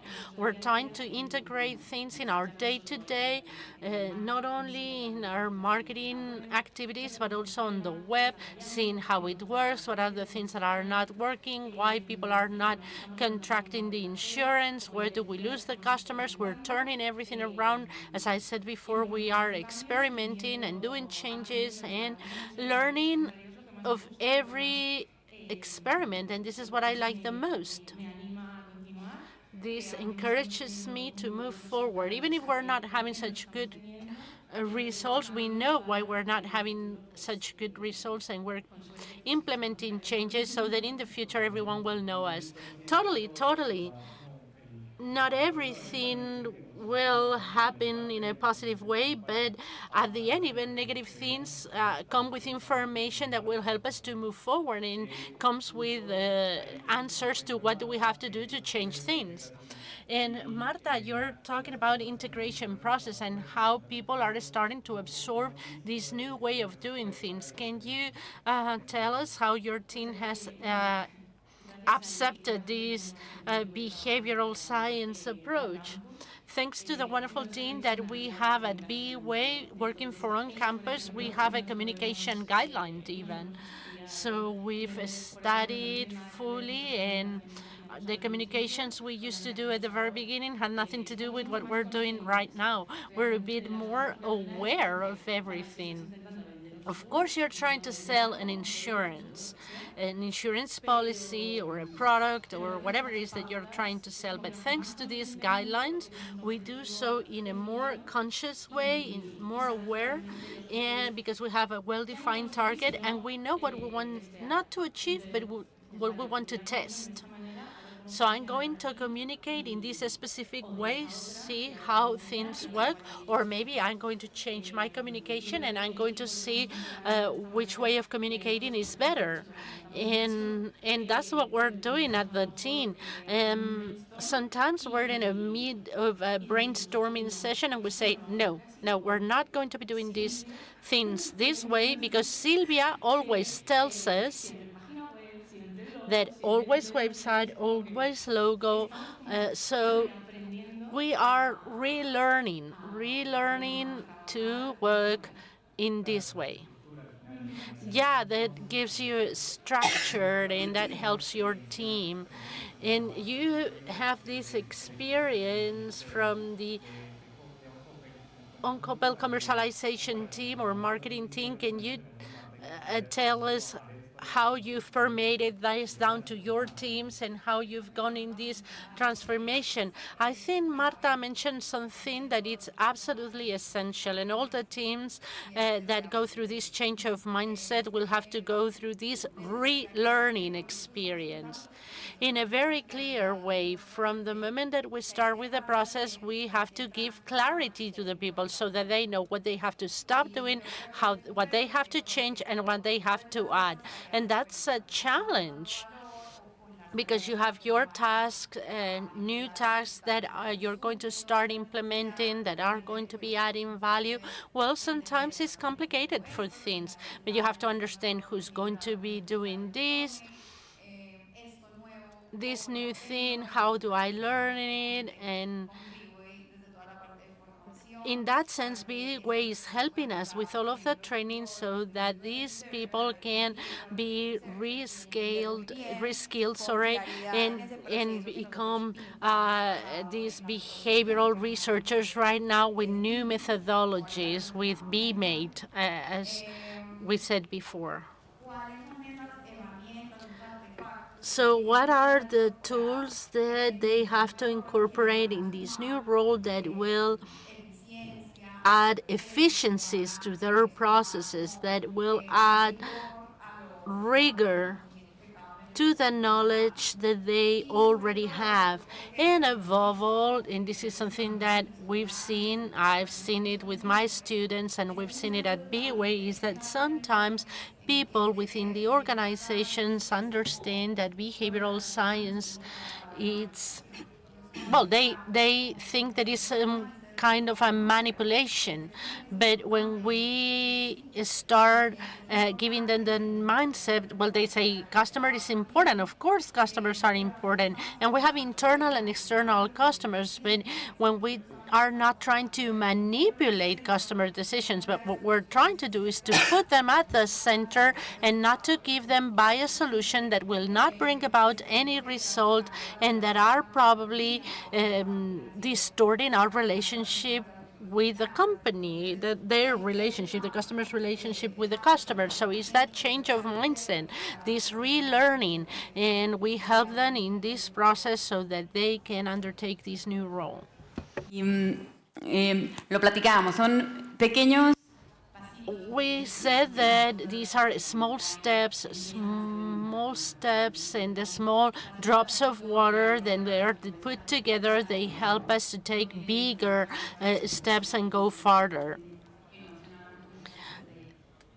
In design and innovation, we talk about the undesired consequences of not taking into consideration behavioral sciences or having only this systemic perspective. And why do we mention that? Because Jago will tell us about something that's crucial, like water. What's the connection?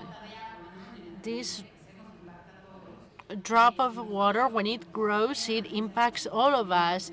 And in our ecosystem of behavioral science, we have the purpose of helping people to make better decisions towards a common purpose that will have a positive impact.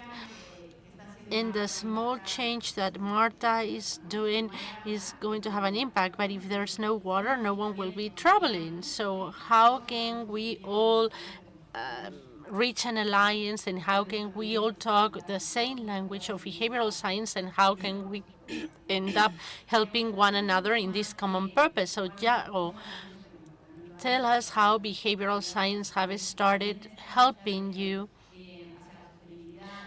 in this fight towards sustainability and in this fight towards collective, efficient use of resources perspective.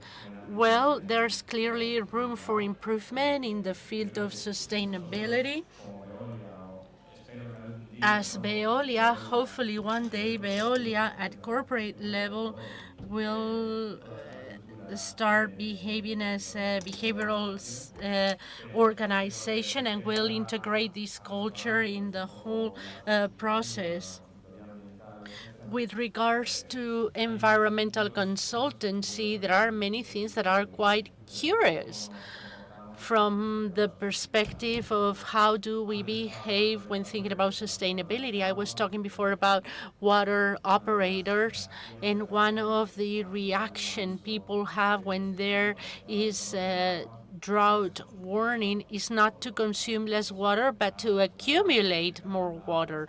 People start filling their bathtubs and they accumulate water in bottles and so on and so forth, because they are afraid that there is going to be a disruption in the water supply. And from that perspective, when communicating things from the perspective of the water operators or city councils, how to communicate this type of events is extremely relevant in order to incite a responsible behavior of such a scarce resource as water. And that's absolutely key. Also, there's another sphere that we're working on in our company, and it is with the hotel and restaurant sector. We have some ongoing projects oriented towards improving the efficient use of water, because some of these hotels are having a lot of swimming pools, spas, and they have a high water consumption. And what we try to do is help them in this journey towards sustainability until they are as efficient as possible in water use so they can become neutral or offset their impact in the local sphere. There is quite a curious piece of information.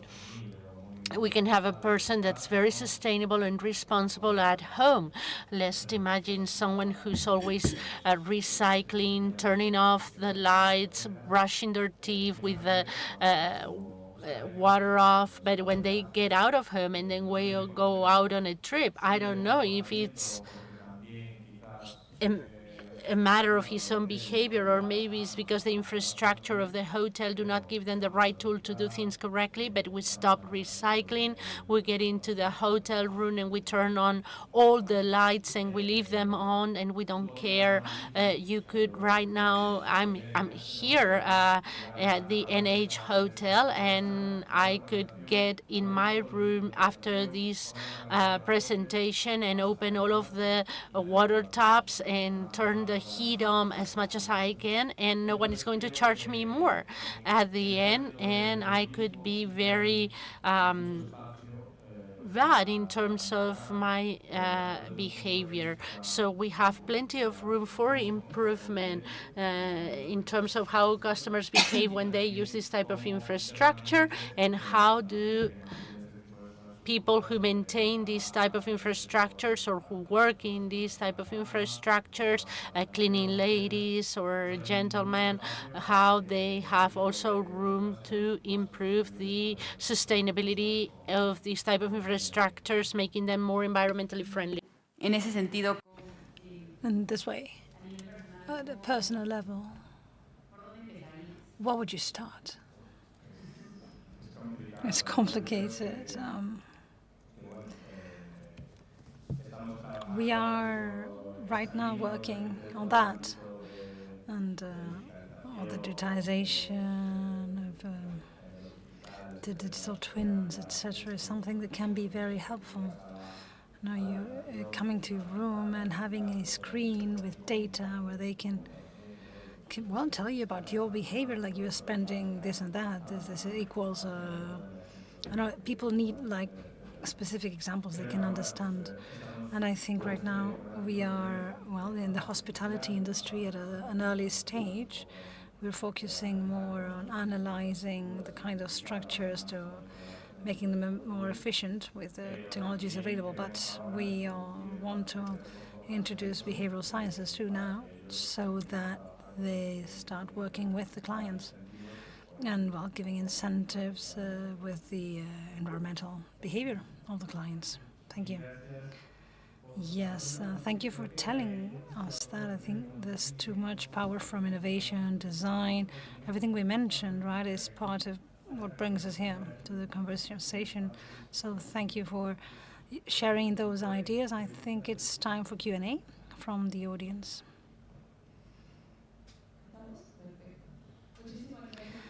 Well, thank you for being here, giving us your insights on the wonderful work you're doing. I have some questions from the audience. I think Iago or Marta or Dima can answer this. So how to placing people at the core of strategy has improved the design of services and products.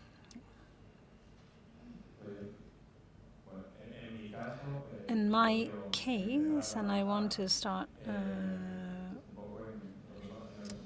I mean, we are consultants too, so I would like to work with my consultants so that they put the client at the center and they know how to understand him, to better understand their needs, how they can help them. And I think there's room from the behavioral science standpoint. And our products are not so much oriented to services for organizations, so I think Marta maybe can help you there. Well, in our case, placing the client at the core. As I was saying, we are now focusing on students.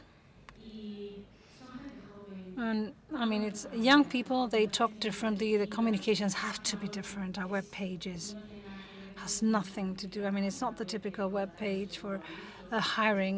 A normal service is different, it's cooler, it's, to make them relate. And this way, well, reach them and not, well, make them reject what we're offering. You're trying to sell an insurance to a 19-year-old. I mean, maybe they heard about that from their parents, but we have to do it in a way where an insurance is not so scary and that they can relate with it, they can identify.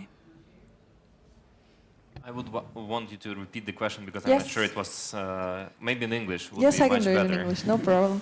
So the question is how putting the people in the center of I your see. strategy has improved the design of products and services.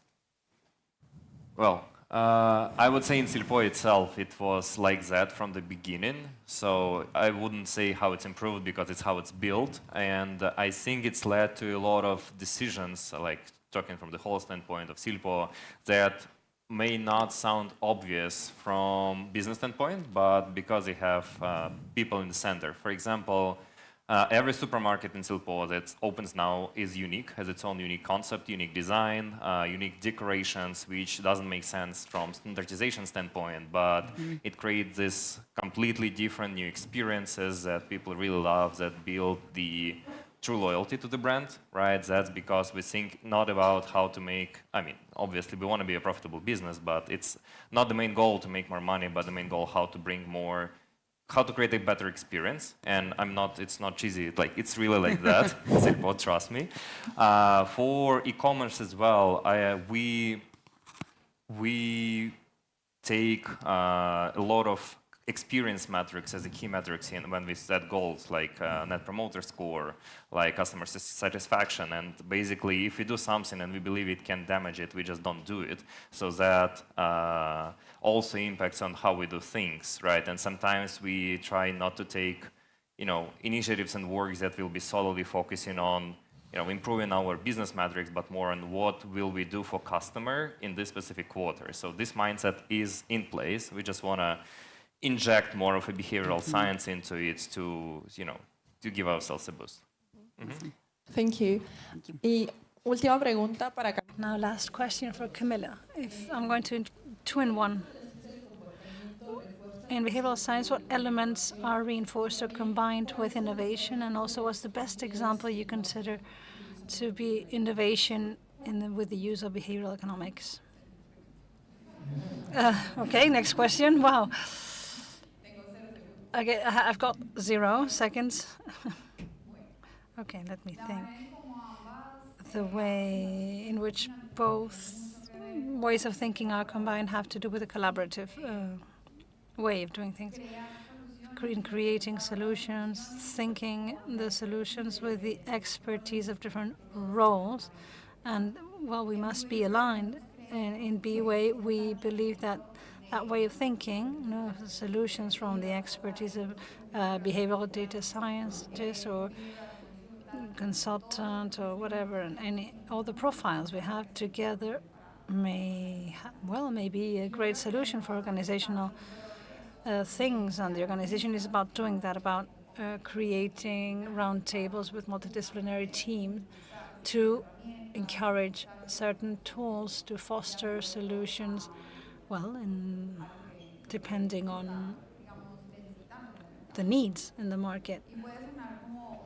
And this may seem funny, but I think one of the best examples, because I've made a lot of research in behavioral sciences, because I come from the design world, and the best implementation up till now, it's being done in BeWay. I think it shows how by changing an organization from the inside, you can have an impact in the whole client experience.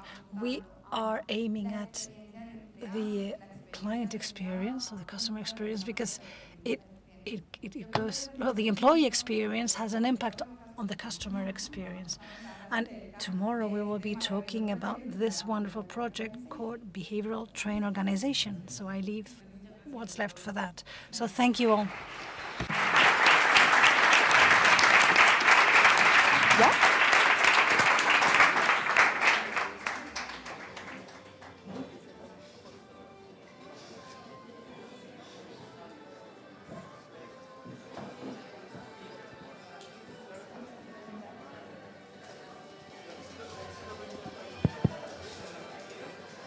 Muchísimas gracias a todos. Thank you so much for all the participants and roundtables. Now we have a lunch break. See you at 3. Thanks.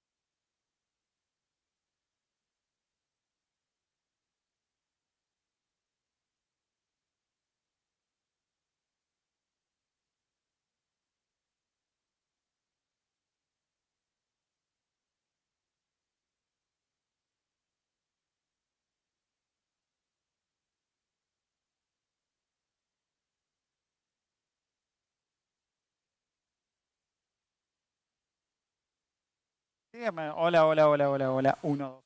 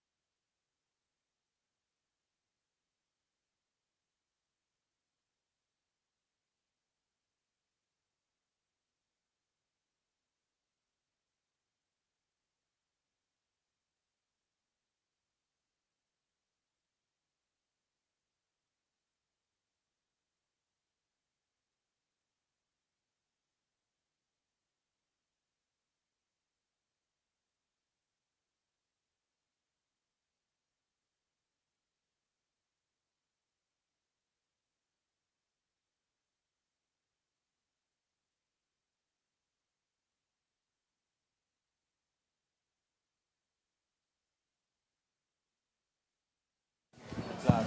Bueno, es que acá sí es más. Decirle, Kike, tómale. Sí. No, yo creo.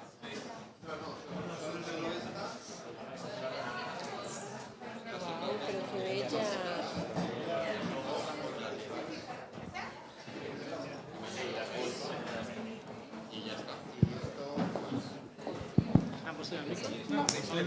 Ay, sí, perdona, que estaba yo con nota. Tres nomás. Sebas tiene el cuarto. Ah, vale. El ladrón del micro.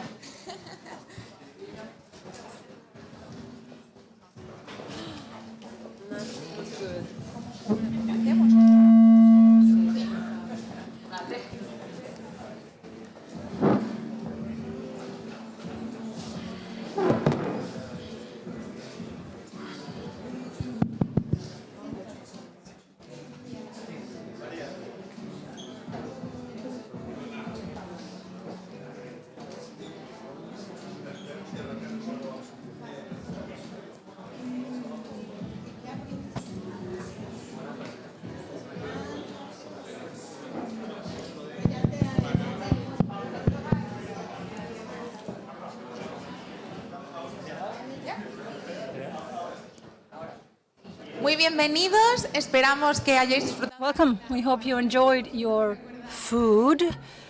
And we're here with good news because we found one of the lucky ones with the blue ticket. So please, the lucky one, come here.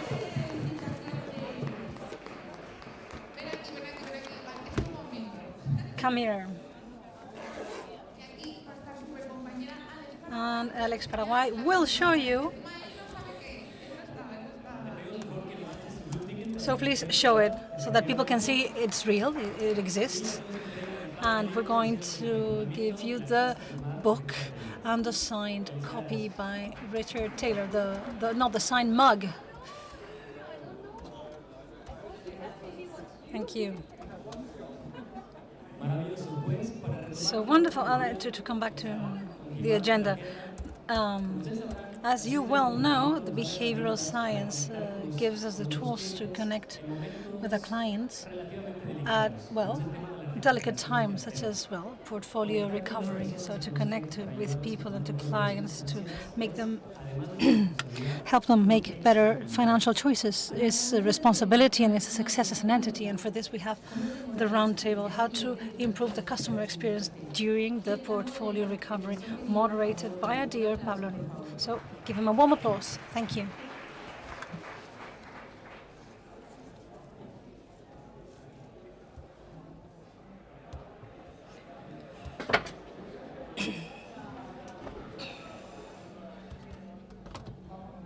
We're going to invite on stage Gaby Matus, Sebastián Fonso, and Julián Rincón with Ana Martínez.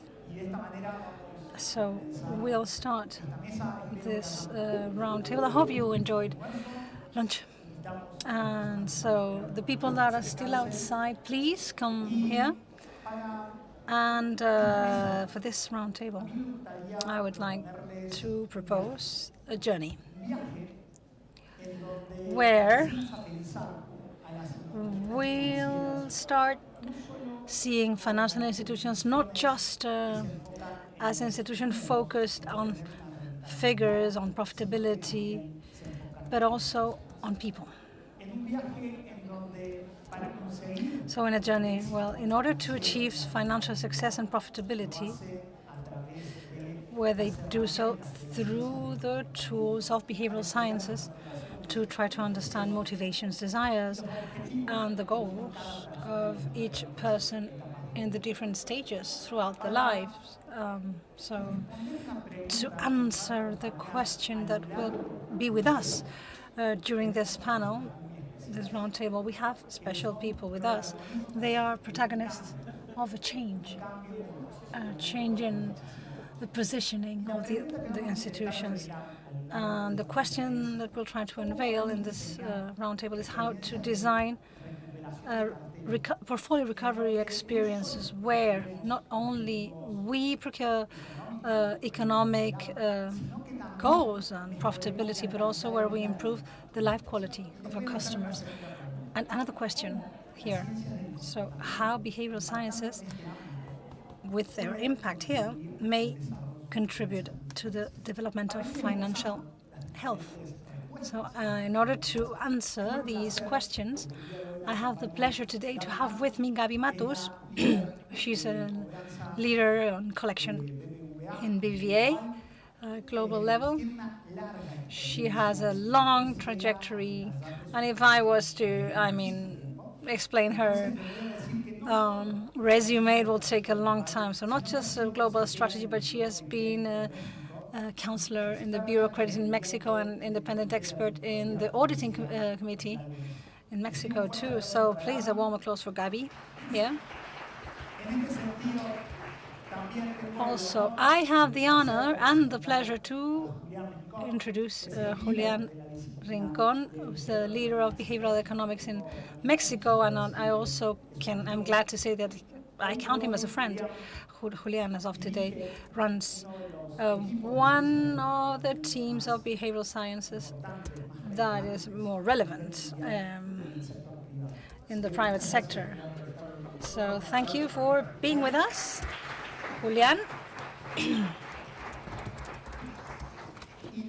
And I have still two more people to introduce, and I can call them friends too. I'm lucky enough to be able to do so, and excellent co-workers.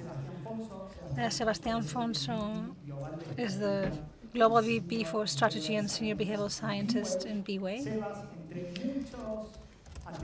Sebas, amongst many academic qualities, I have to say that you're an Argentinian, so that's why I asked for a warm applause. And finally, I'm going to introduce Ana Martinez. She's our VP for Client Relations. She has a broad academic experience, including a doctorate, a PhD, and she's doctor in public policies and helps us travel this journey where the customer is at the core. And to go straight to the questions, I'd like to start with Julián here. It's been some time since BBVA started to run this, to walk this path where we have seen a multidisciplinary approach in portfolio recovery, applying behavioral principles on different channels. The contact center, push notifications, etc. So the interventions that have been done specifically in Mexico have been successful and have been acknowledged by GAPS. Can you tell us a little bit what GAPS is and what were the more surprising results and the most significant ones? Why GAPS awarded you the Prize. Well, thank you for having me here, first of all, to talk after lunch, and it was wonderful. Well, it's difficult, I must say. I need to wake you up a little bit. So GABS, for us, is an entity that tries to standardize and encourage conductual sciences globally. And for us, it's like the Nobel Prizes. Richard will be a Nobel Prize tomorrow here, but for behavioral sciences. So to have the honor of being recognized, well, something we've been part of together with Gavi's team globally and locally, and to have the honor of being recognized with a behavioral intervention that has improved the customer satisfaction in a recollection on NPS 65 to go to 85 is a very high figure. Also, we have improved the collections have been accelerated, but also we changed the paradigm. People who get into these processes of collection are clients for the good things and for the bad things, right? So, yeah. So this is why for this recovery process, and we need to give them a certain service and attention, being aware of the problems they're going through at a certain time. This was being done, but what we were able to do was in a specific in a collection process, and we were able to structure the conversation in such a way where the focus was the client, and we were able to Anna, talking to Anna, no? Of the scarcity and how the intellectual committee of farmers is reduced because of the stress prior to collection. They don't do this voluntarily. Most of them are dragged by stressful circumstances, and so we have to be able to take a breath and to tell them, I'm here for you. You're still my client. Thank you, Julian. To continue with the questions, I'd like to talk to Sebas Fonso, who was, close to the team in executing the different interventions. And I'd like Sebas to know about, on the previous roundtables, we've done some experiments. We've heard about the behavioral data scientist, the behavioral consultant, and, well, everything ends up in experimentation. So thinking about experimentation in a complex environment, we could say, such as a contact center. So tell us, what were the main challenges that you faced when implementing the different tests, and what did you do together to overcome these obstacles and obtain the results Julian was mentioning before? I think, to simplify this to 1, 2, 3, 5 challenge, it would be too much. This project has been running for 3-4 years, and it's been thanks to the work of many people that aren't here today. No, Pedro, the collection team in Mexico, and the global team, the debt collection. But the global challenges were, well, the prejudice we have on collection, on collecting debt. It must come from an asymmetric relationship with the customer, because the customer owes me some money, and there's a way I communicate things differently. So it was to rethink that together with the wonderful team that is in Mexico and their wonderful job. So it was about how we could implement the behavioral insights that we have mapped throughout the project, with Oscar, with Glo, and to apply this to an experiment in a real world. But the challenge to get out of the lab into the real world, into the field, this is something that we've seen for many months, but the experience, the experiment has been going for 9-12 months in the Recovery Specialized Center, which is a physical collection. It's the person who goes to knocks at your door to collect the money. So it's a real life experience. It may be having a bad day, be very empathic, or not liking receiving a phone call so going out from the lab to the real world and to face all the challenges and to learn how to handle them, I think was very enriching on the one hand. Secondly, it helped us understand that we were able to make much more progress by making them a strategic partner, the client, and not to be so much focused on the figure, but on understanding why. The stressful situations that arise, the relationship, that person with the money, the impact of their families. That has been a very rich research process that we've used to design this experiment, push it forward, and to achieve the results we have been able to achieve. And this has to do with empathy and to designing this intervention and points that were adapted to a taxonomy from a certain generation, a language, a tone, a channel, and not just the same message for everyone, same product, the same, regardless of the size of the collection. So we had to focus on how we communicated, and I think that was one of the biggest findings, challenges, and of course, success that we use for the implementation. Thank you, Sebas. Now a question for you and Julian.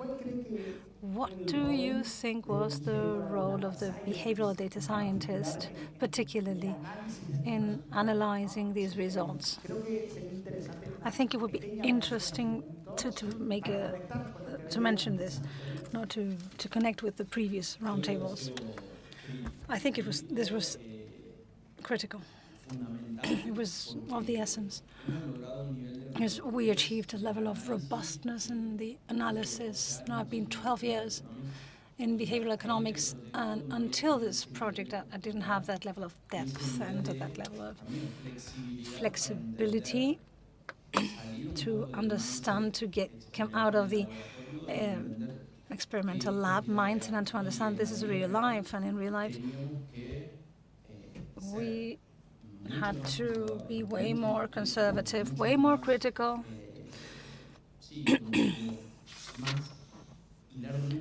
and to fine-tune way more in all the small details about the number.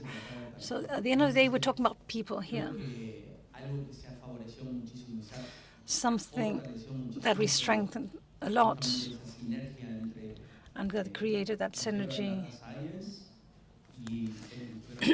The behavioral data scientist and the behavioral consultants relationship in the project in order to achieve a synergy with the collection team, the data team, that is very strong and incorporating ways of analyzing data that maybe before were not taken into account because the behavioral variables were not there, were hidden somehow. And after incorporating them within the project, we were able to strengthen that inside the bank also. I'm going to take the time to thank the data team of BeWay that has been working together with the BVA team, especially Pablo Coelho and Francisco Camina, who, they were in the previous panel and they were with us in order to achieve these results. If we think that what has been done corresponds to Mexico, and we always have to think about the importance of the context. Now, in behavior, we know why the context matters. And Gabi, I would like to ask you here about your perspective, taking into account the success of the interventions carried out in Mexico.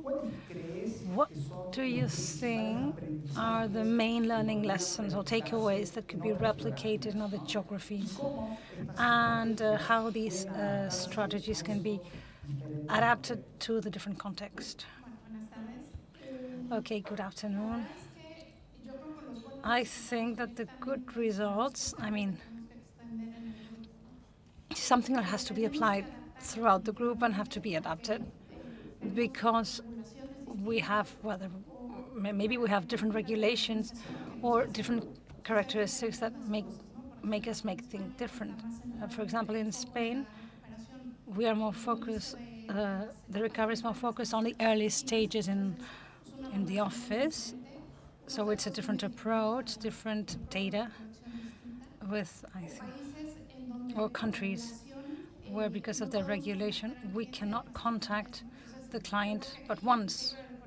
So I think here behavior economics was very helpful. And it's, well, it can be limiting. So I think these learning lessons are helpful, and to see the results. And the beauty of the recovery is that any test you run, you see very quickly the results. So, and you can adjust things very quickly, because whether the client pays or doesn't, was evasive or answered the call, it's an important thing. And when talking to the team, I remember the first times with the collection, if it was very difficult, the call center teams told me, I mean, I'm just on the pure collection process, so to take into account where the client is and why they are where they are. And it's just, sometimes it's just financial education because they didn't understand the product or how they should use it. I think it's a great advantage to understand this and to start combining it with behavioral economics is very important. Very relevant everything you've said, Gabi, but I'd like to underline something. This is the possibility that through behavioral sciences, well, sometimes the intervention is just one shot, and if you want to convince me, you must use my words, know my thoughts, and feel my feelings. And it's a little bit the way of optimizing these interventions.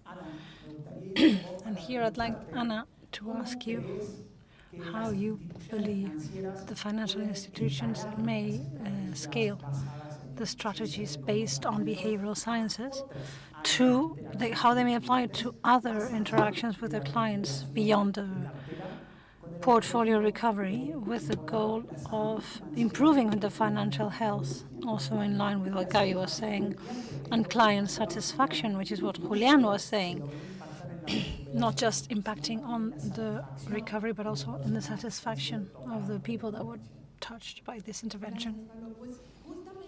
Well, this example of behavioral collection that we say in BeWay gave us, well, how the way how to scale in different channels. I was saying the phone collection channel in the call center.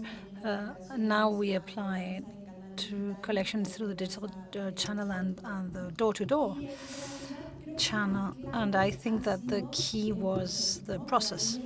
In the morning, Jaime Mate was mentioning that in BeWay we have a methodology that we call BeMate, which is basically the scientific method applied to behavior. So when I remember the early stages where we approached the collection team and we started analyzing the situation. We knew there was a possibility of streamlining, and the team was very proud of what they were doing. They were involving different methodologies already, including them in linguistics or language, emotional intelligence, etc. And in the first stage of BeMake, which is diagnosis, we tried to understand who the main actors were, and we listened to them. And at the time, we listened to hundreds of calls where people came close to approach the client to try and collect debit. And, well, we saw the tactics that were more successful, but we also especially identified something they all had in common and was surprising. And that was the task, the collection task had a psychological impact that was very high on a phone advisor. It was very difficult because people hang up. They felt like they were generating stress on other people. No, Julian was mentioning the financial stress of other people in financial institutions, and from this diagnosis, we tried to understand the literature. We went to the second stage of BeWay, which is the design of interventions, and we realized that was something very powerful that we could do, and that was to empower the phone advisor.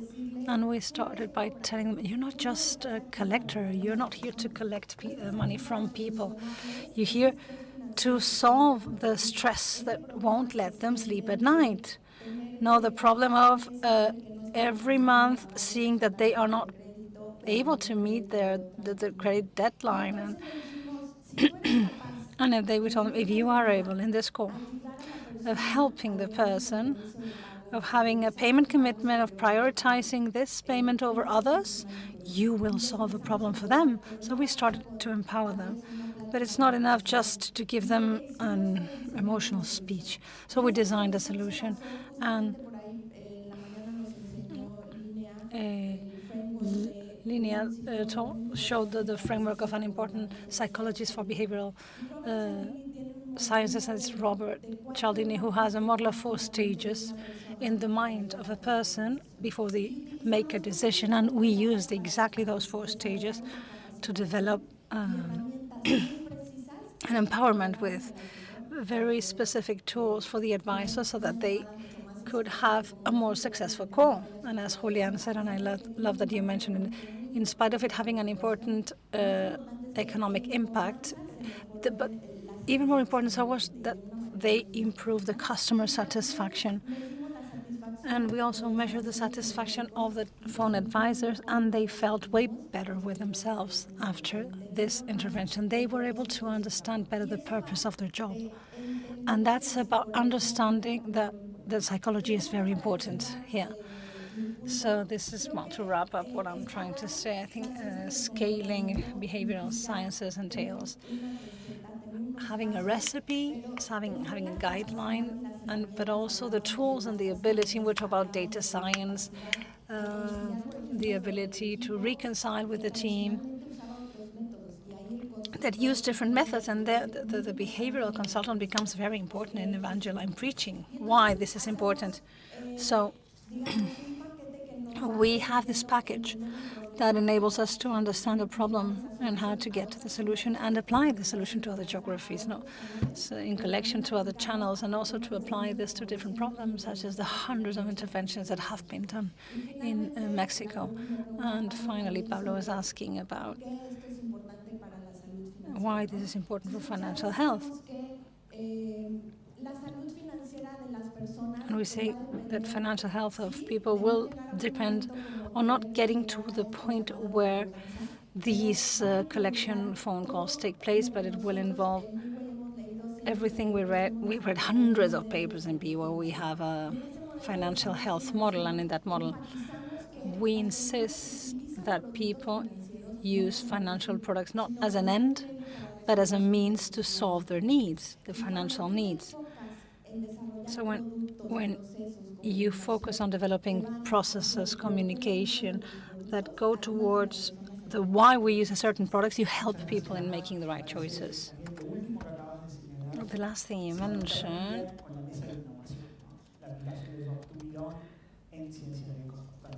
in behavioral sciences, well, I would like to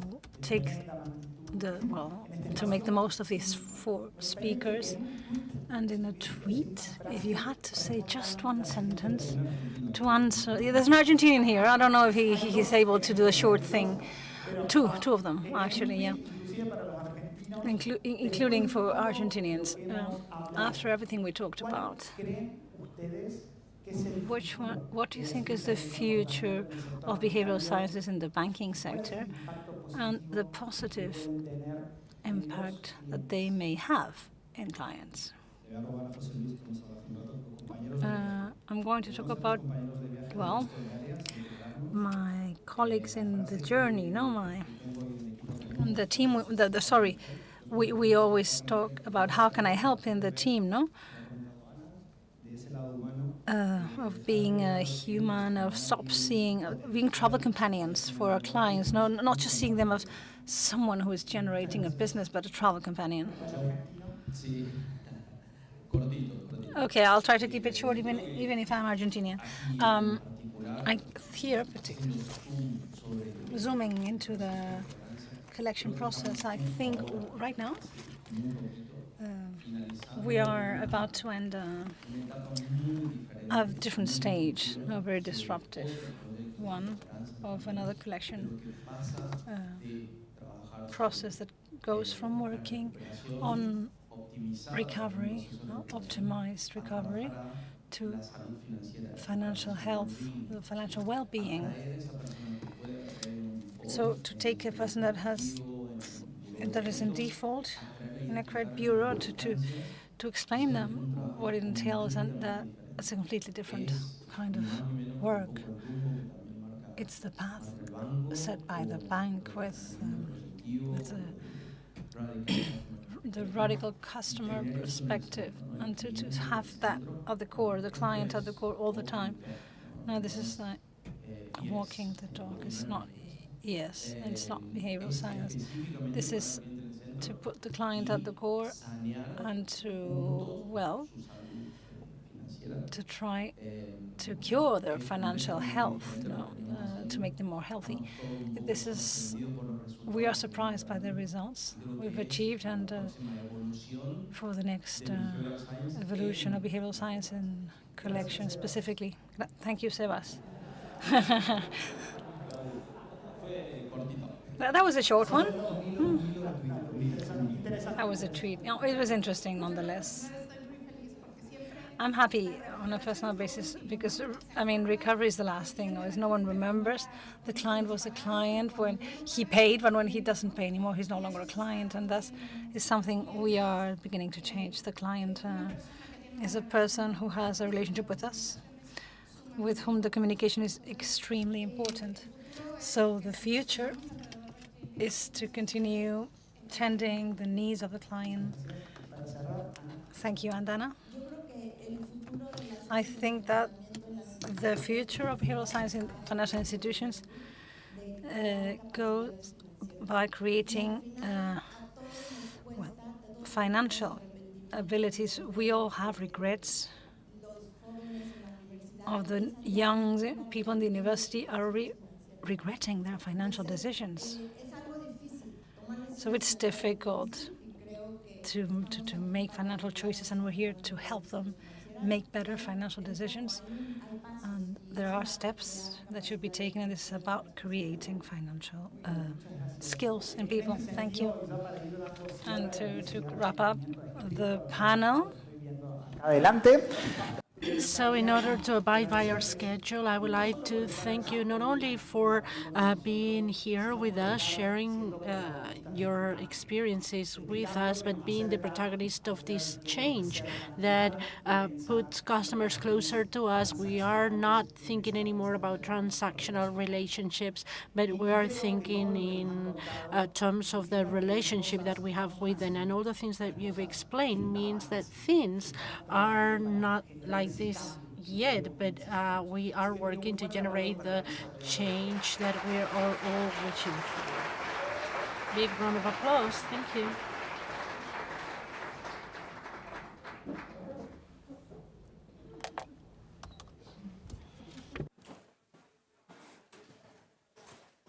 No tiene preguntas. No hay problem. ¿Qué tal? Súper interesante, ¿no? Hello, that was really interesting, wasn't it? Yeah, it was very, very interesting. Thank you very much for this very interesting panel. And we've spoken a lot about the current circumstances, about the present, but all the things that we do today will come with a consequence for the future.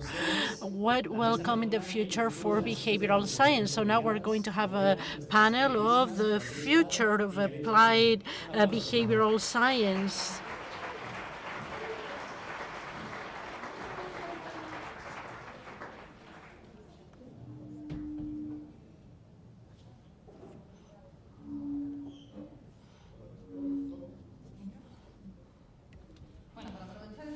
y que veo. So we can take advantage of this moment because I see that you look tired after lunch. It's just that time. We've had some wine, but we can give a big round of applause to our presenters, to the conductors or host of the event.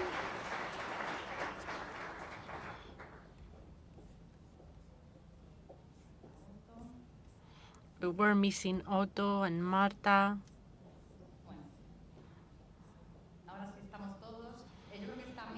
But I think we're all ready now, and this is going to be a very, very interesting panel. We have a QR code, and we have teams, and we have our bosses here with anonymous questions. And, well, we want to start by thanking the organizers and to these strategic people who are leading behavioral science departments. At BeWay, we share a common purpose, which is the one of helping people. So during the morning, we spoke about several concepts. It's true that this panel was prepared after only one morning of event.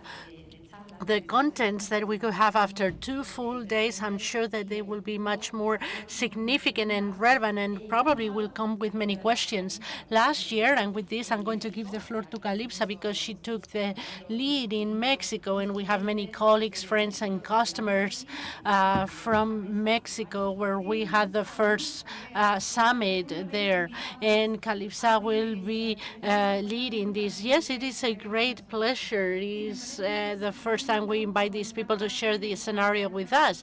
And it's wonderful that they have wanted to collaborate with us. There is a piece of the cake for everyone, and we're working all together to promote this new science. So thank you very much. You had no doubt. We invited you. You came, and it's a great pleasure to see you in this context. Y veréis que no hemos hecho una presentación.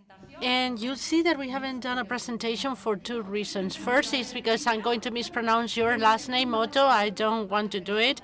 And second is because at the end, this is about people, and what moves us is for each one of you to tell us what's behind your role and how you made it all the way here, and the more personal aspect. What were the things that motivated you? What made you feel passionate about behavioral science?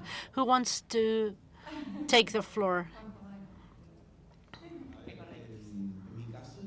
In my case, my story is somewhat strange. I studied production engineering. I finished in the year 1999, but I started working in a market research department. I could have done anything else, but I started working in market research, starting understanding the human being and the consumer psychology. It made my head explode, you know? And it was then that I decided to come to Spain to study psychology. And I discovered there that between producing, understanding, intervening, I like the second part better.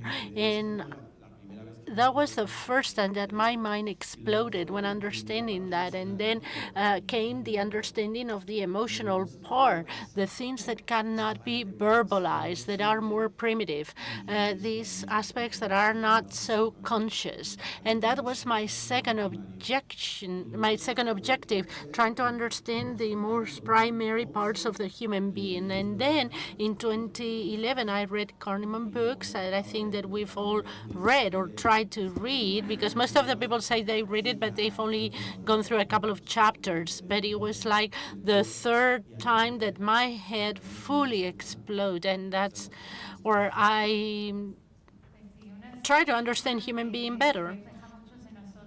Yeah, this is a story that reflects what has happened to many of us. Maybe Juan can take the floor now. I'm Juan de Ruz. I'm representing Neovantas, and my story started in 2008. I remember it was 2008 because we were playing against Argentina, the final of the Olympics against Argentina, and we were about to win the gold, not against Argentina, but against the United States. And I finished the book of Dan Aglieli, and I thought there's something very interesting here that will motivate me to change my career path. And in 2012, we started testing in some of our customers some of these issues. Let's see if this makes sense or not. We do a big experiment in retail banking of framing, and we thought that it made sense. And in 2006, I decided to study behavioral science at the London Schools of Economics, like many of my colleagues. And somewhat, little by little, the market has responded, thanks to all the colleagues that are here. And now we're escalating things and we're speeding up. And here we are, very thankful of having us, of you deciding to have us here. Otto, I'm Otto, representing WOCO. Otto Whitehead, and half English, half Spaniard, God knows. But how did I start with all of this? First of all, it's because I had to respond to a personal challenge. And I invite people to think about this. Sometimes this is something that's inside you. We don't know each other. We don't understand each other. And it came a point in time in which I couldn't understand myself. And I didn't know why I wasn't understanding myself. And it was very close to my job, because at the end of the day, this was where I spent most of my time. And I didn't understand things that happened to me on the job. One of the hardest things that ever happened to me at work, and I'm a designer by training. I've gone through different phases, and now in a more strategic part of product design under the umbrella of behavioral economics. But the comments that people made were, is this square is a square? And this is a real comment. So this red, I want it to be warmer.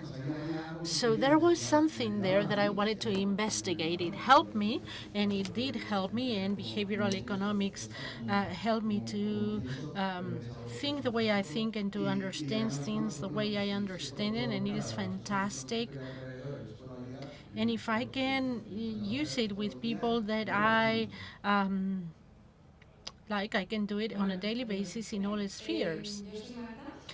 Okay, I am Marta, and I'm a clinical psychologist by profession,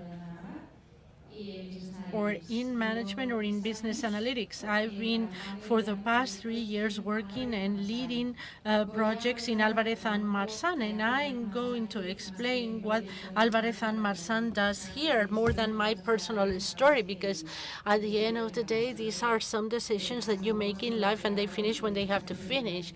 And consultancy in behavioral economics. Alvarez and Marsal probably is not a name that you've heard before, especially if you come from Spain, or maybe you consider that this is a firm that is more linked to restructuring services. We were born in the United States providing restructuring services, and the case that it's better known is in which we participated in the restructuring of Lehman Brothers. But we've expanded. We created the area of financial services, many areas, many services, and amongst them the service of revenue improvement. That's what where I'm working, and we work for all kinds of companies whose strategic objective is to improve the generation of revenues. And our team realized that these newly born science had a tremendous link with all the pathways that companies have for generating revenue. From the product design to the service design, the pricing strategy, how do we do our initiatives to retain and to capture customers, all of the things. So we started working in behavioral science. We've been doing it for some years, and that's the reason why they've invited us to come here. In Spain, we were very small. Since 2021, we've grown, and we've fourfolded at global level. We have more than 11,000 employees, and we can proudly say that this year we have been appointed the third best consultancy firm in the world, according to Bolt's ranking.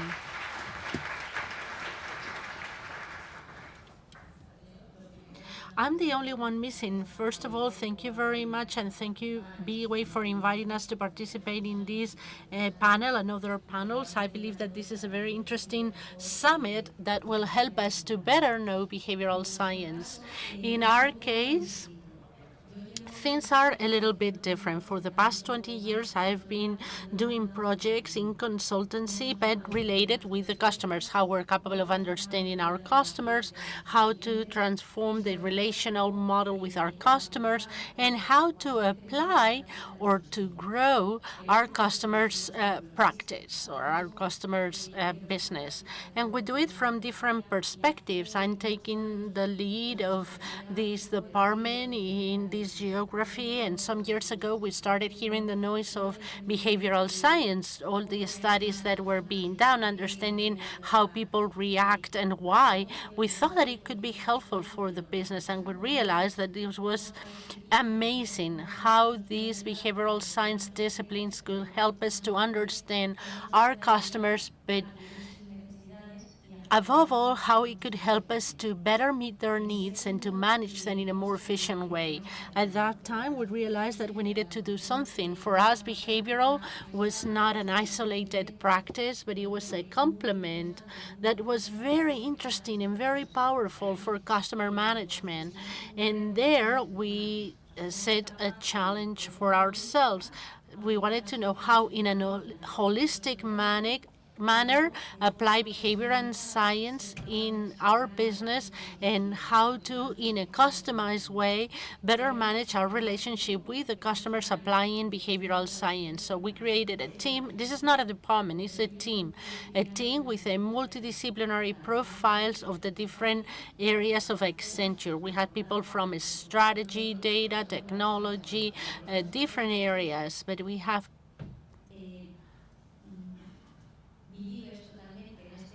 profiles that are firm believers of behavioral science, that are capable of seeing this discipline from different perspectives: psychologists, engineers, mathematicians, a very broad spectrum of experts.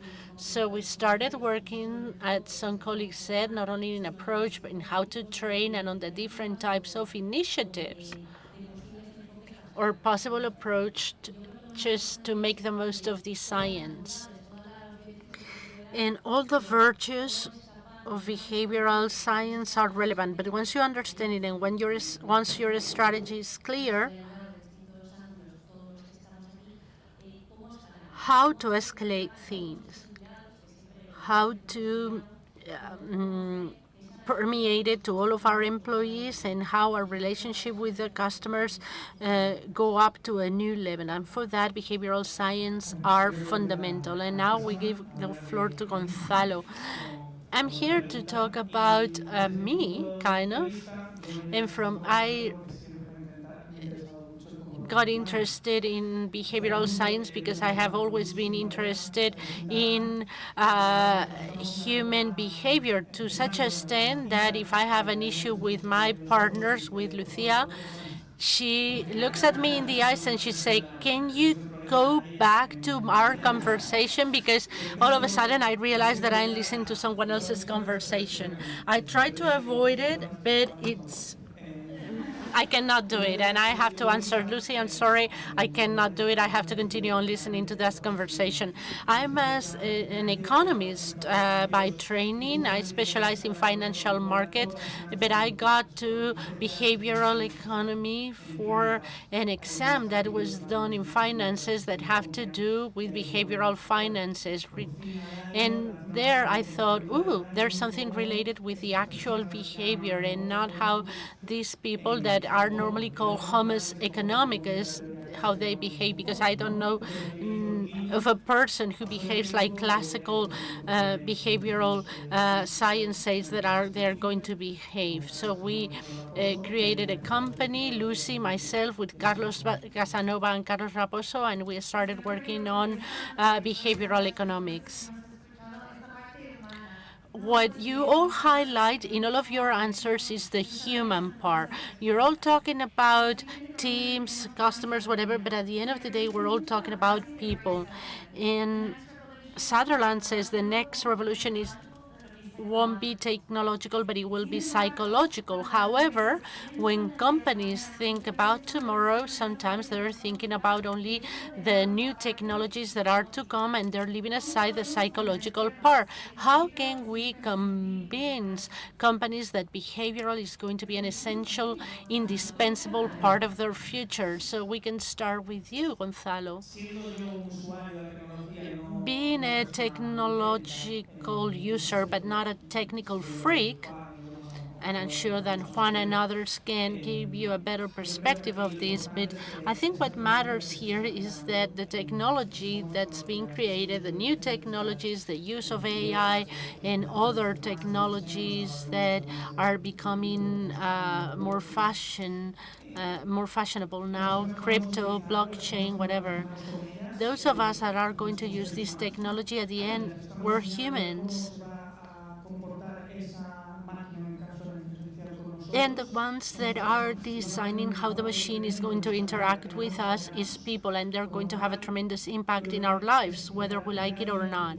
So it's really important and it's really relevant for us to make sure that this technology will bring about the best of ourselves, so that it will help us to be our best version of ourselves.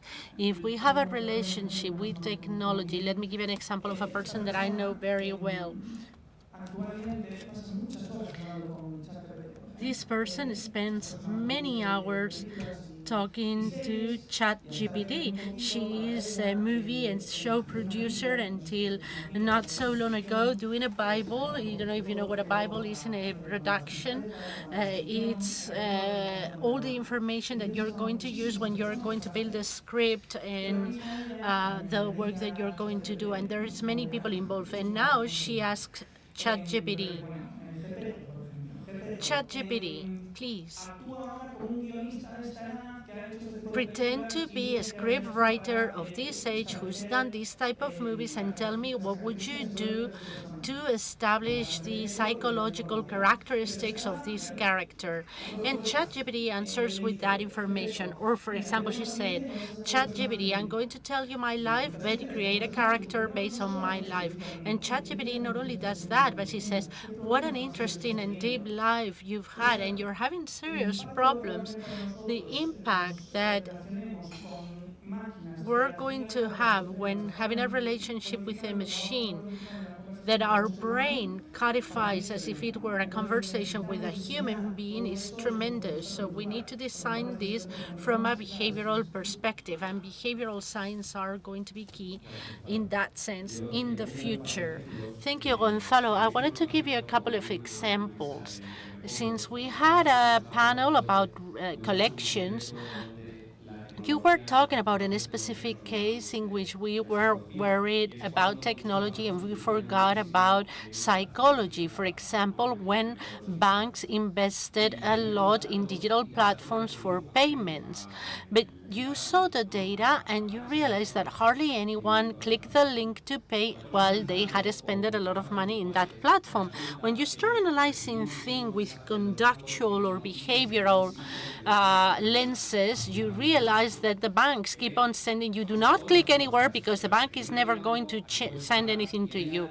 So you get an email from the bank that says, link here, click here, so you can pay, but people wasn't clicking because they are averse to risks.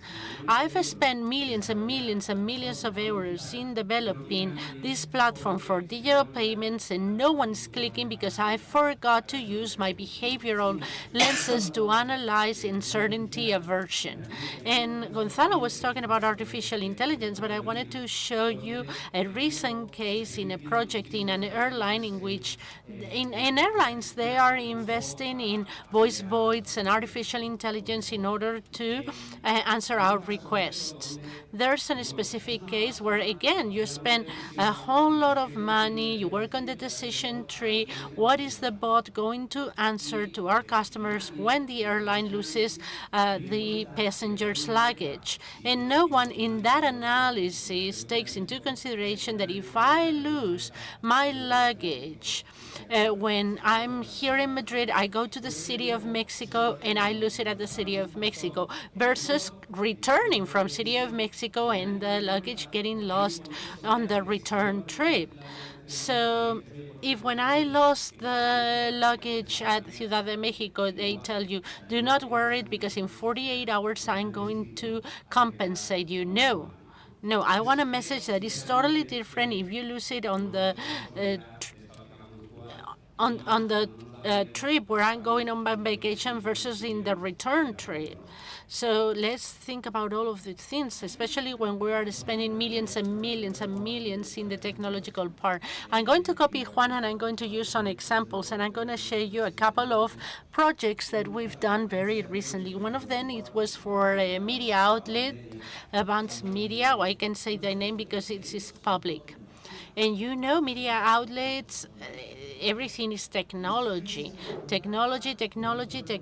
And this agency got in contact with us because they had a very specific problem.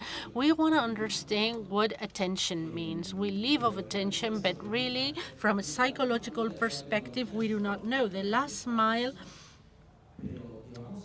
is this technology. We've been doing this for many, many years, and we don't know what it is. So if I ask now, what is attention? The answer is, people is going to have doubt what it means to pay attention. That's the basis of the human being. That's what it structures our life. But these projects are very interesting because you have a business that is based in technology, but you are not capable of understanding this very last step that is more human. And I'm seeing Sandra, who was managing the project, and for us, it was spectacular having a company call us to understand the psychological basis of their business. This also happened to us in a winery who got in contact with us so we could understand what's the emotional experience that surrounds wine consumption.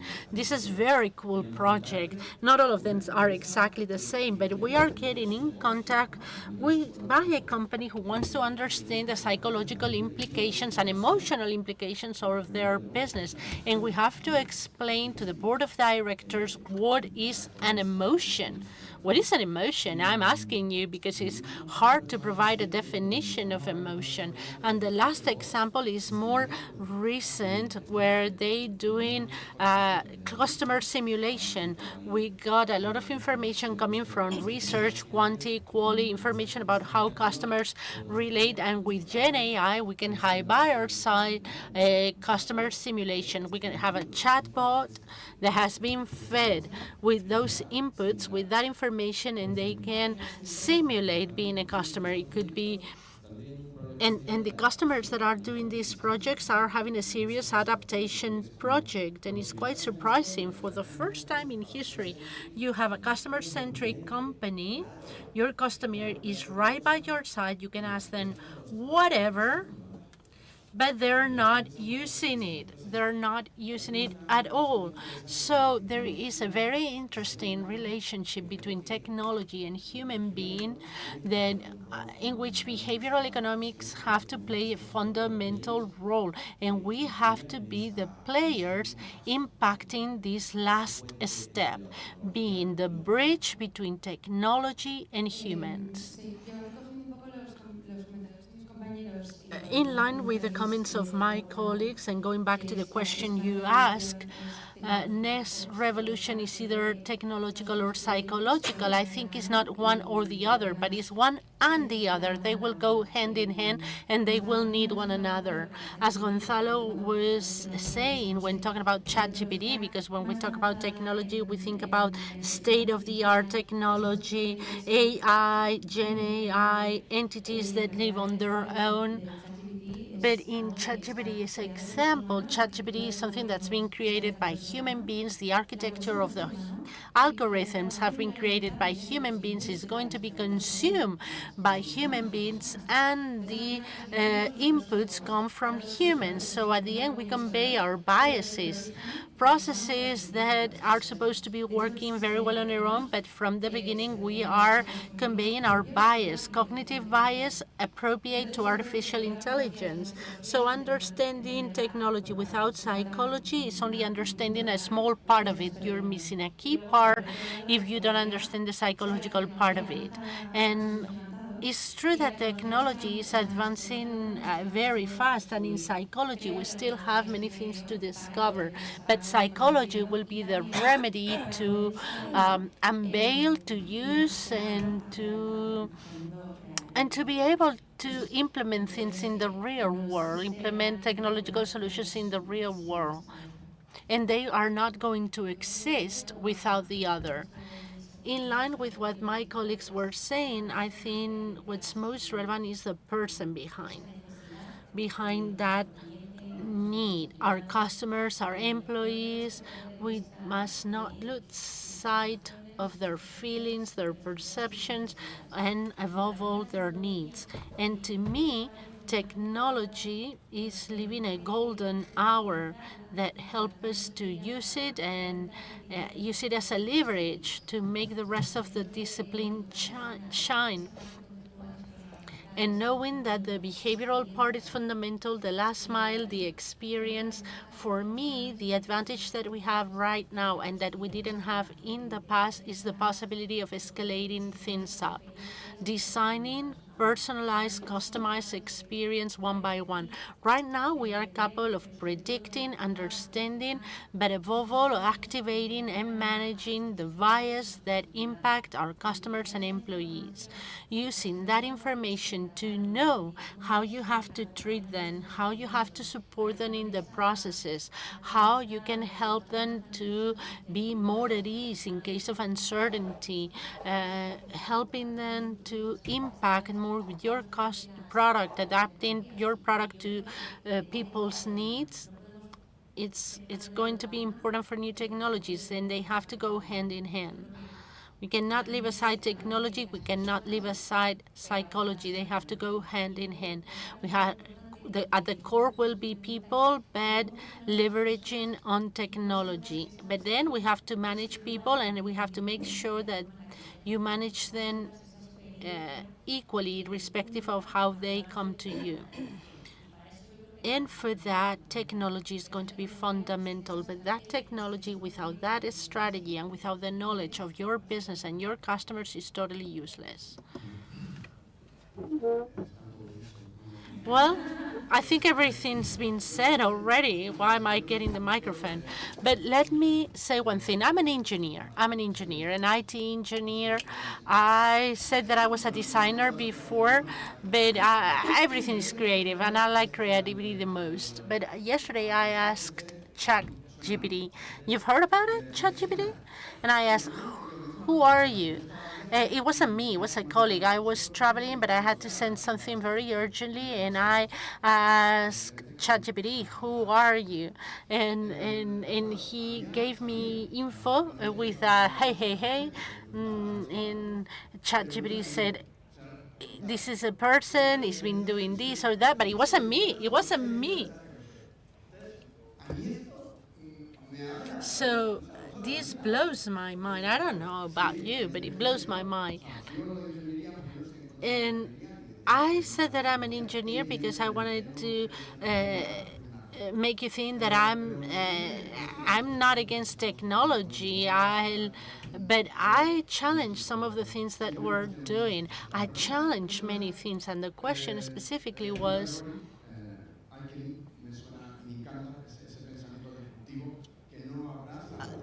about the disruptive thought that doesn't embrace all technology but embraces people who likes technology. And this is a paradigm that we have to show our customers. And going back to the previous example, and this may sound stupid, but why the square is too square? That's a question. This cannot be answered, but the answer should have been, what do you think is too square? That's psychology, no? So someone comes with a problem, and you say, let's include technology here. No, you have to include behavioral sciences. Is there another way to understand this, another way to build technology? You will have to build technology based on people. Is there another choice? No. Okay, let's start the conversation. So we are psychologists in a way, and that's our job as behavioral economists. Now this summit, it's amazing, by the way, these forums and ourselves, through this behavioral economy, we can convince people of things. Well, I think we could be hours talking about this with 15 minutes left.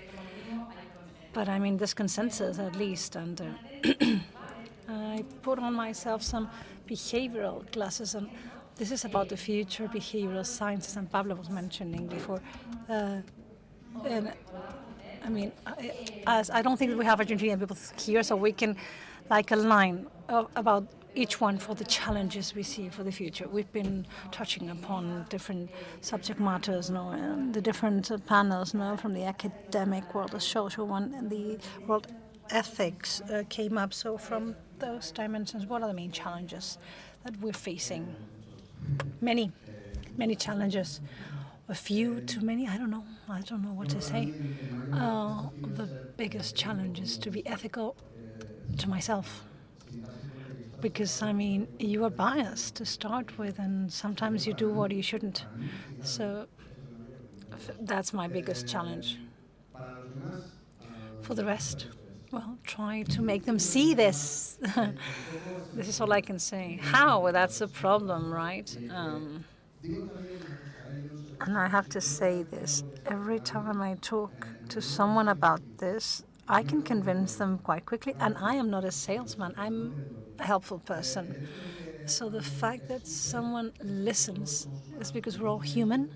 We have uncertainties, fears, etc. And when you're able to connect with the human side of someone, everything changes. And I think the biggest challenge is, from here, to be ethical on the one hand, when selling, and to become what I heard before, in helpers, right? But from the bottom of the heart, because that's how we change things, from within towards the outside, and not the other way around. I think the ethical part is how we apply this, each one of us, and it's the responsibility of each one of us to apply the ethical frameworks, and not to with this science things we wouldn't with other things. So the responsibility lies within us. So the main challenge, beyond the application at scale, the holistic and tailor-made, is that in a few years we won't be talking about applying behavioral sciences, but about behavioral sciences being part of our businesses, for them to be embedded, to be a natural thing. And this way we would have achieved success, and to treat people from a more thorough, comprehensive standpoint, or a more efficient one, or having a greater impact on their experience. I'm going to stray from the ethical debate a little bit, which is where we always focus. I think that the biggest challenge, at least in Spain, is on the social side. There are many countries that are leaders, such as the UK, who include the behavioral economic ethics, the nudge unit. They work together with the government for social initiatives, economic, legal, any kind. The US has it too. The social behavioral science something. I tend to forget the acronyms, but also the World Bank. And in Spain, I think there's room for that. We need insights, and not just from big corporations and the government, but ourselves. From our small starting point, we can push things forward. I mean, we don't have to be perceived out of biased people. No, it's Paula tends to tell me this a lot. It's like we are pigeonholed. No, we are called call the biased people who tell us for nudges. I mean, we're way more than that. No, I mean, the behavior is everything. No, the client, the leads, employees. So for me, the main challenge is, first of all, not to be called at the end of the project, which is when everything has been already designed and done. Say, well, call these people to improve conversion. No, that's the first thing, the first challenge.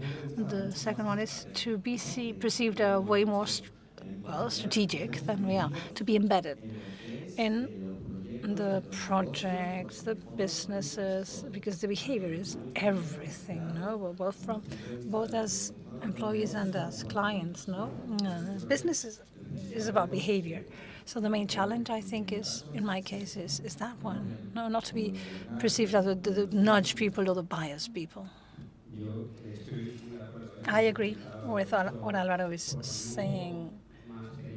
And to be a little bit more negative and go back to the past, and this may help the audience, I think we may still have a challenge in our positioning, and I think it's important, and we have to find the right balance. Because we cannot be the people who talk about bias, but you cannot just come to an organization and say, I'm going to solve your strategy, out the data, out the strategy, I'm everything for you. No, so we have to understand that organizational contexts are complex, and some people have their boxes, and we have to know how to approach them, how to collaborate, how to go step by step, and probably, try to not be pigeonholed, but at the same time to understand about the internal circumstances. Is not just not helpful to try to change everything or destroy everything that has been made in a company. And the second challenge that has been talked about is scale. And I will give you an example from the past many times. We tend to talk about wonderful experiments that worked, but this has to be scaled up, and to do this in organizations is a complex thing. And I remember a couple of examples. For example, a project a few years ago of behavioral incentives, 60 people, an experiment done in 3 times, plus 30% conversion. No, and it was something to publish, but then this has to be applied to 5,000 cases, putting banknotes. I mean, it's not scalable, and the organization wasn't ready to do this electronically, and this was reduced, and then it was plus 10, and then it faded away. And I believe that we have a challenge as far as positioning goes, and also in knowing and managing expectations, because behavioral changes are complex. Organizations are complex, and the experiments may have worked in a certain context, but that doesn't mean it will work later. And when extending this to other contexts, sometimes people just don't apply behavior because they don't know, they don't want to. Well, some things aren't just sorted out the right way. I think, the positioning thing exists, but in behavioral science, especially in the private world, they started from, facing what exists. And if you take a look at the spokes of the main behavioral lines in companies that have been here for a long time, it was design thinking doesn't work, do behavioral, UX doesn't work, go behavioral. I mean, that has been harmful for us who came later, because I don't think that's how things are. It's very relevant, and we have to incorporate the behavioral knowledge part. And this still will be a challenge, and I was talking with Benjamin before. There are many areas in companies where they perceive us, they are, I don't know, they don't understand the difference between what they do and what we do. And because it's not a clear thing, it's more about methodology and following a scientific process, and not real tasks that have to be carried out. So trying to sort out how we integrate in companies will be the biggest challenge for the future. And we will sort this out as quickly as we can. We have 6 minutes. We're 6 people here. So the last question is, companies are hiring more and more the behavioral scientists, but there are few who have internal teams, so they outsource this service. So thinking about the future, do you feel that it will continue to be this way, or we will be seeing more and more their own departments, behavioral departments? And you will start, since you have the mic. I think that all of us here,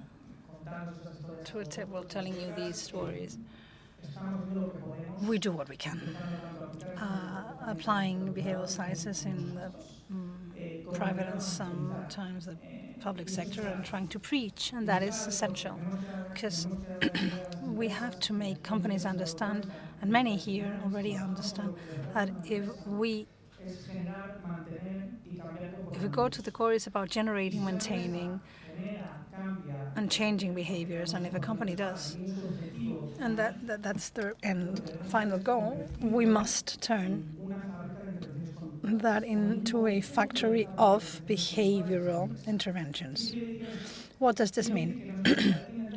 Well, every time we try to position a new brand or launch a new product, a function, a feature, or a new channel, selling channel, this must be a behavioral intervention, because we don't know if that new feature or brand or process, service, whatever, will have the impact we think will have. So we must generate factories of behavioral intervention, and we call that video behavioral organization, and that's an organizational change.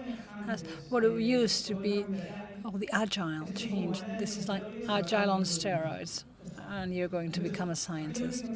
So what we're trying to do here is from the top to go down, so that people see the need to change organization, putting human behavior, all the stakeholders at the core of the productive model of companies. If we are able to do that, we'll generate those factories that generate insights that has to be done the right way, and that will learn and generate an ongoing improvement process. So we'll have people working in what they want, doing what they want, because we would have achieved an upskilling, reskilling methodology, and to push people toward what they like most, what Monica was mentioning. And if we're able to do that, we'll achieve more business goals, because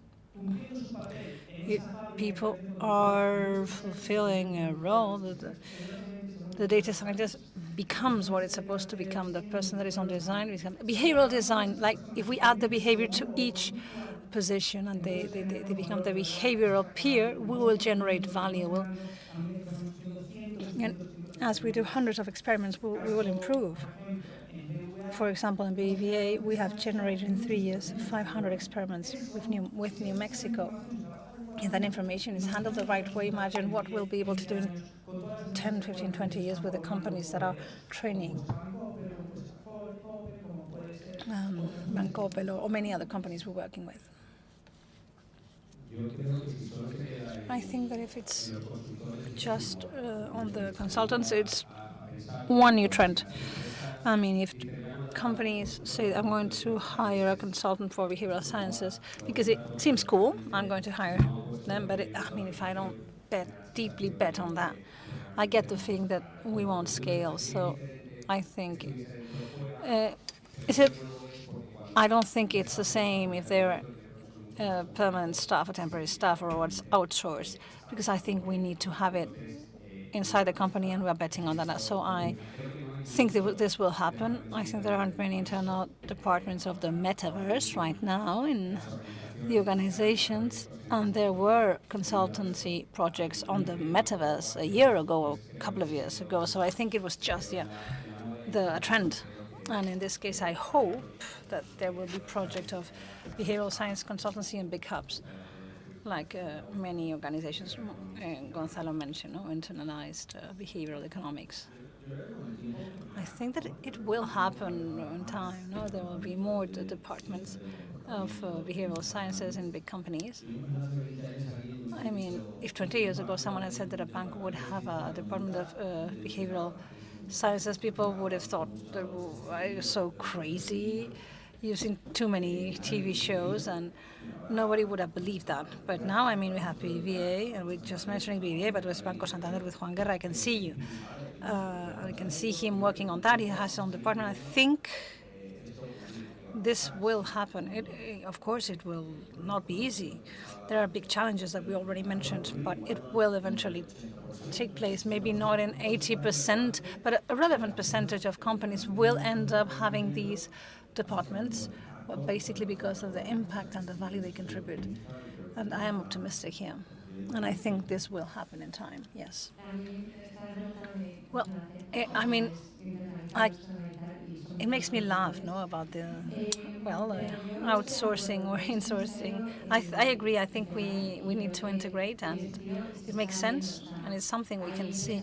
There are new digital companies, banks such as Revolut, financial companies such as Lemonade that are born with the team from the beginning. They consider this essential, and other more traditional companies that are acquiring it.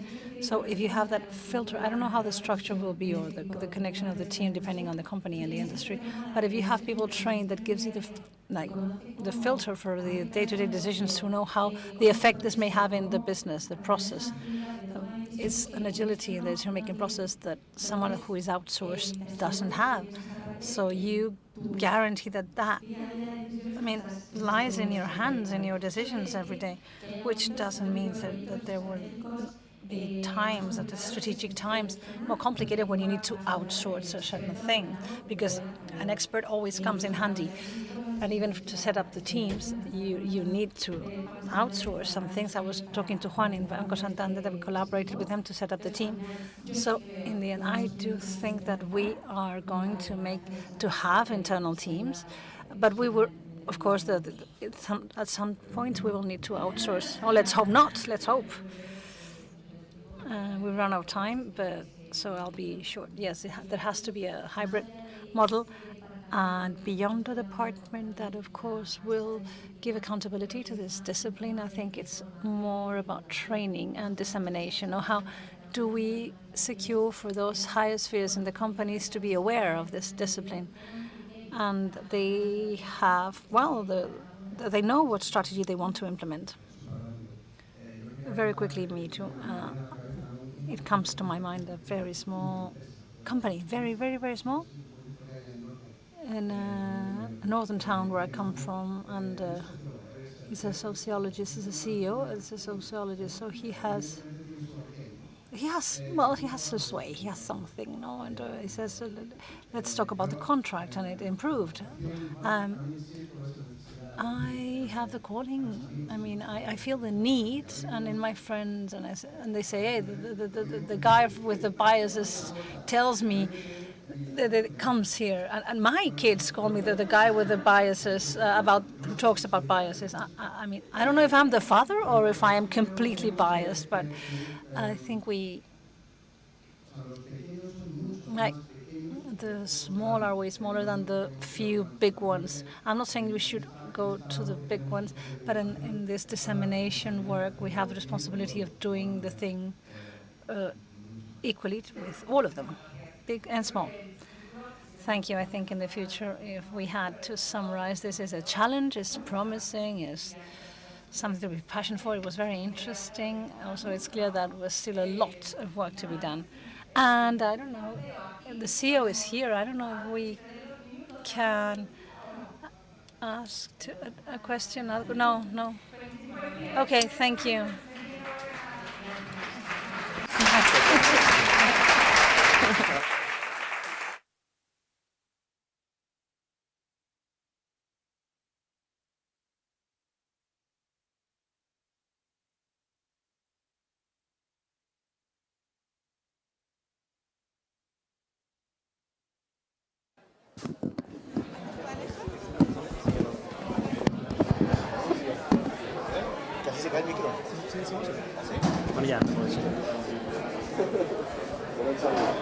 Listísimo. Equipo. Vamos a tener un... We're going to do a very fast break just to give you some instructions. We just have a very interesting panel, and hopefully you feel very excited. Very brief rest, very brief break, and we'll be right back. 5 minutes break, and you have to be here in 5 minutes. Les pedimos por favor que en 5 minutos nos vemos de vuelta. Muchas gracias.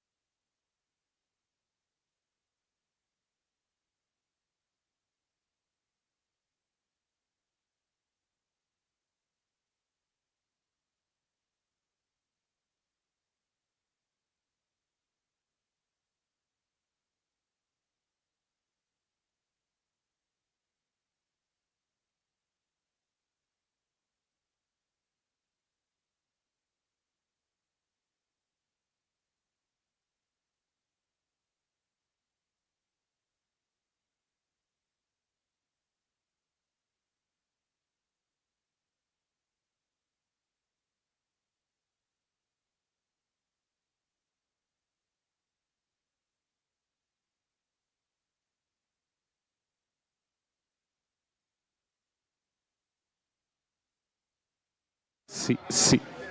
Oye. Can you hear me? Yes. Okay. La pantalla.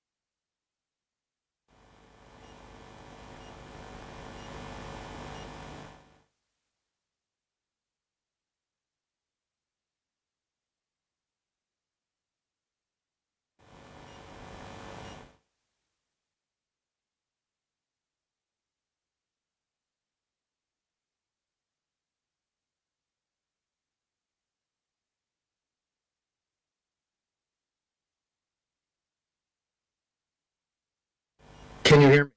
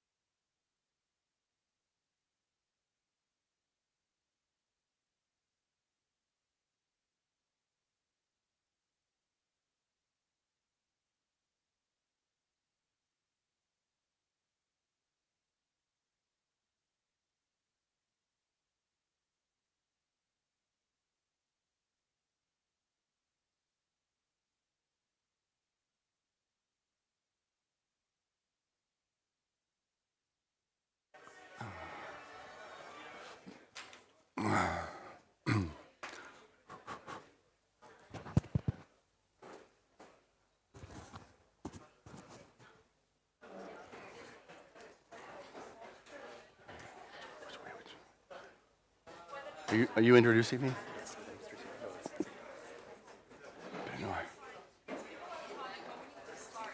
Okay.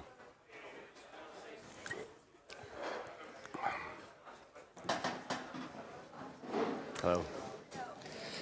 Hello. ¿Qué tal? Vamos tomando nuestros asientos, por favor. So we're going to take a seat, please. If you don't mind, we need to take a seat, and we're already back, and we're going to start with one of the big moments of the afternoon. Now Lee Newman, who is the Dean of IE Business School, will be interviewing the co-author of the book Nudge, and one of the most brilliant minds in field of behavioral science nowadays. So now we're having Lee Newman's interview to Cass Sunstein. Well, it's a great pleasure to be here. I hope you expected English. Vamos a hacer esto en inglés, ¿vale? Okay. Thank you to BeWay for inviting me here. You know, I have to admit, I almost didn't make it here. I got in a taxi in downtown Madrid at IE Business School to come here, and when the taxi went off, and the driver asked me, which way would you like to go? As a behavioral science person, I said, well, what are my choices? And he said, well, you can go the short way, which is less expensive. You can go the long way, which is actually faster, or you can go the scenic way. And, you know, at that moment, I felt the weight of the paradox of choice. And you all know what happens when we face the paradox of choice, right? What do? I deferred my choice. I got out of the taxi. I said, no, thank you. I'm going to walk. So I walked 6 kilometers from Madrid, and here I am, a little sweaty, but I made it. And it is my great pleasure to introduce our distinguished guest, Cass Sunstein. So he is a professor of law at Harvard. He is a former director of the Office of Information and Regulatory Affairs in the United States. He's one of the top minds in behavioral science and law, recognized for his prolific and cited contributions in academia in U.S. law. Now, of course, we here today, we know him principally for his book, Nudge, which he wrote with Nobel Laureate Richard Thaler, which revolutionized literally the thinking about behavioral interventions in public policy. He's written other books, more recently Noise with Nobel Laureate Daniel Kahneman and Olivier Sibony. He has a book called Rumors, which is about misinformation that you might want to read. And you probably don't know, but he's also written a book called The World According to Star Wars, which is now on the top of my reading list because I love Star Wars. So Cass, so let's check the sound. Can you hear me? I can hear you just great. Thank you so much. Thank you for being here. It's a pleasure to have you. We have a room filled with people, at least 10,000. I know you can't see us, but we can see you. No pressure. So let me kick this off with some questions about successes related to behavioral economics and nudging. We've seen how governments, how companies, how organizations of different types have tried to apply these concepts. And what I wanted to start off with was maybe you could share with us some examples of success, maybe surprising ones if you can think of any that are maybe counterintuitive, and give us a sense for why they were successful. The floor is yours. Thank you for that. So case one, poor children in the United States are entitled to free school meals, breakfast and lunch free if you're poor, and a number of the families don't get what they're legally entitled to. And the initiative was to enroll them automatically in free school meals. It's called direct certification. And as a result of that, tens of millions of children, over 10 million children, are enjoying free school meals. That's a spectacular success from behaviorally informed policy. A second example comes from Washington, D.C. I'm speaking from Washington, D.C. right now, where there's a technology which really improves outcomes for children. This isn't about food, this is about education, and a lot of parents don't use the technology. The nudge was to make it basically very simple and easy for parents to do that, and as a result, the percentage of people who were using the technology that helps children increased from 1% to over 90%, from 1% to over 90%. And the results are the kids are having better educational experiences as a result of that. I'd say a third idea comes from Europe, and it involves helping people to benefit from green energy. And in Germany and in Switzerland, one initiative is to say that you're going to be green by default, that your family or your business, you're going to use green energy unless you don't want to. And the results from Germany and Switzerland, there's also a similar set of results from California, is that the percentage of people who use green energy increases very dramatically. And that's terrific for environmental issues, regular air pollution or climate. It can also be very good economically. In any case, the impact of that nudge is very, very high. And so besides us, you mentioned the free meals plan, which worked incredibly well. So besides us in companies thinking about offering all of our employees free meals, what kinds of things, how can we think about applying some of these ideas in the context of, let's say, managing people, nudging employees, or maybe customers? Any thoughts on that? Yes. So let's talk about customers. Amazon has something called one-click purchases. You just click like that. And as a result of that, it's really easy for people to buy things. And that's part of the secret of Amazon's success. They make it really easy for people to buy things. If you want employees, for example, to enjoy their jobs better or maybe to do better, here's a little idea. A lot of companies are doing this. Have a sludge audit. Sludge audit. There should be a version of this in every language so that when people hear sludge audit, they know exactly what's meant. Sludge consists of administrative burdens, waiting time, time spent on the phone, forms you have to fill out that are very long and confusing. For many employees, sludge is a curse. It's not technically a violation of the Universal Declaration of Human Rights, but for human beings, it is a curse. It makes being an employee harder and less fun. For companies to do a 2-week sludge audit and see what are employees doing that involves administrative burdens that are maybe a waste of time or dreary, and they're not doing what they are employed to do, which is to help grow the business. Do a sludge audit, make it informal for 2 weeks. You'll find there's more sludge in all likelihood than anyone wanted. And then the sludge audit can be followed by a behaviorally informed sludge reduction strategy, which will make 2025 better, happier, and more profitable. And just for those of us, we're in a multilingual environment here, so sludge is bureaucracy, essentially. It might be a foreign term here because we don't have bureaucracy in Spain, but you're in the United States, so there's some there at least, right? So, I would, if I might, let me say a little bit about sludge. It is an unfamiliar term. Bureaucracy isn't quite the right definition, if I may say. Think of it as frictions or administrative burdens or waiting times, little barriers or burdens that prevent people from doing their job. It might be a 12-page form. It might be a 6-day waiting period. It might be a requirement that you go somewhere rather than you file online. It might be paper rather than electronic. So think of sludge as administrative burdens of multiple kinds, and every country in the world, emphatically including Spain, has a lot of them. Customers face sludge, investors face sludge, and employees face sludge. And once we have the category in mind, we have a new frontier of behavioral science. The OECD is going big on sludge audits and sludge reduction. They have something called an International Sludge Academy. And nations that speak the Romance languages, I say they are the world's first and best hope for sludge reduction. So, and I guess for those of us who work in customer experience design or UX, we could think about, in some ways, I think, but you tell me if this is correct, the idea of when we map out a customer or an employee journey, and we're looking for pain points that we're trying to smooth out, those can be sludge moments, the places where there's sludge that could be reduced. Is that fair to say? Completely fair to say. Just to map it to a more corporate language. Customer experience initiatives that are informed by behavioral science keep in mind kind of behavioral finding number one, which is if things aren't going well, make it easy. Make it easy. Fantastic. So how many people are doing actually behavioral economics, some nudging, these kinds of things in your companies? Raise your hand or your organizations here. Okay, so Cass, I've got a lot of people with their hands up. So for everyone's benefit, I mean, we try to use these techniques, these tools, these concepts.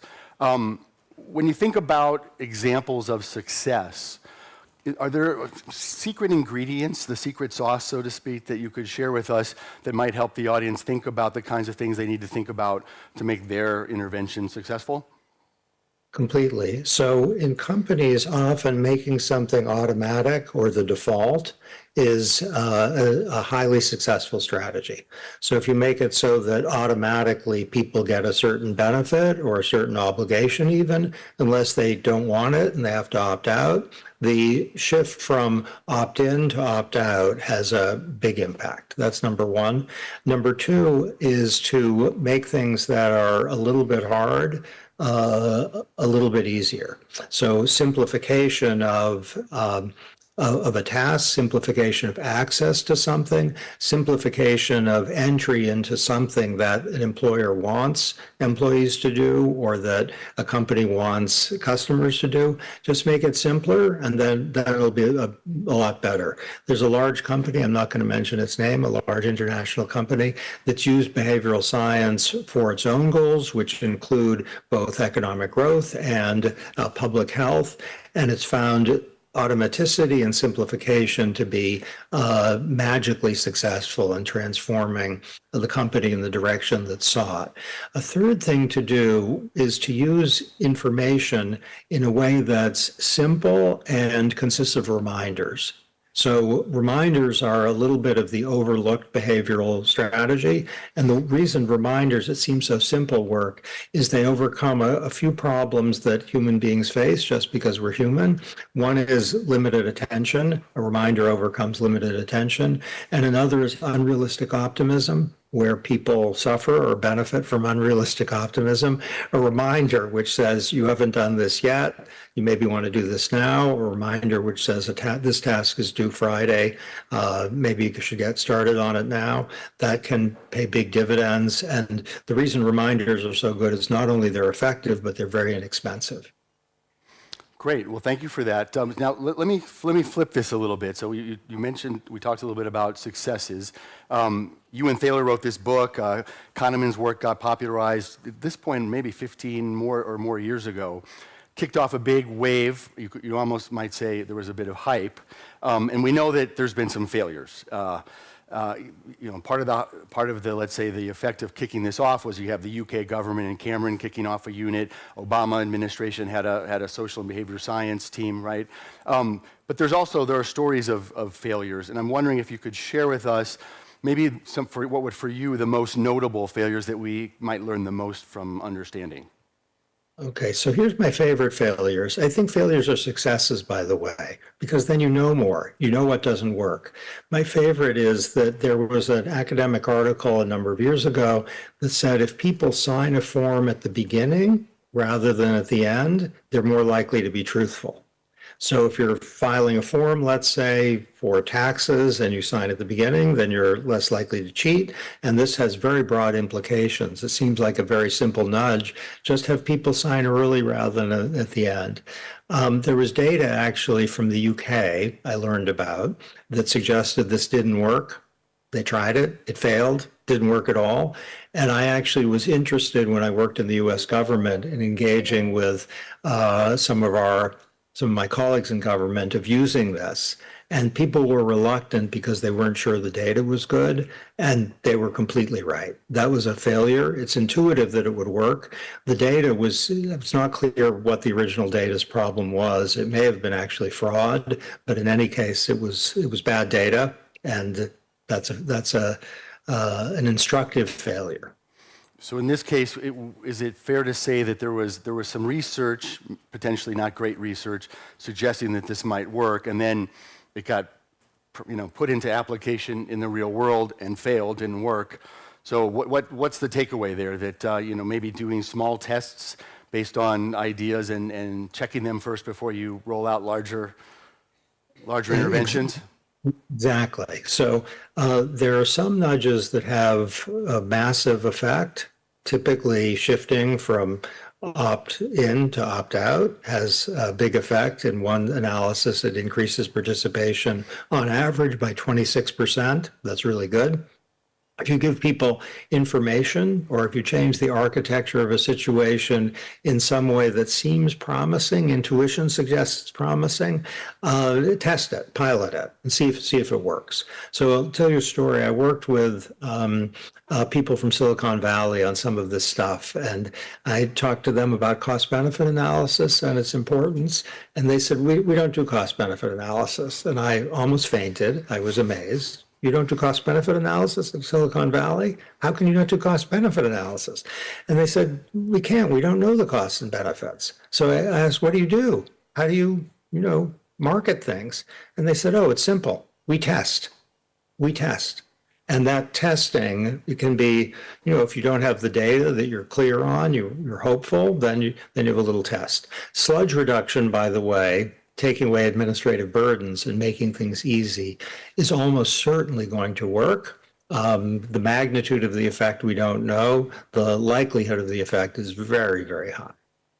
And so use the example of the signatures, before versus after on the forms. Any other examples that you can think of that you might share regarding failures? Yeah, I should say that the promise of behaviorally informed strategies is on a scale of 1 to 10, approximately 380, meaning it's off the charts. So to emphasize the failures is extremely important, but what's been achieved in the last 10 years goes so far beyond anything Thaler and I imagined. The creativity of the private sector has been inspiring and awesome. Here's an example of a failure. If you give people information about calories on food, it's not clear you're going to have a big impact on caloric consumption. Now, it might be that companies will offer lower calorie meals. So it seems that companies are responsive to a calorie labeling, but there's some data that's very ambiguous about how responsive customers are. And there are a number of reasons for that. One might be that people in the relevant populations, they really like brownies. I like brownies. They like cake. I like cake. And they like things that have high calorie. And they see their high calories and they say, okay, that's not good, but please, I want the brownies. So that's an instructive, I wouldn't quite say failure, but it's not a success. So, okay, so you mentioned the 320%. There's been some huge successes, particularly in the private sector and the public sector as well. For people who are thinking about doing these things and are doing them, let's do kind of maybe like a pre-mortem in the sense of what are your ideas for the kinds of things that you think companies should do more of or less of to make these things work and to avoid failures? What should we be thinking about? Okay, so in my own engagement with governments and with the private sector, it's problem-driven rather than theory-driven. So the question is, what's the problem? If the problem is, for example, that you want employees to take up the use of generative AI, or you want people to use new technologies that they're reluctant to use, one strategy is to make it easy and simple for them to do that. Another is to have what is described to them as an experiment, try it for a couple of weeks. My guess is if they try it for a couple of weeks, then they're going to try it for a lot of weeks. Or is the problem that you want to move offerings from, let's say, one kind to another, and you're not sure your customers are going to like it? Then we can use a repertoire of strategies, one which involves information disclosure, where information is given about why you should like the product. It's really good. It's better for the task at hand. Another possibility is to use social norms to suggest that people are increasingly choosing this product or really liking it. That's why we're doing it.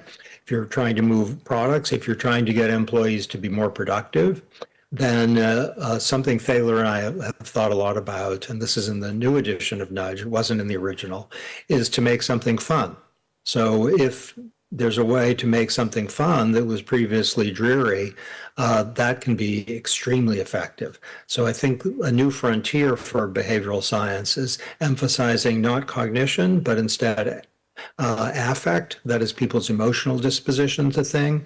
And you can't make a dreary task fun just by using the word fun, but a smile or a sense of a hopeful future that can at least verge in the direction of fun.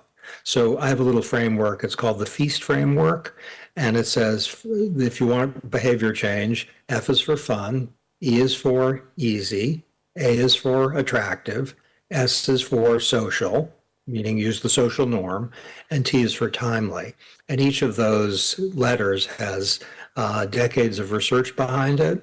So we need to identify what the problem is. And then there's a repertoire of behaviorally informed tools, some of which may not be applicable to the problem at hand, but some of which will be. Thank you for that. Let me change gears just a little bit because you mentioned brownies. And in my taxi on the way over here, or actually in my walk on the way over here, I burned a lot of calories.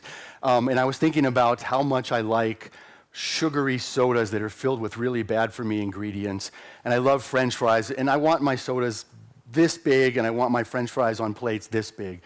And there are places in the world that are contemplating taking that away from me, making companies reduce portion sizes and saying, Lee, you can't have your big fries and your bad for you soda. So that I think makes contact with a big area of your work with is the ethics of nudging. And you're a law professor, so we're glad that you're thinking about ethics and nudging. Thank you for that. So share with us a little bit, what are your biggest concerns with respect to ethics in the context of behavioral economics and nudging? So I've done surveys in, I think, 17 nations, I believe including Spain. It's a large number on what people think about nudges and behaviorally informed strategies. So I can describe my own ethical concerns, but I feel more taken with the ethical concerns expressed by the world's populations. And what's notable is that across diverse countries, Germany and France and Canada and Mexico and China and Hungary, what stands out is people tend to agree across various countries. And here are things that are ethical kind of precepts that seem built in almost to our species. If a nudge is in the interest of people who are being nudged, and if it's consistent with their values, they tend to like it. So if they think this is something that promotes my well-being and is consistent with my values, that's great. If there's a nudge that is compromising my values, maybe my religious values, maybe my political values, people won't like that very much. If they say it's consistent with my values, but it's not promoting my interests, for example, suppose it's something that's sacrificing my money or my health, I don't like that at all. So number one, the ethical requirement from Kant, German Immanuel Kant, that's on the value side and interests. You can say the English philosopher, Jeremy Bentham, people really care about that. People also don't like being manipulated. So if people are subject to something which seems sneaky or covert or tricky, then even if the ultimate goal is good, they start to get nervous. So transparency is very, very important. Respect for people's agency by saying, for example, you're going to be automatically enrolled in a savings plan. Here's why. If you don't want to be, you don't have to be. You can opt out. People say, okay, I get that. That's transparent and it respects my agency. It's also kind of in my interests. People don't want their property to be taken without their consent. That seems very broadly felt. So if people think something's being taken from them and they haven't fully consented, then they're going to get mad. If something offends something like, let's call it an intuitive sense of what their rights are, they're not going to like that at all. So if people are automatically deemed members of a certain political party or automatically deemed members of a certain religious community subject to opt-out, they think, no. That's not good. That I get to decide. And there may be some cultural disagreements. We actually find in Hungary and Japan somewhat lower levels of enthusiasm for nudges than in other countries, a little mysterious. Very high level of enthusiasm in South Korea and China. But these are differences which are within the family differences, not huge differences. So values, interests, no rights violations, and yes, transparency, no covertness, no sneaking. And how does that, so if we go back to my desire for giant sodas and big plates of French fries that some people want to take away from me, so I'm upset about that based on many of those criteria that you mentioned. So this, I think, connects with your idea of libertarian paternalism, right? So I guess my questions are, maybe tell us just a little bit about that, and my questions are kind of, somebody wants me to do the right thing, but whose definition of right? I mean, is it better for me or is it better for society? What does better mean in these contexts of guiding behavior? And how does libertarian paternalism come to bear on all of this? Okay, great. So a GPS device is an example of libertarian paternalism. So your GPS device allows you to say, I want to go to Madrid, I don't want to go to Berlin. You get to choose the destination. And if it tells you, here's how you get to Madrid, and you think, I don't like that route, I want the faster route or the more scenic route, then you can override it. So libertarian paternalism means that you're ultimately in charge of the destination and that you get to reject the nudge if it suggests a route that you don't like. It's paternalistic, though, the GPS is, in the sense that it tells you how it thinks you should go if you want to get to your preferred destination. And if you look at nudges, they are typically forms of libertarian paternalism. The laptop that I'm using right now has libertarian paternalism in it. It has default settings of multiple kinds. It gives me information. If I do certain things, it will tell me, are you sure you want to? Delete this file or send this email. It has a lot of things that allow me ultimately to be free, but that are paternalistic toward me. Companies are often engaged in libertarian paternalism with their employees, also with their customers. They will steer them in a certain way, but it's ultimately the customer or the employee that's in charge across a wide terrain. Now, a lot of libertarian paternalism is about protecting the chooser.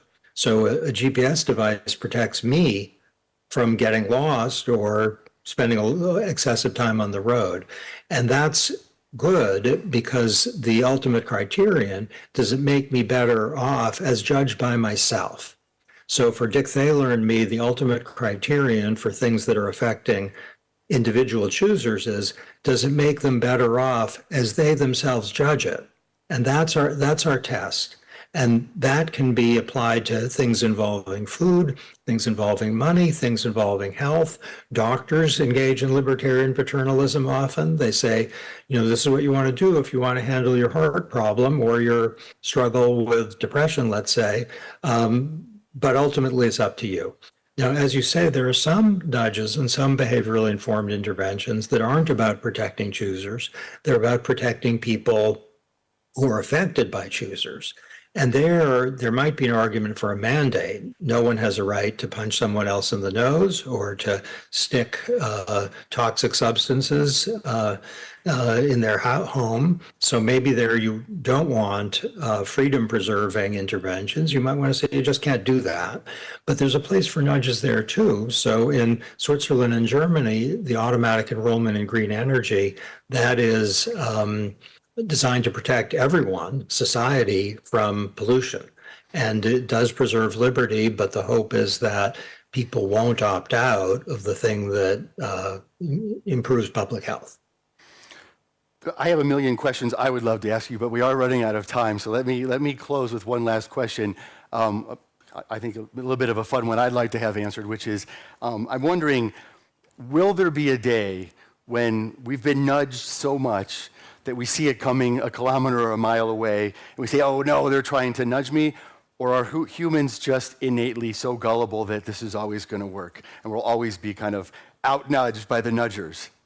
I think we have to think of it a little differently. If my car tells me you're about to hit something very hard, which is going to smash your car, so it goes beep, beep, beep, Or if I'm switching lanes and there's a car in the lane and it starts emitting a noise which says, be careful. I don't think, oh, I'm being nudged. That's sad. I wish I weren't. I think, thank you. So if we see something that says, you know, if you want to be healthy, you probably shouldn't eat this, but you can, then that should be welcomed, not despised. So I'm thinking of my laptop right now because I'm looking into it. It's nudging me in a whole bunch of ways. And I'm not thinking, go away, nudge. I'm thinking, thank you for preventing me from, doing something really silly involving, let's say, deleting a file that I kind of need. And I'm guessing you're probably getting a nudge from your calendar saying, you need to go to the next meeting. Well, this has been a great pleasure. Thank you so much. So please let's have a big round of applause for Cass Sunstein.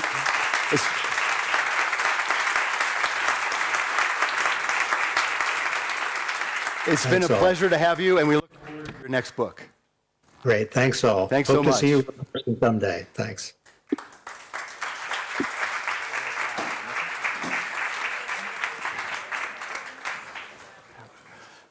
Vamos a mover la mesa. La van a mover aquí al centro, sí, sí. Pasa. La vamos a poner un poco más al centro. O aquí, más o menos, sí. Eso es perfecto, es que se quede. Bueno, a ver, ahora. Bueno, qué maravilla de entrevista y qué maravilla. What a wonderful interview, and having people so amazing, right? Don't leave, because we still have someone very special to introduce. Is Jaime Bermúdez, and I am looking forward to listening to him. So, how are we doing, team? How are you doing? Oh, good. You good for what's coming? I want to tell you that I can't wait to listen to this conversation. I don't know if you knew, but Jaime Bermúdez has been advised the presidency ambassador and Ministry of Foreign Affairs in Colombia. He's now a business consultant, and he will give us this talk, navigating between public and private building behavioral bridges. So welcome, Jaime.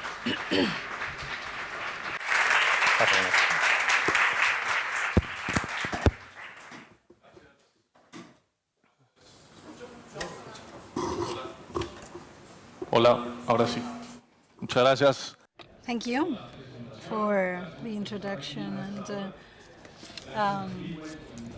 for presenting me, for inviting me. I love BeWay. I love BeWay, but I love the old way. I need my notebook to be able to chat. No, this is how I do things now.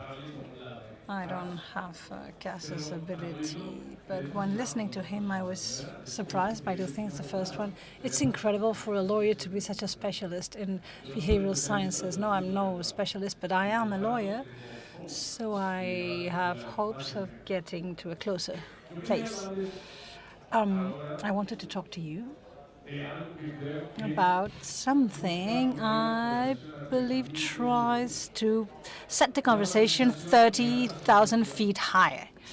I have the feeling that today we talked about, things from common earth, like specific things. We talked about data, science, A/B tests, so earthly things. But I love questions, no? And as Cass was saying, the beginning of a good behavioral exercise is to define the problem the right way. And I like very much when they say that a good question is worth way more than thousands of answers, because the question defines the framework we will be moving in. And we just have two dilemmas that I believe that to be radical, if I may say so. About our experience as human beings.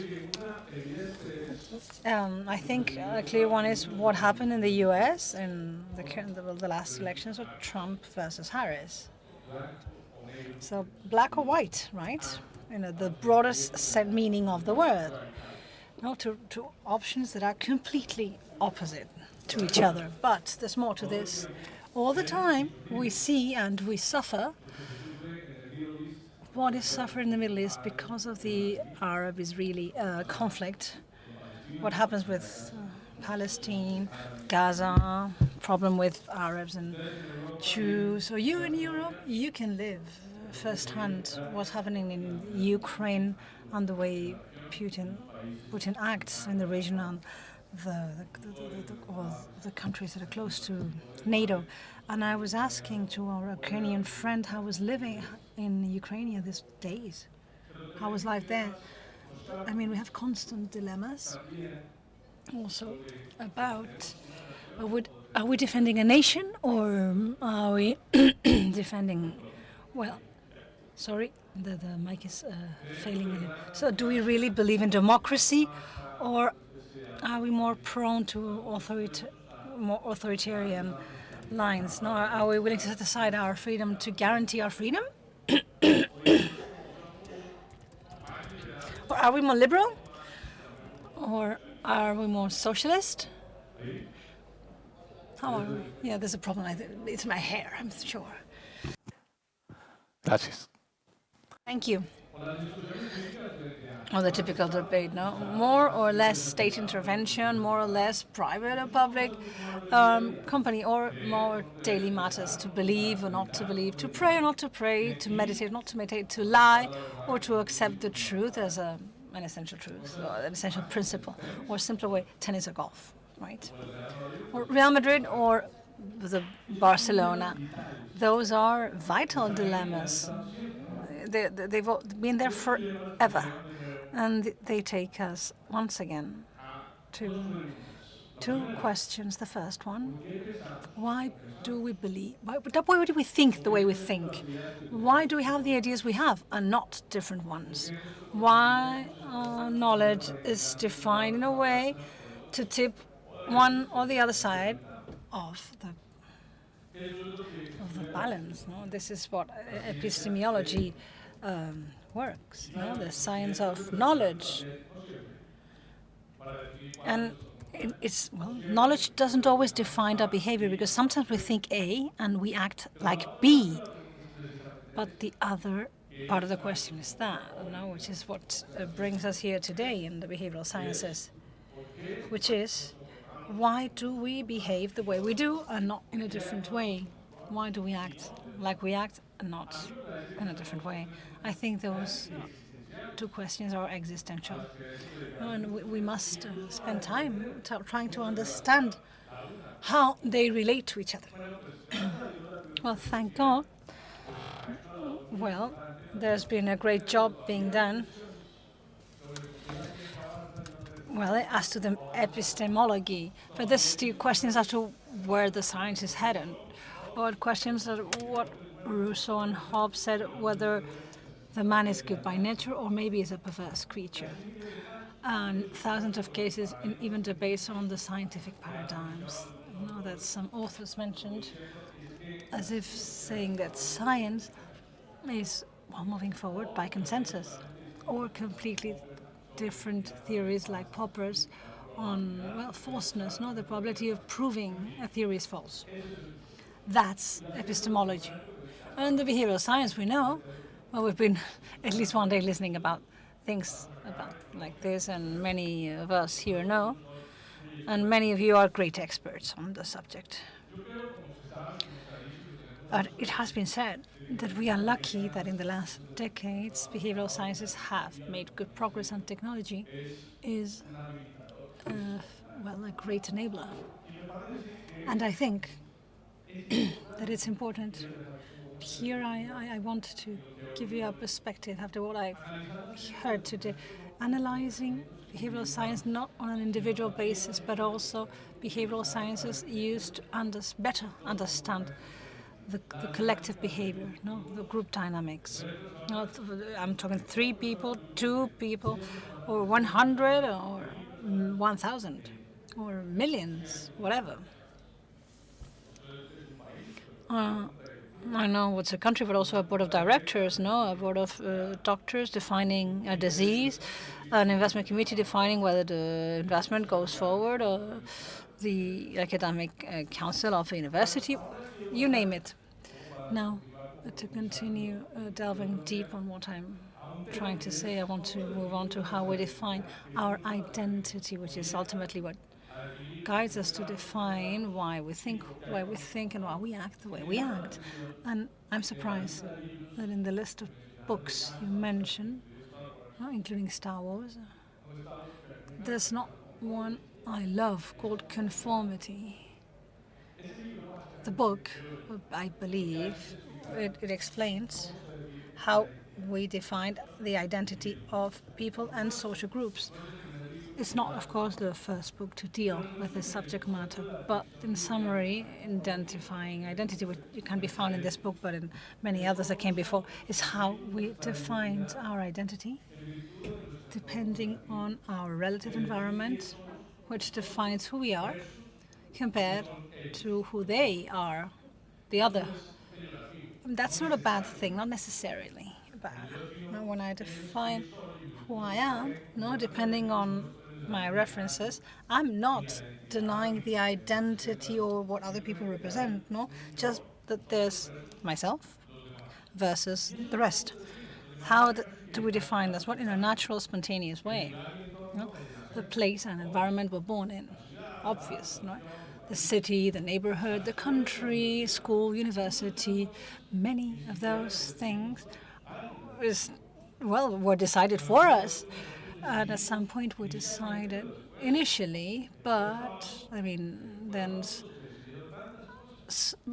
other people decided so many things for us, and we don't redefine every day each decision we make.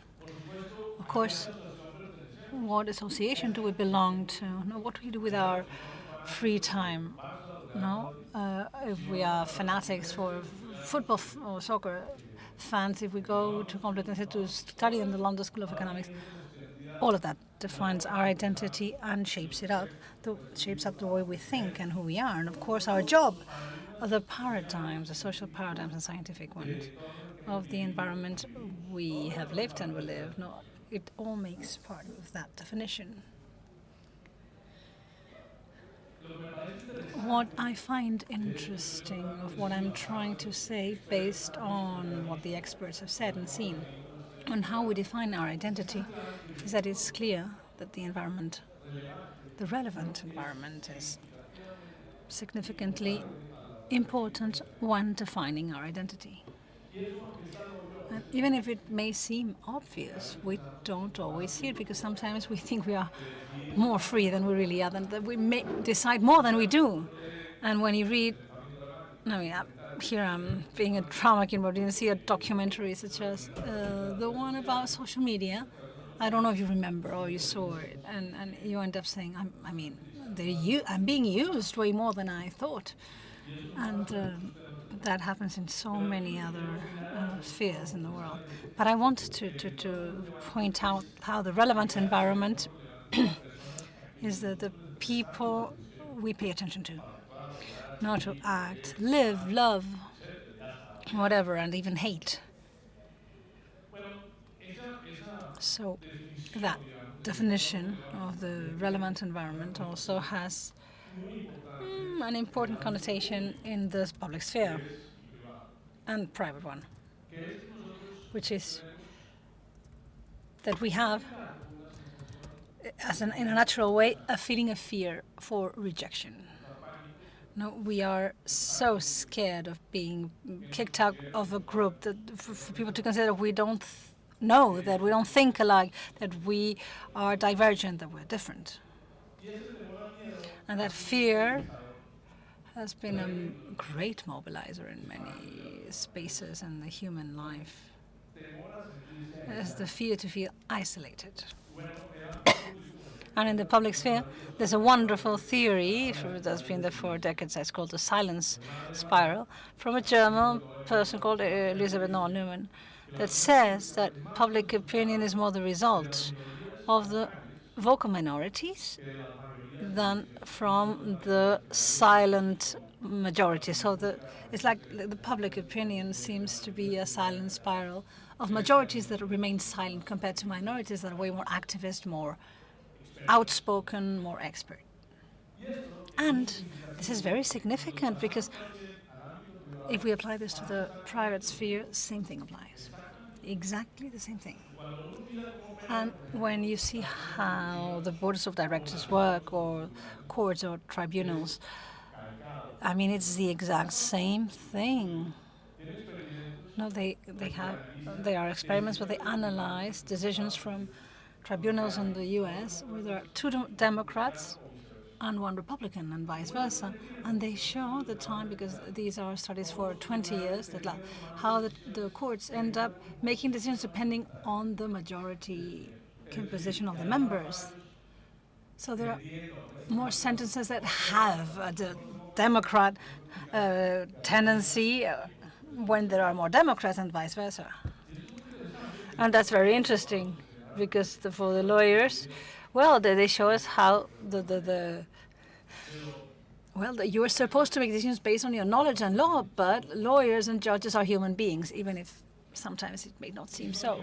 And if we take a look at what happens in the decisions of a board of directors, well, it's quite similar, and the biases you were mentioning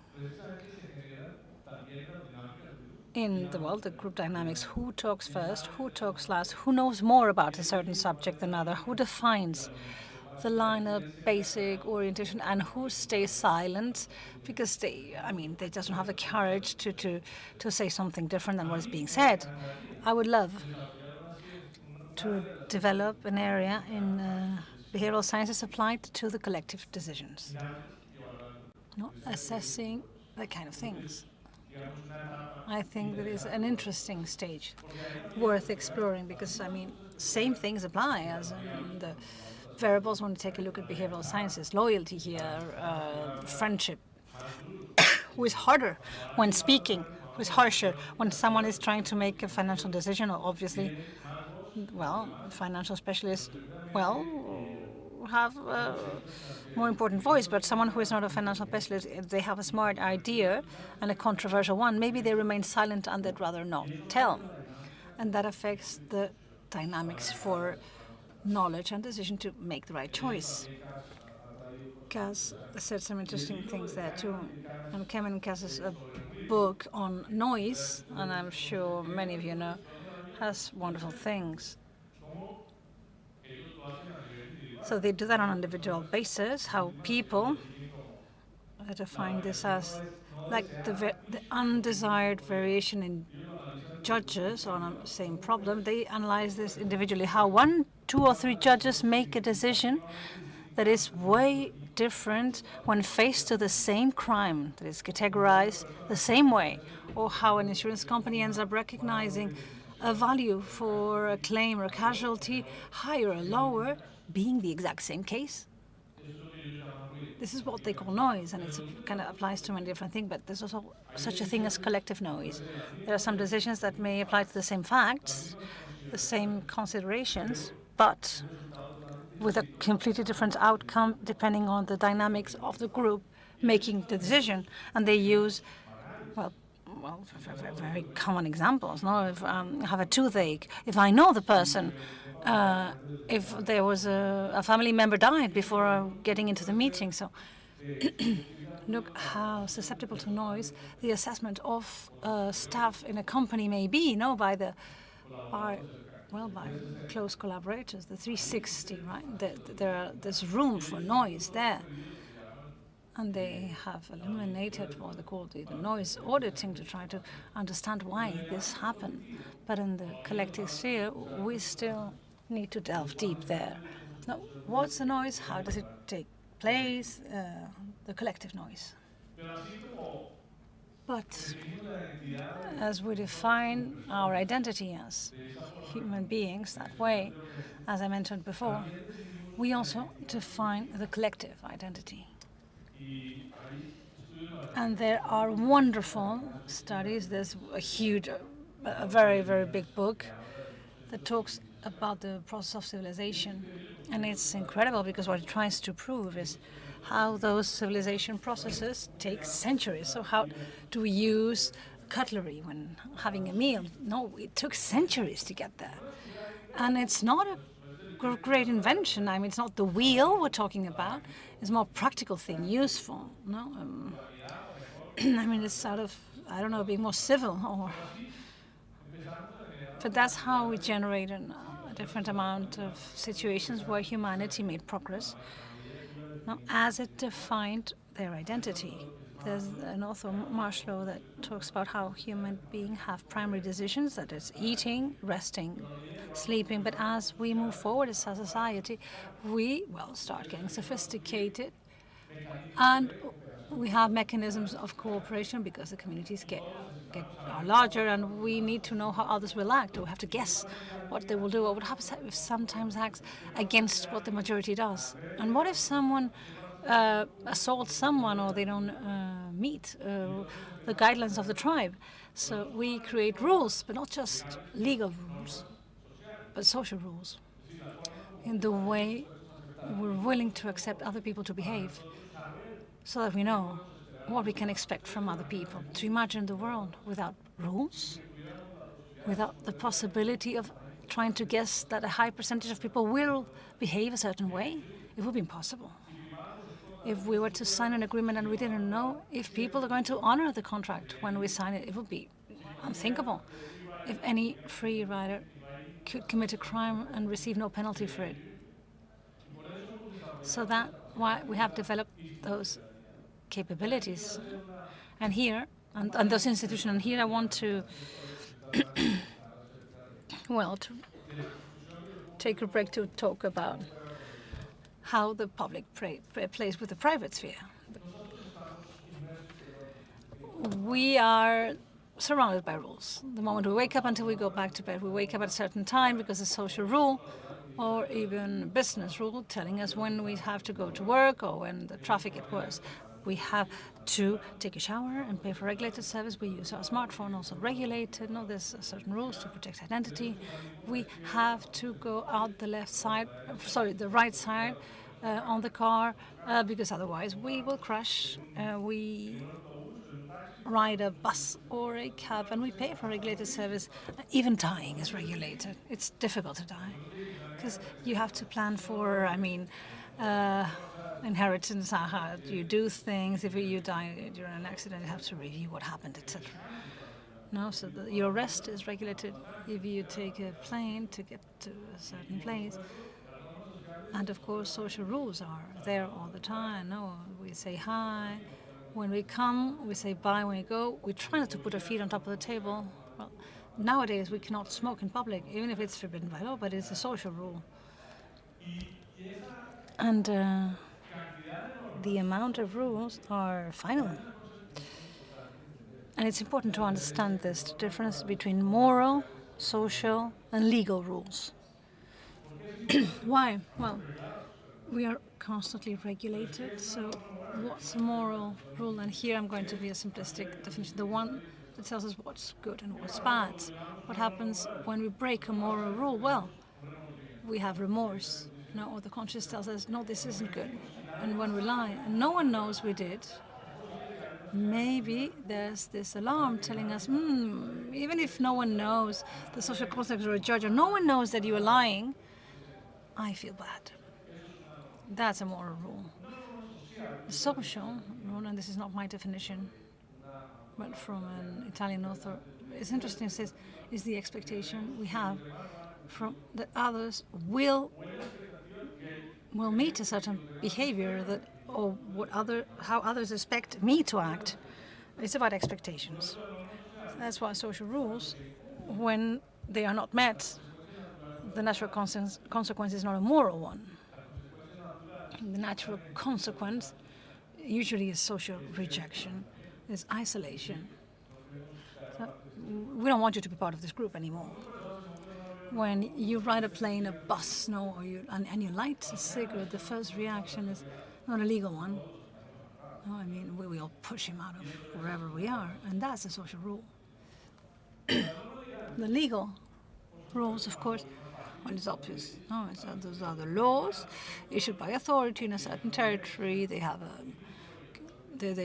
a beginning and an ending, and they are enforced during a certain amount of time. Why is this important?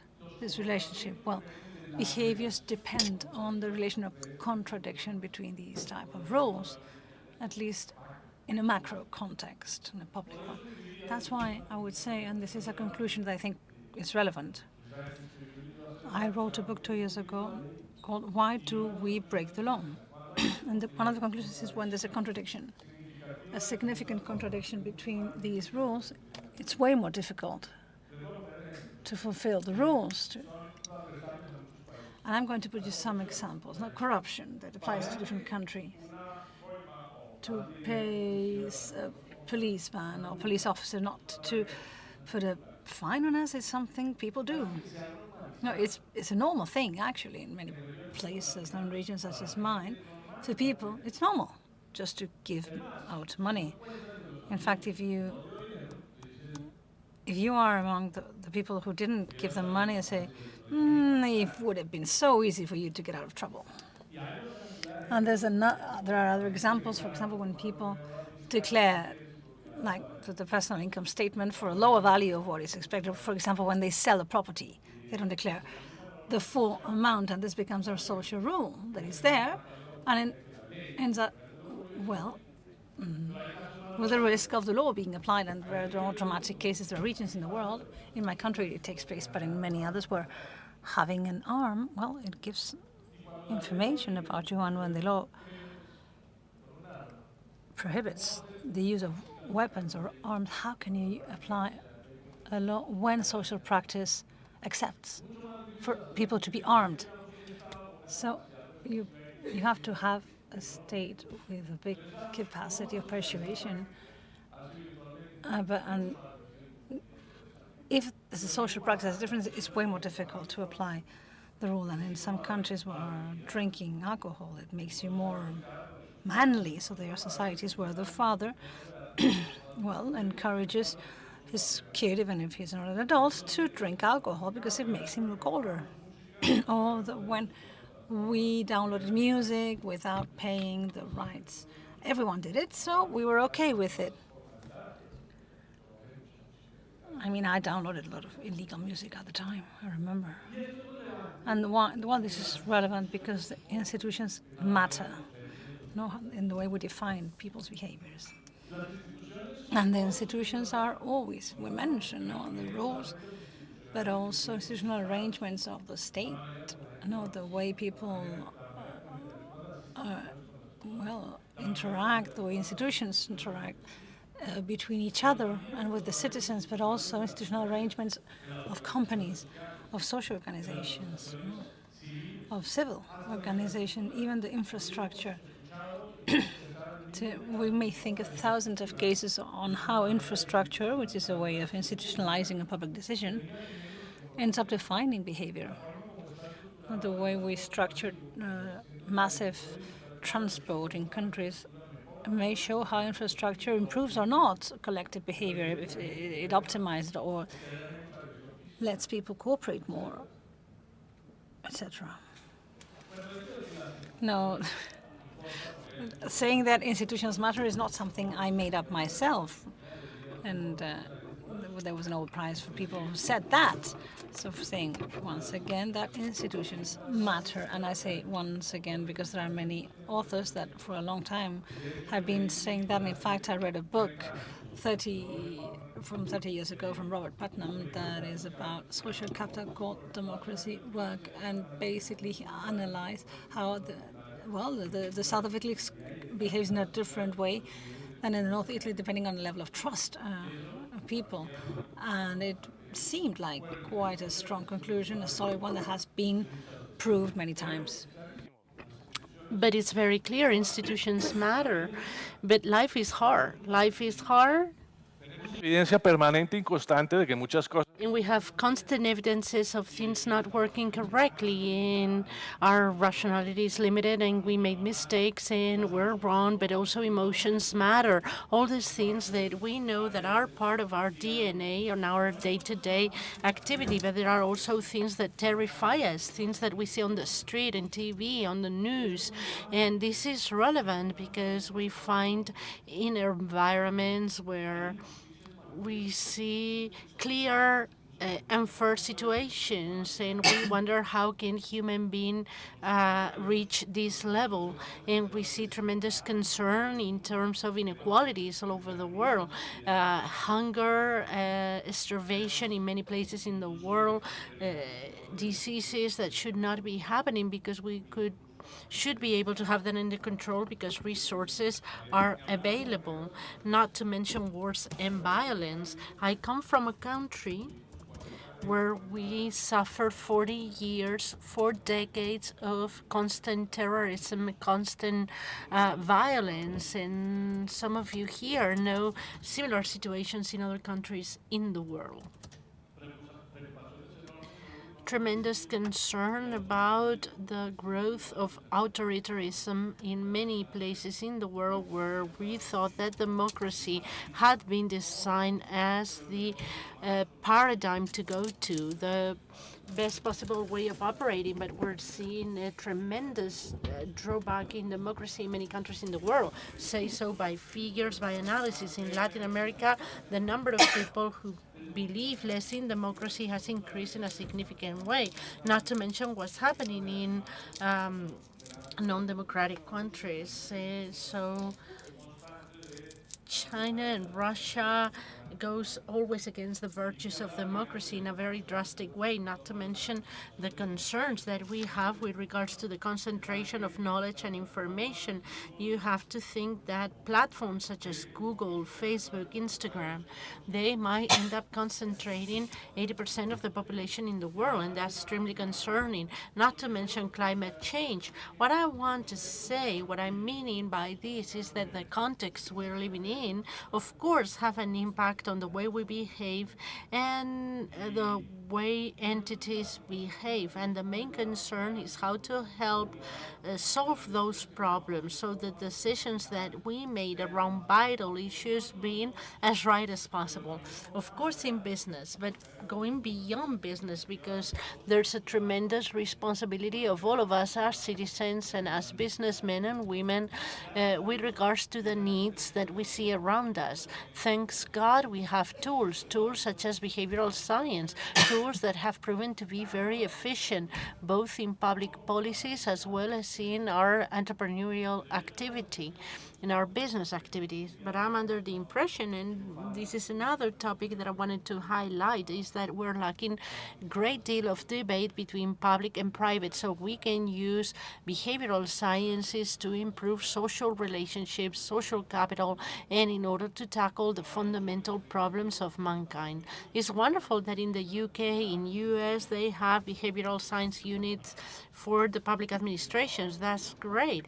And so they have then an OECD or at the World Bank and so on and so forth. It's wonderful to be able to grow the use of behavioral science in the business world, but the conversation that exists between the public and private in order to tackle these problems, it's very scarce. There are examples, very valid, for example, when water management, when doing water management, because of the sustainability problems that we're having, very important things are being done. But this is being done by a company that has a social purpose. But responsibility still, politically, still there. Concern should be there, always present.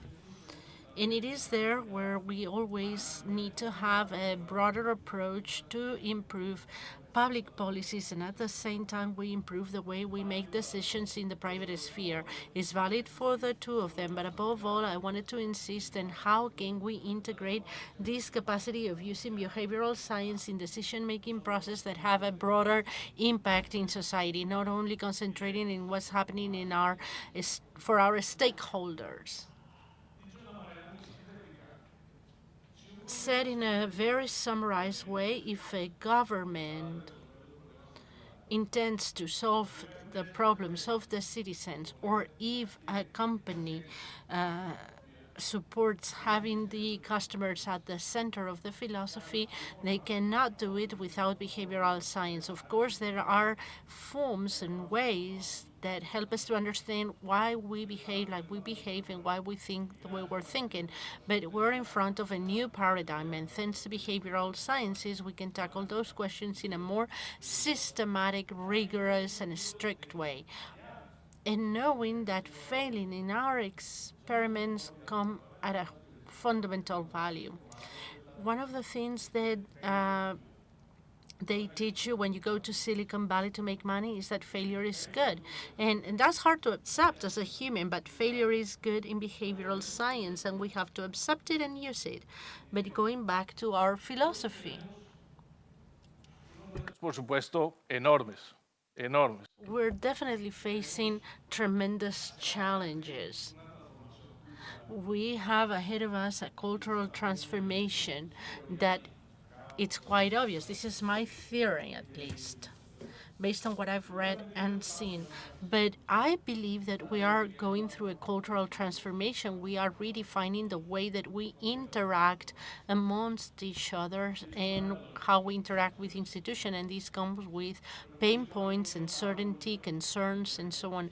But every revolution finds its own institutions, and we have tools that will help us to work. But it's going to be hard. Why I'm seeing this? Why I'm seeing this cultural transition? And by cultural transition, I see a modification in our cultural rules, in our definition of what's acceptable or what's not acceptable.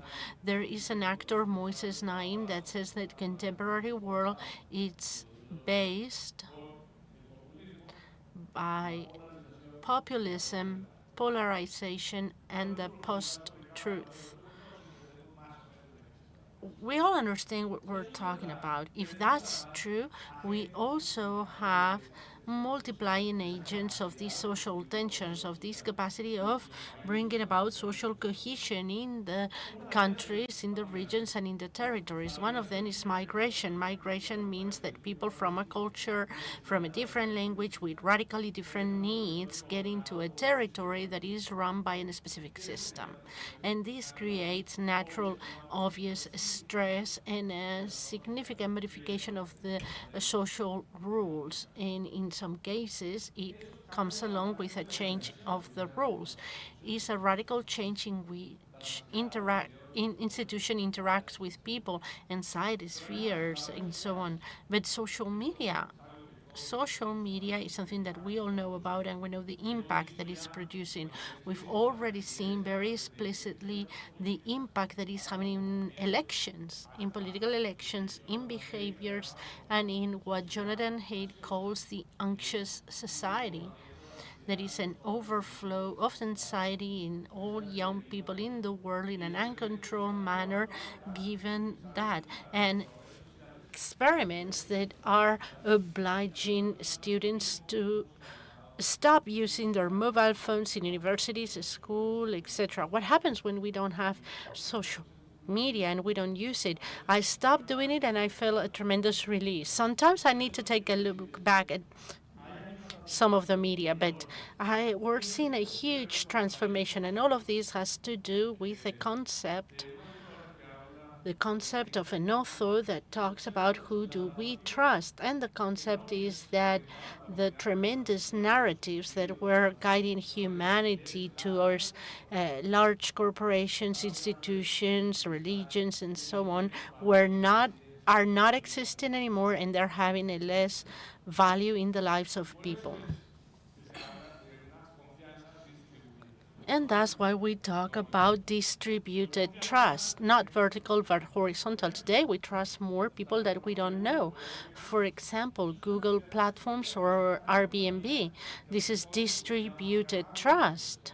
It's not a company because it has the reputation of Marriott a hotel company or Avis, car rental. No, it's a distributed trust that we see also in the empowerment of people and individuals that sometimes have more information than those who have to make decisions. One of the big conflicts of contemporary policy is the following. Regular citizens have more information available about a problem that a minister does or a public servant, and therefore we can react to it in real time, and that's something that's going to happen to us making decisions at the company. Sometimes information runs faster than what I have access to in my entrepreneurial world, and this generates additional tensions. That's what I mean when I say that we're going through a cultural transition. And with this, I'm going to add two variables. On one hand, the loss of democratic legitimacy and the loss of the credibility of traditional institutions. When we don't believe in political parties, in parliaments, in prime ministers, in judges, in law enforcement, and we are seeing this across the border, of course, there is a tremendous pact in the way we interact with institutions, and this has been substantially modified. And there is another one that we can add, that it is generating a great deal of anxiety. All of this is giving rise to a loss of attention. Individuals do not pay attention to these things because they want to pay attention to other things. I don't know if multitasking is good or bad. And I think that we're going to develop skills that we didn't have before. But I also think that this lack of capacity of paying attention because we're being distracted because the many information sources or entertainment sources with media outlets, platforms, and so on, this is generating our restriction, or this is becoming a stopper to our capacity to pay attention to solve the problems that we have as mankind. It's relevant that ChatGPT AI is a facilitator of our distractions. That's concerning as well. I think we have to use it, we have to potentiate it, of course, at the right time.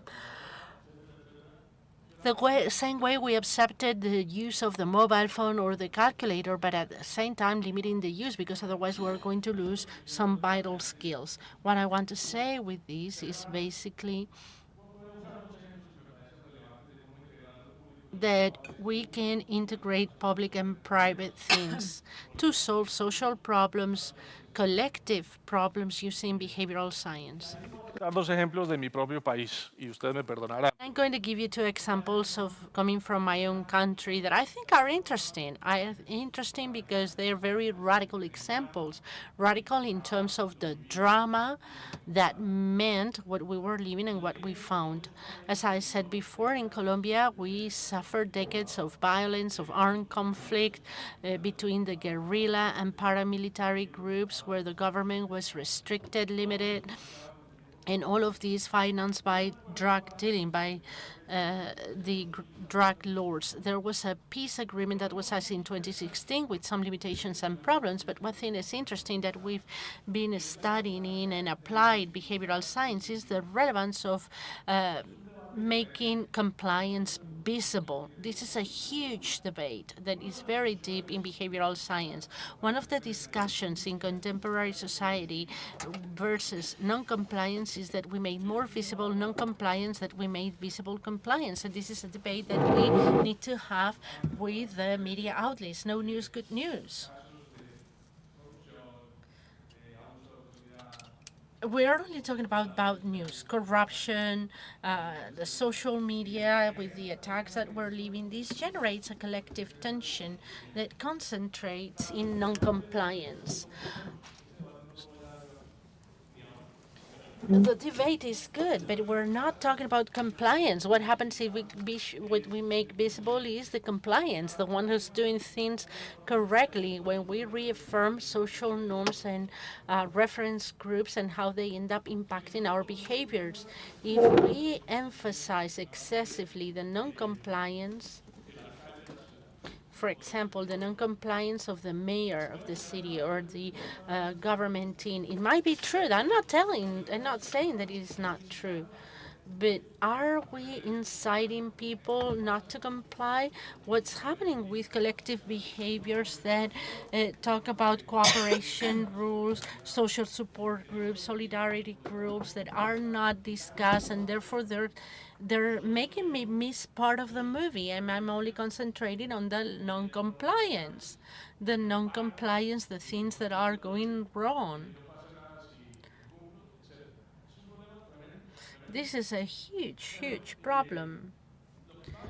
Es que en el caso de Colombia, what I was saying is that in the case of Colombia, the experiment, right after achieving peace, we were able to show people who reinstated in civil life in their new territories, in the new areas, with productive projects in the cases that they were, and see the reaction that this produced socially in the regions and in the municipalities where this was happening.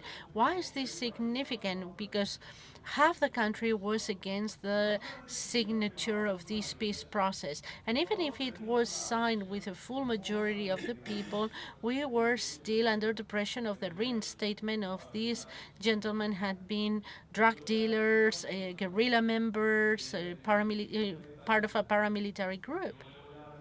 Am I going to give a job to a person that comes to you and says, I was for 30 years a member of the guerrilla, I was making a living out of drug dealing, I'm not anymore, but I was?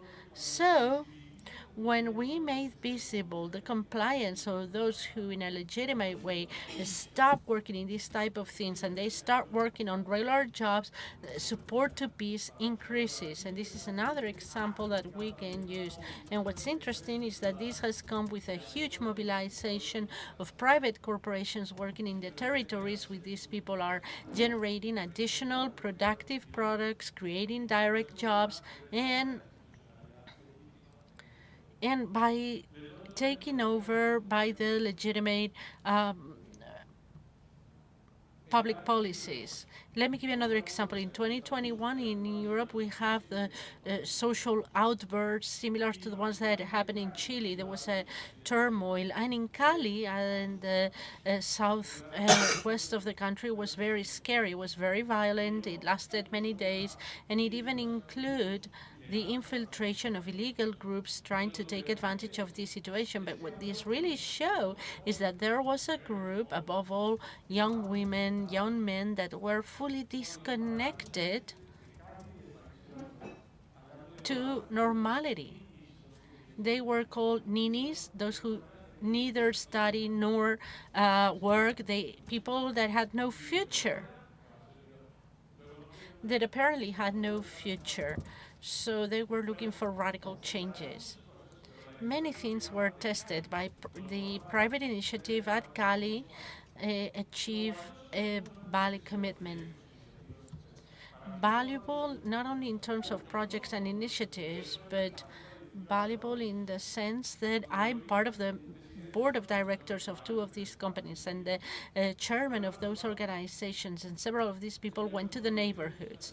They talked to social leaders, invite them to their corporations, go on the weekends to spend time with them to understand what it means to be a nini, a neither worker nor a student. I've been with people who were part of the grassroots organizations who were at the company saying, I'm working here because we started a conversation,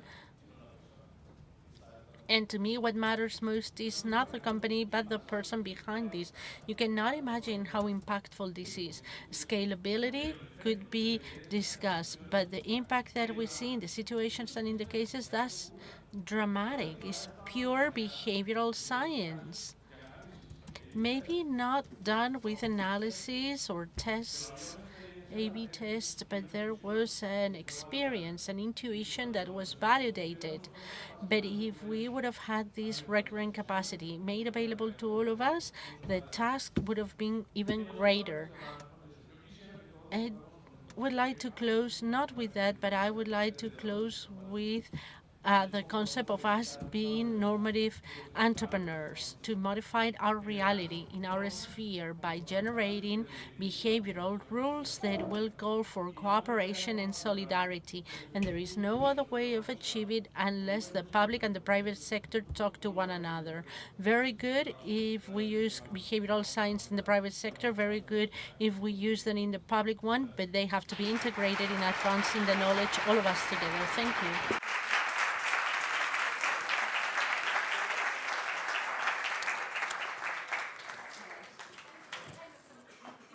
¿Hay preguntas? Claro que sí, yo creí que ya se querían ir todos. Sí, ahora. Pues muchísimas gracias, Jaime. Thank you so much, Jaime. We've run out of time. I believe that we could spend the whole afternoon, the whole evening listening to you, but we're only going to have you here for a couple of extra moments because we have a few questions. The first question is, what's the role played by behavioral science with regards to the silent majorities? Is this a silent behavior? What a good question.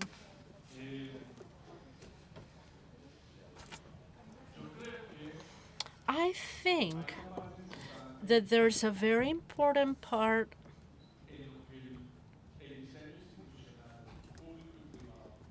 of institutional design that needs to be managed and being taken care of.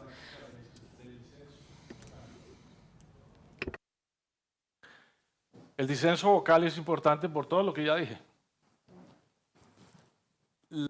So we can tackle this type of decisions. Conformity is a social process, and it leads to consensus, and consensus is not always good. It might be tastier, it might be put us more at ease, it might be nicer, but it's not always good. On the contrary, consensus sometimes hide terrifying and quite revealing silences. There are many societies and advanced societies where the dissent in verbalization is important. In some societies, it's not so explicit, and there are moments in which these comes with several ideas. For example, the lack of verbalization in the Nazi Germany or in advanced democracies is it's vital. I mean, we cannot have this verbalization reduction in companies. We have to work more on that. How can we, behavioral science, get deeper into the group dynamic in order to favor people to stand up, to speak up, asking whatever questions that are possible, and at the end of the day, these end up being very important. Institutional design is significantly important, and I believe that the spiral of silence is becoming something more fragmented every day because of social media, because we're empowering conversations with all the weak aspects that come with it. But when we were only dependent on the media outlets, it was more feasible to control information. Now it's less feasible to control the information. And this is something that's even happening in China, in other places with difficulty. So now social media is allowing us to verbalize things more. This comes with some complexities, but this is essential for the purpose of a better institutional design, and it is also important in corporations creating group dynamics. Thank you, Jaime. The final question is, how can political polarization be more dangerous for democratic stability? And if you have an example with applied behavioral science to improve the situation. There are some examples, but they are very early examples. There is an example in Taiwan, very interesting, of conversations that have been digitally generated in order to open up the democratic debate. But it's to an early stage. We're in diapers. We cannot say that we have something sound. Of course, polarization is impacting the democratic feasibility. You only have to take a look at what's going on in the United States. But this discussion on how contemporary society is becoming more and more fragmented, and we're grouping in smaller niches more closer to us because we do not trust our relationship with the institutions, and because of the radicalization of opinions that give rise to this additional fracturing. Some fractures are very radical, like the one of the conflict of New List, or religious conflicts in the same territory, or even racial problems, that they are very complex. There are others, and with liberal democracy, we can reach an agreement and we can work on the level of verbalization. And this is what we are aiming for if we believe in democracy. Of course, we can have disagreements, but with rules of the games that will help us to validate and revalidate that. That's why we can play football or basketball on a daily basis. There are defined rules, so we play even if we think that we can lose. But as long as those rules are legitimate for us and they're clear for everyone and they're transparent for everyone, we will continue on playing even if we're going to lose, because playing is better than not playing at all. Thank you very much, Jaime. Now you can go.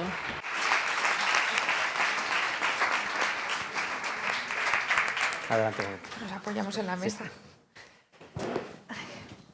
Jaime Bermúdez, ¿cómo no? Jaime Bermúdez, I wish you would have been my professor at university. It was amazing. Ladies, gentlemen, we've come to the end of the first day of the second Behavioral Way Summit, a day full of learning and knowledge. We started exploring what's a nudge and how can a small and a strategic change can guide a full organization to make better decisions. In every panel, in every roundtable, we've seen how behavioral science can help us to better understand people inside and outside of organizations. We've gone from the profile of data scientists and behavioral consultants, and every role intends to understand, inspire, and allowing for transformation and for the creation of changes and new behaviors. We've also seen how organizational innovation goes hand in hand with human behavior. We've seen how behavioral science can be used not only to transform internal policies, but to help customers in critical moments, such as in the recovery of the portfolio, where empathy is crucial. For the moment, we just want you to have a small reflection about nudges. These are small changes in the behavior that we've spoken about so much today. Big changes come from the top, but they can start from the bottom, from inside, from our own. So we want you to think about the small changes that you can do today so you can become the best version of yourself. That's exactly what we want you to do. We want you to get out of the door saying, what a small decision, what a small action can I make today so that my objectives and my decisions are in line. So again, thank you very much for being with us in this Behavioral Way Summit, the second one. Tomorrow we'll have more. Big round of applause for all of you, and thank you very much.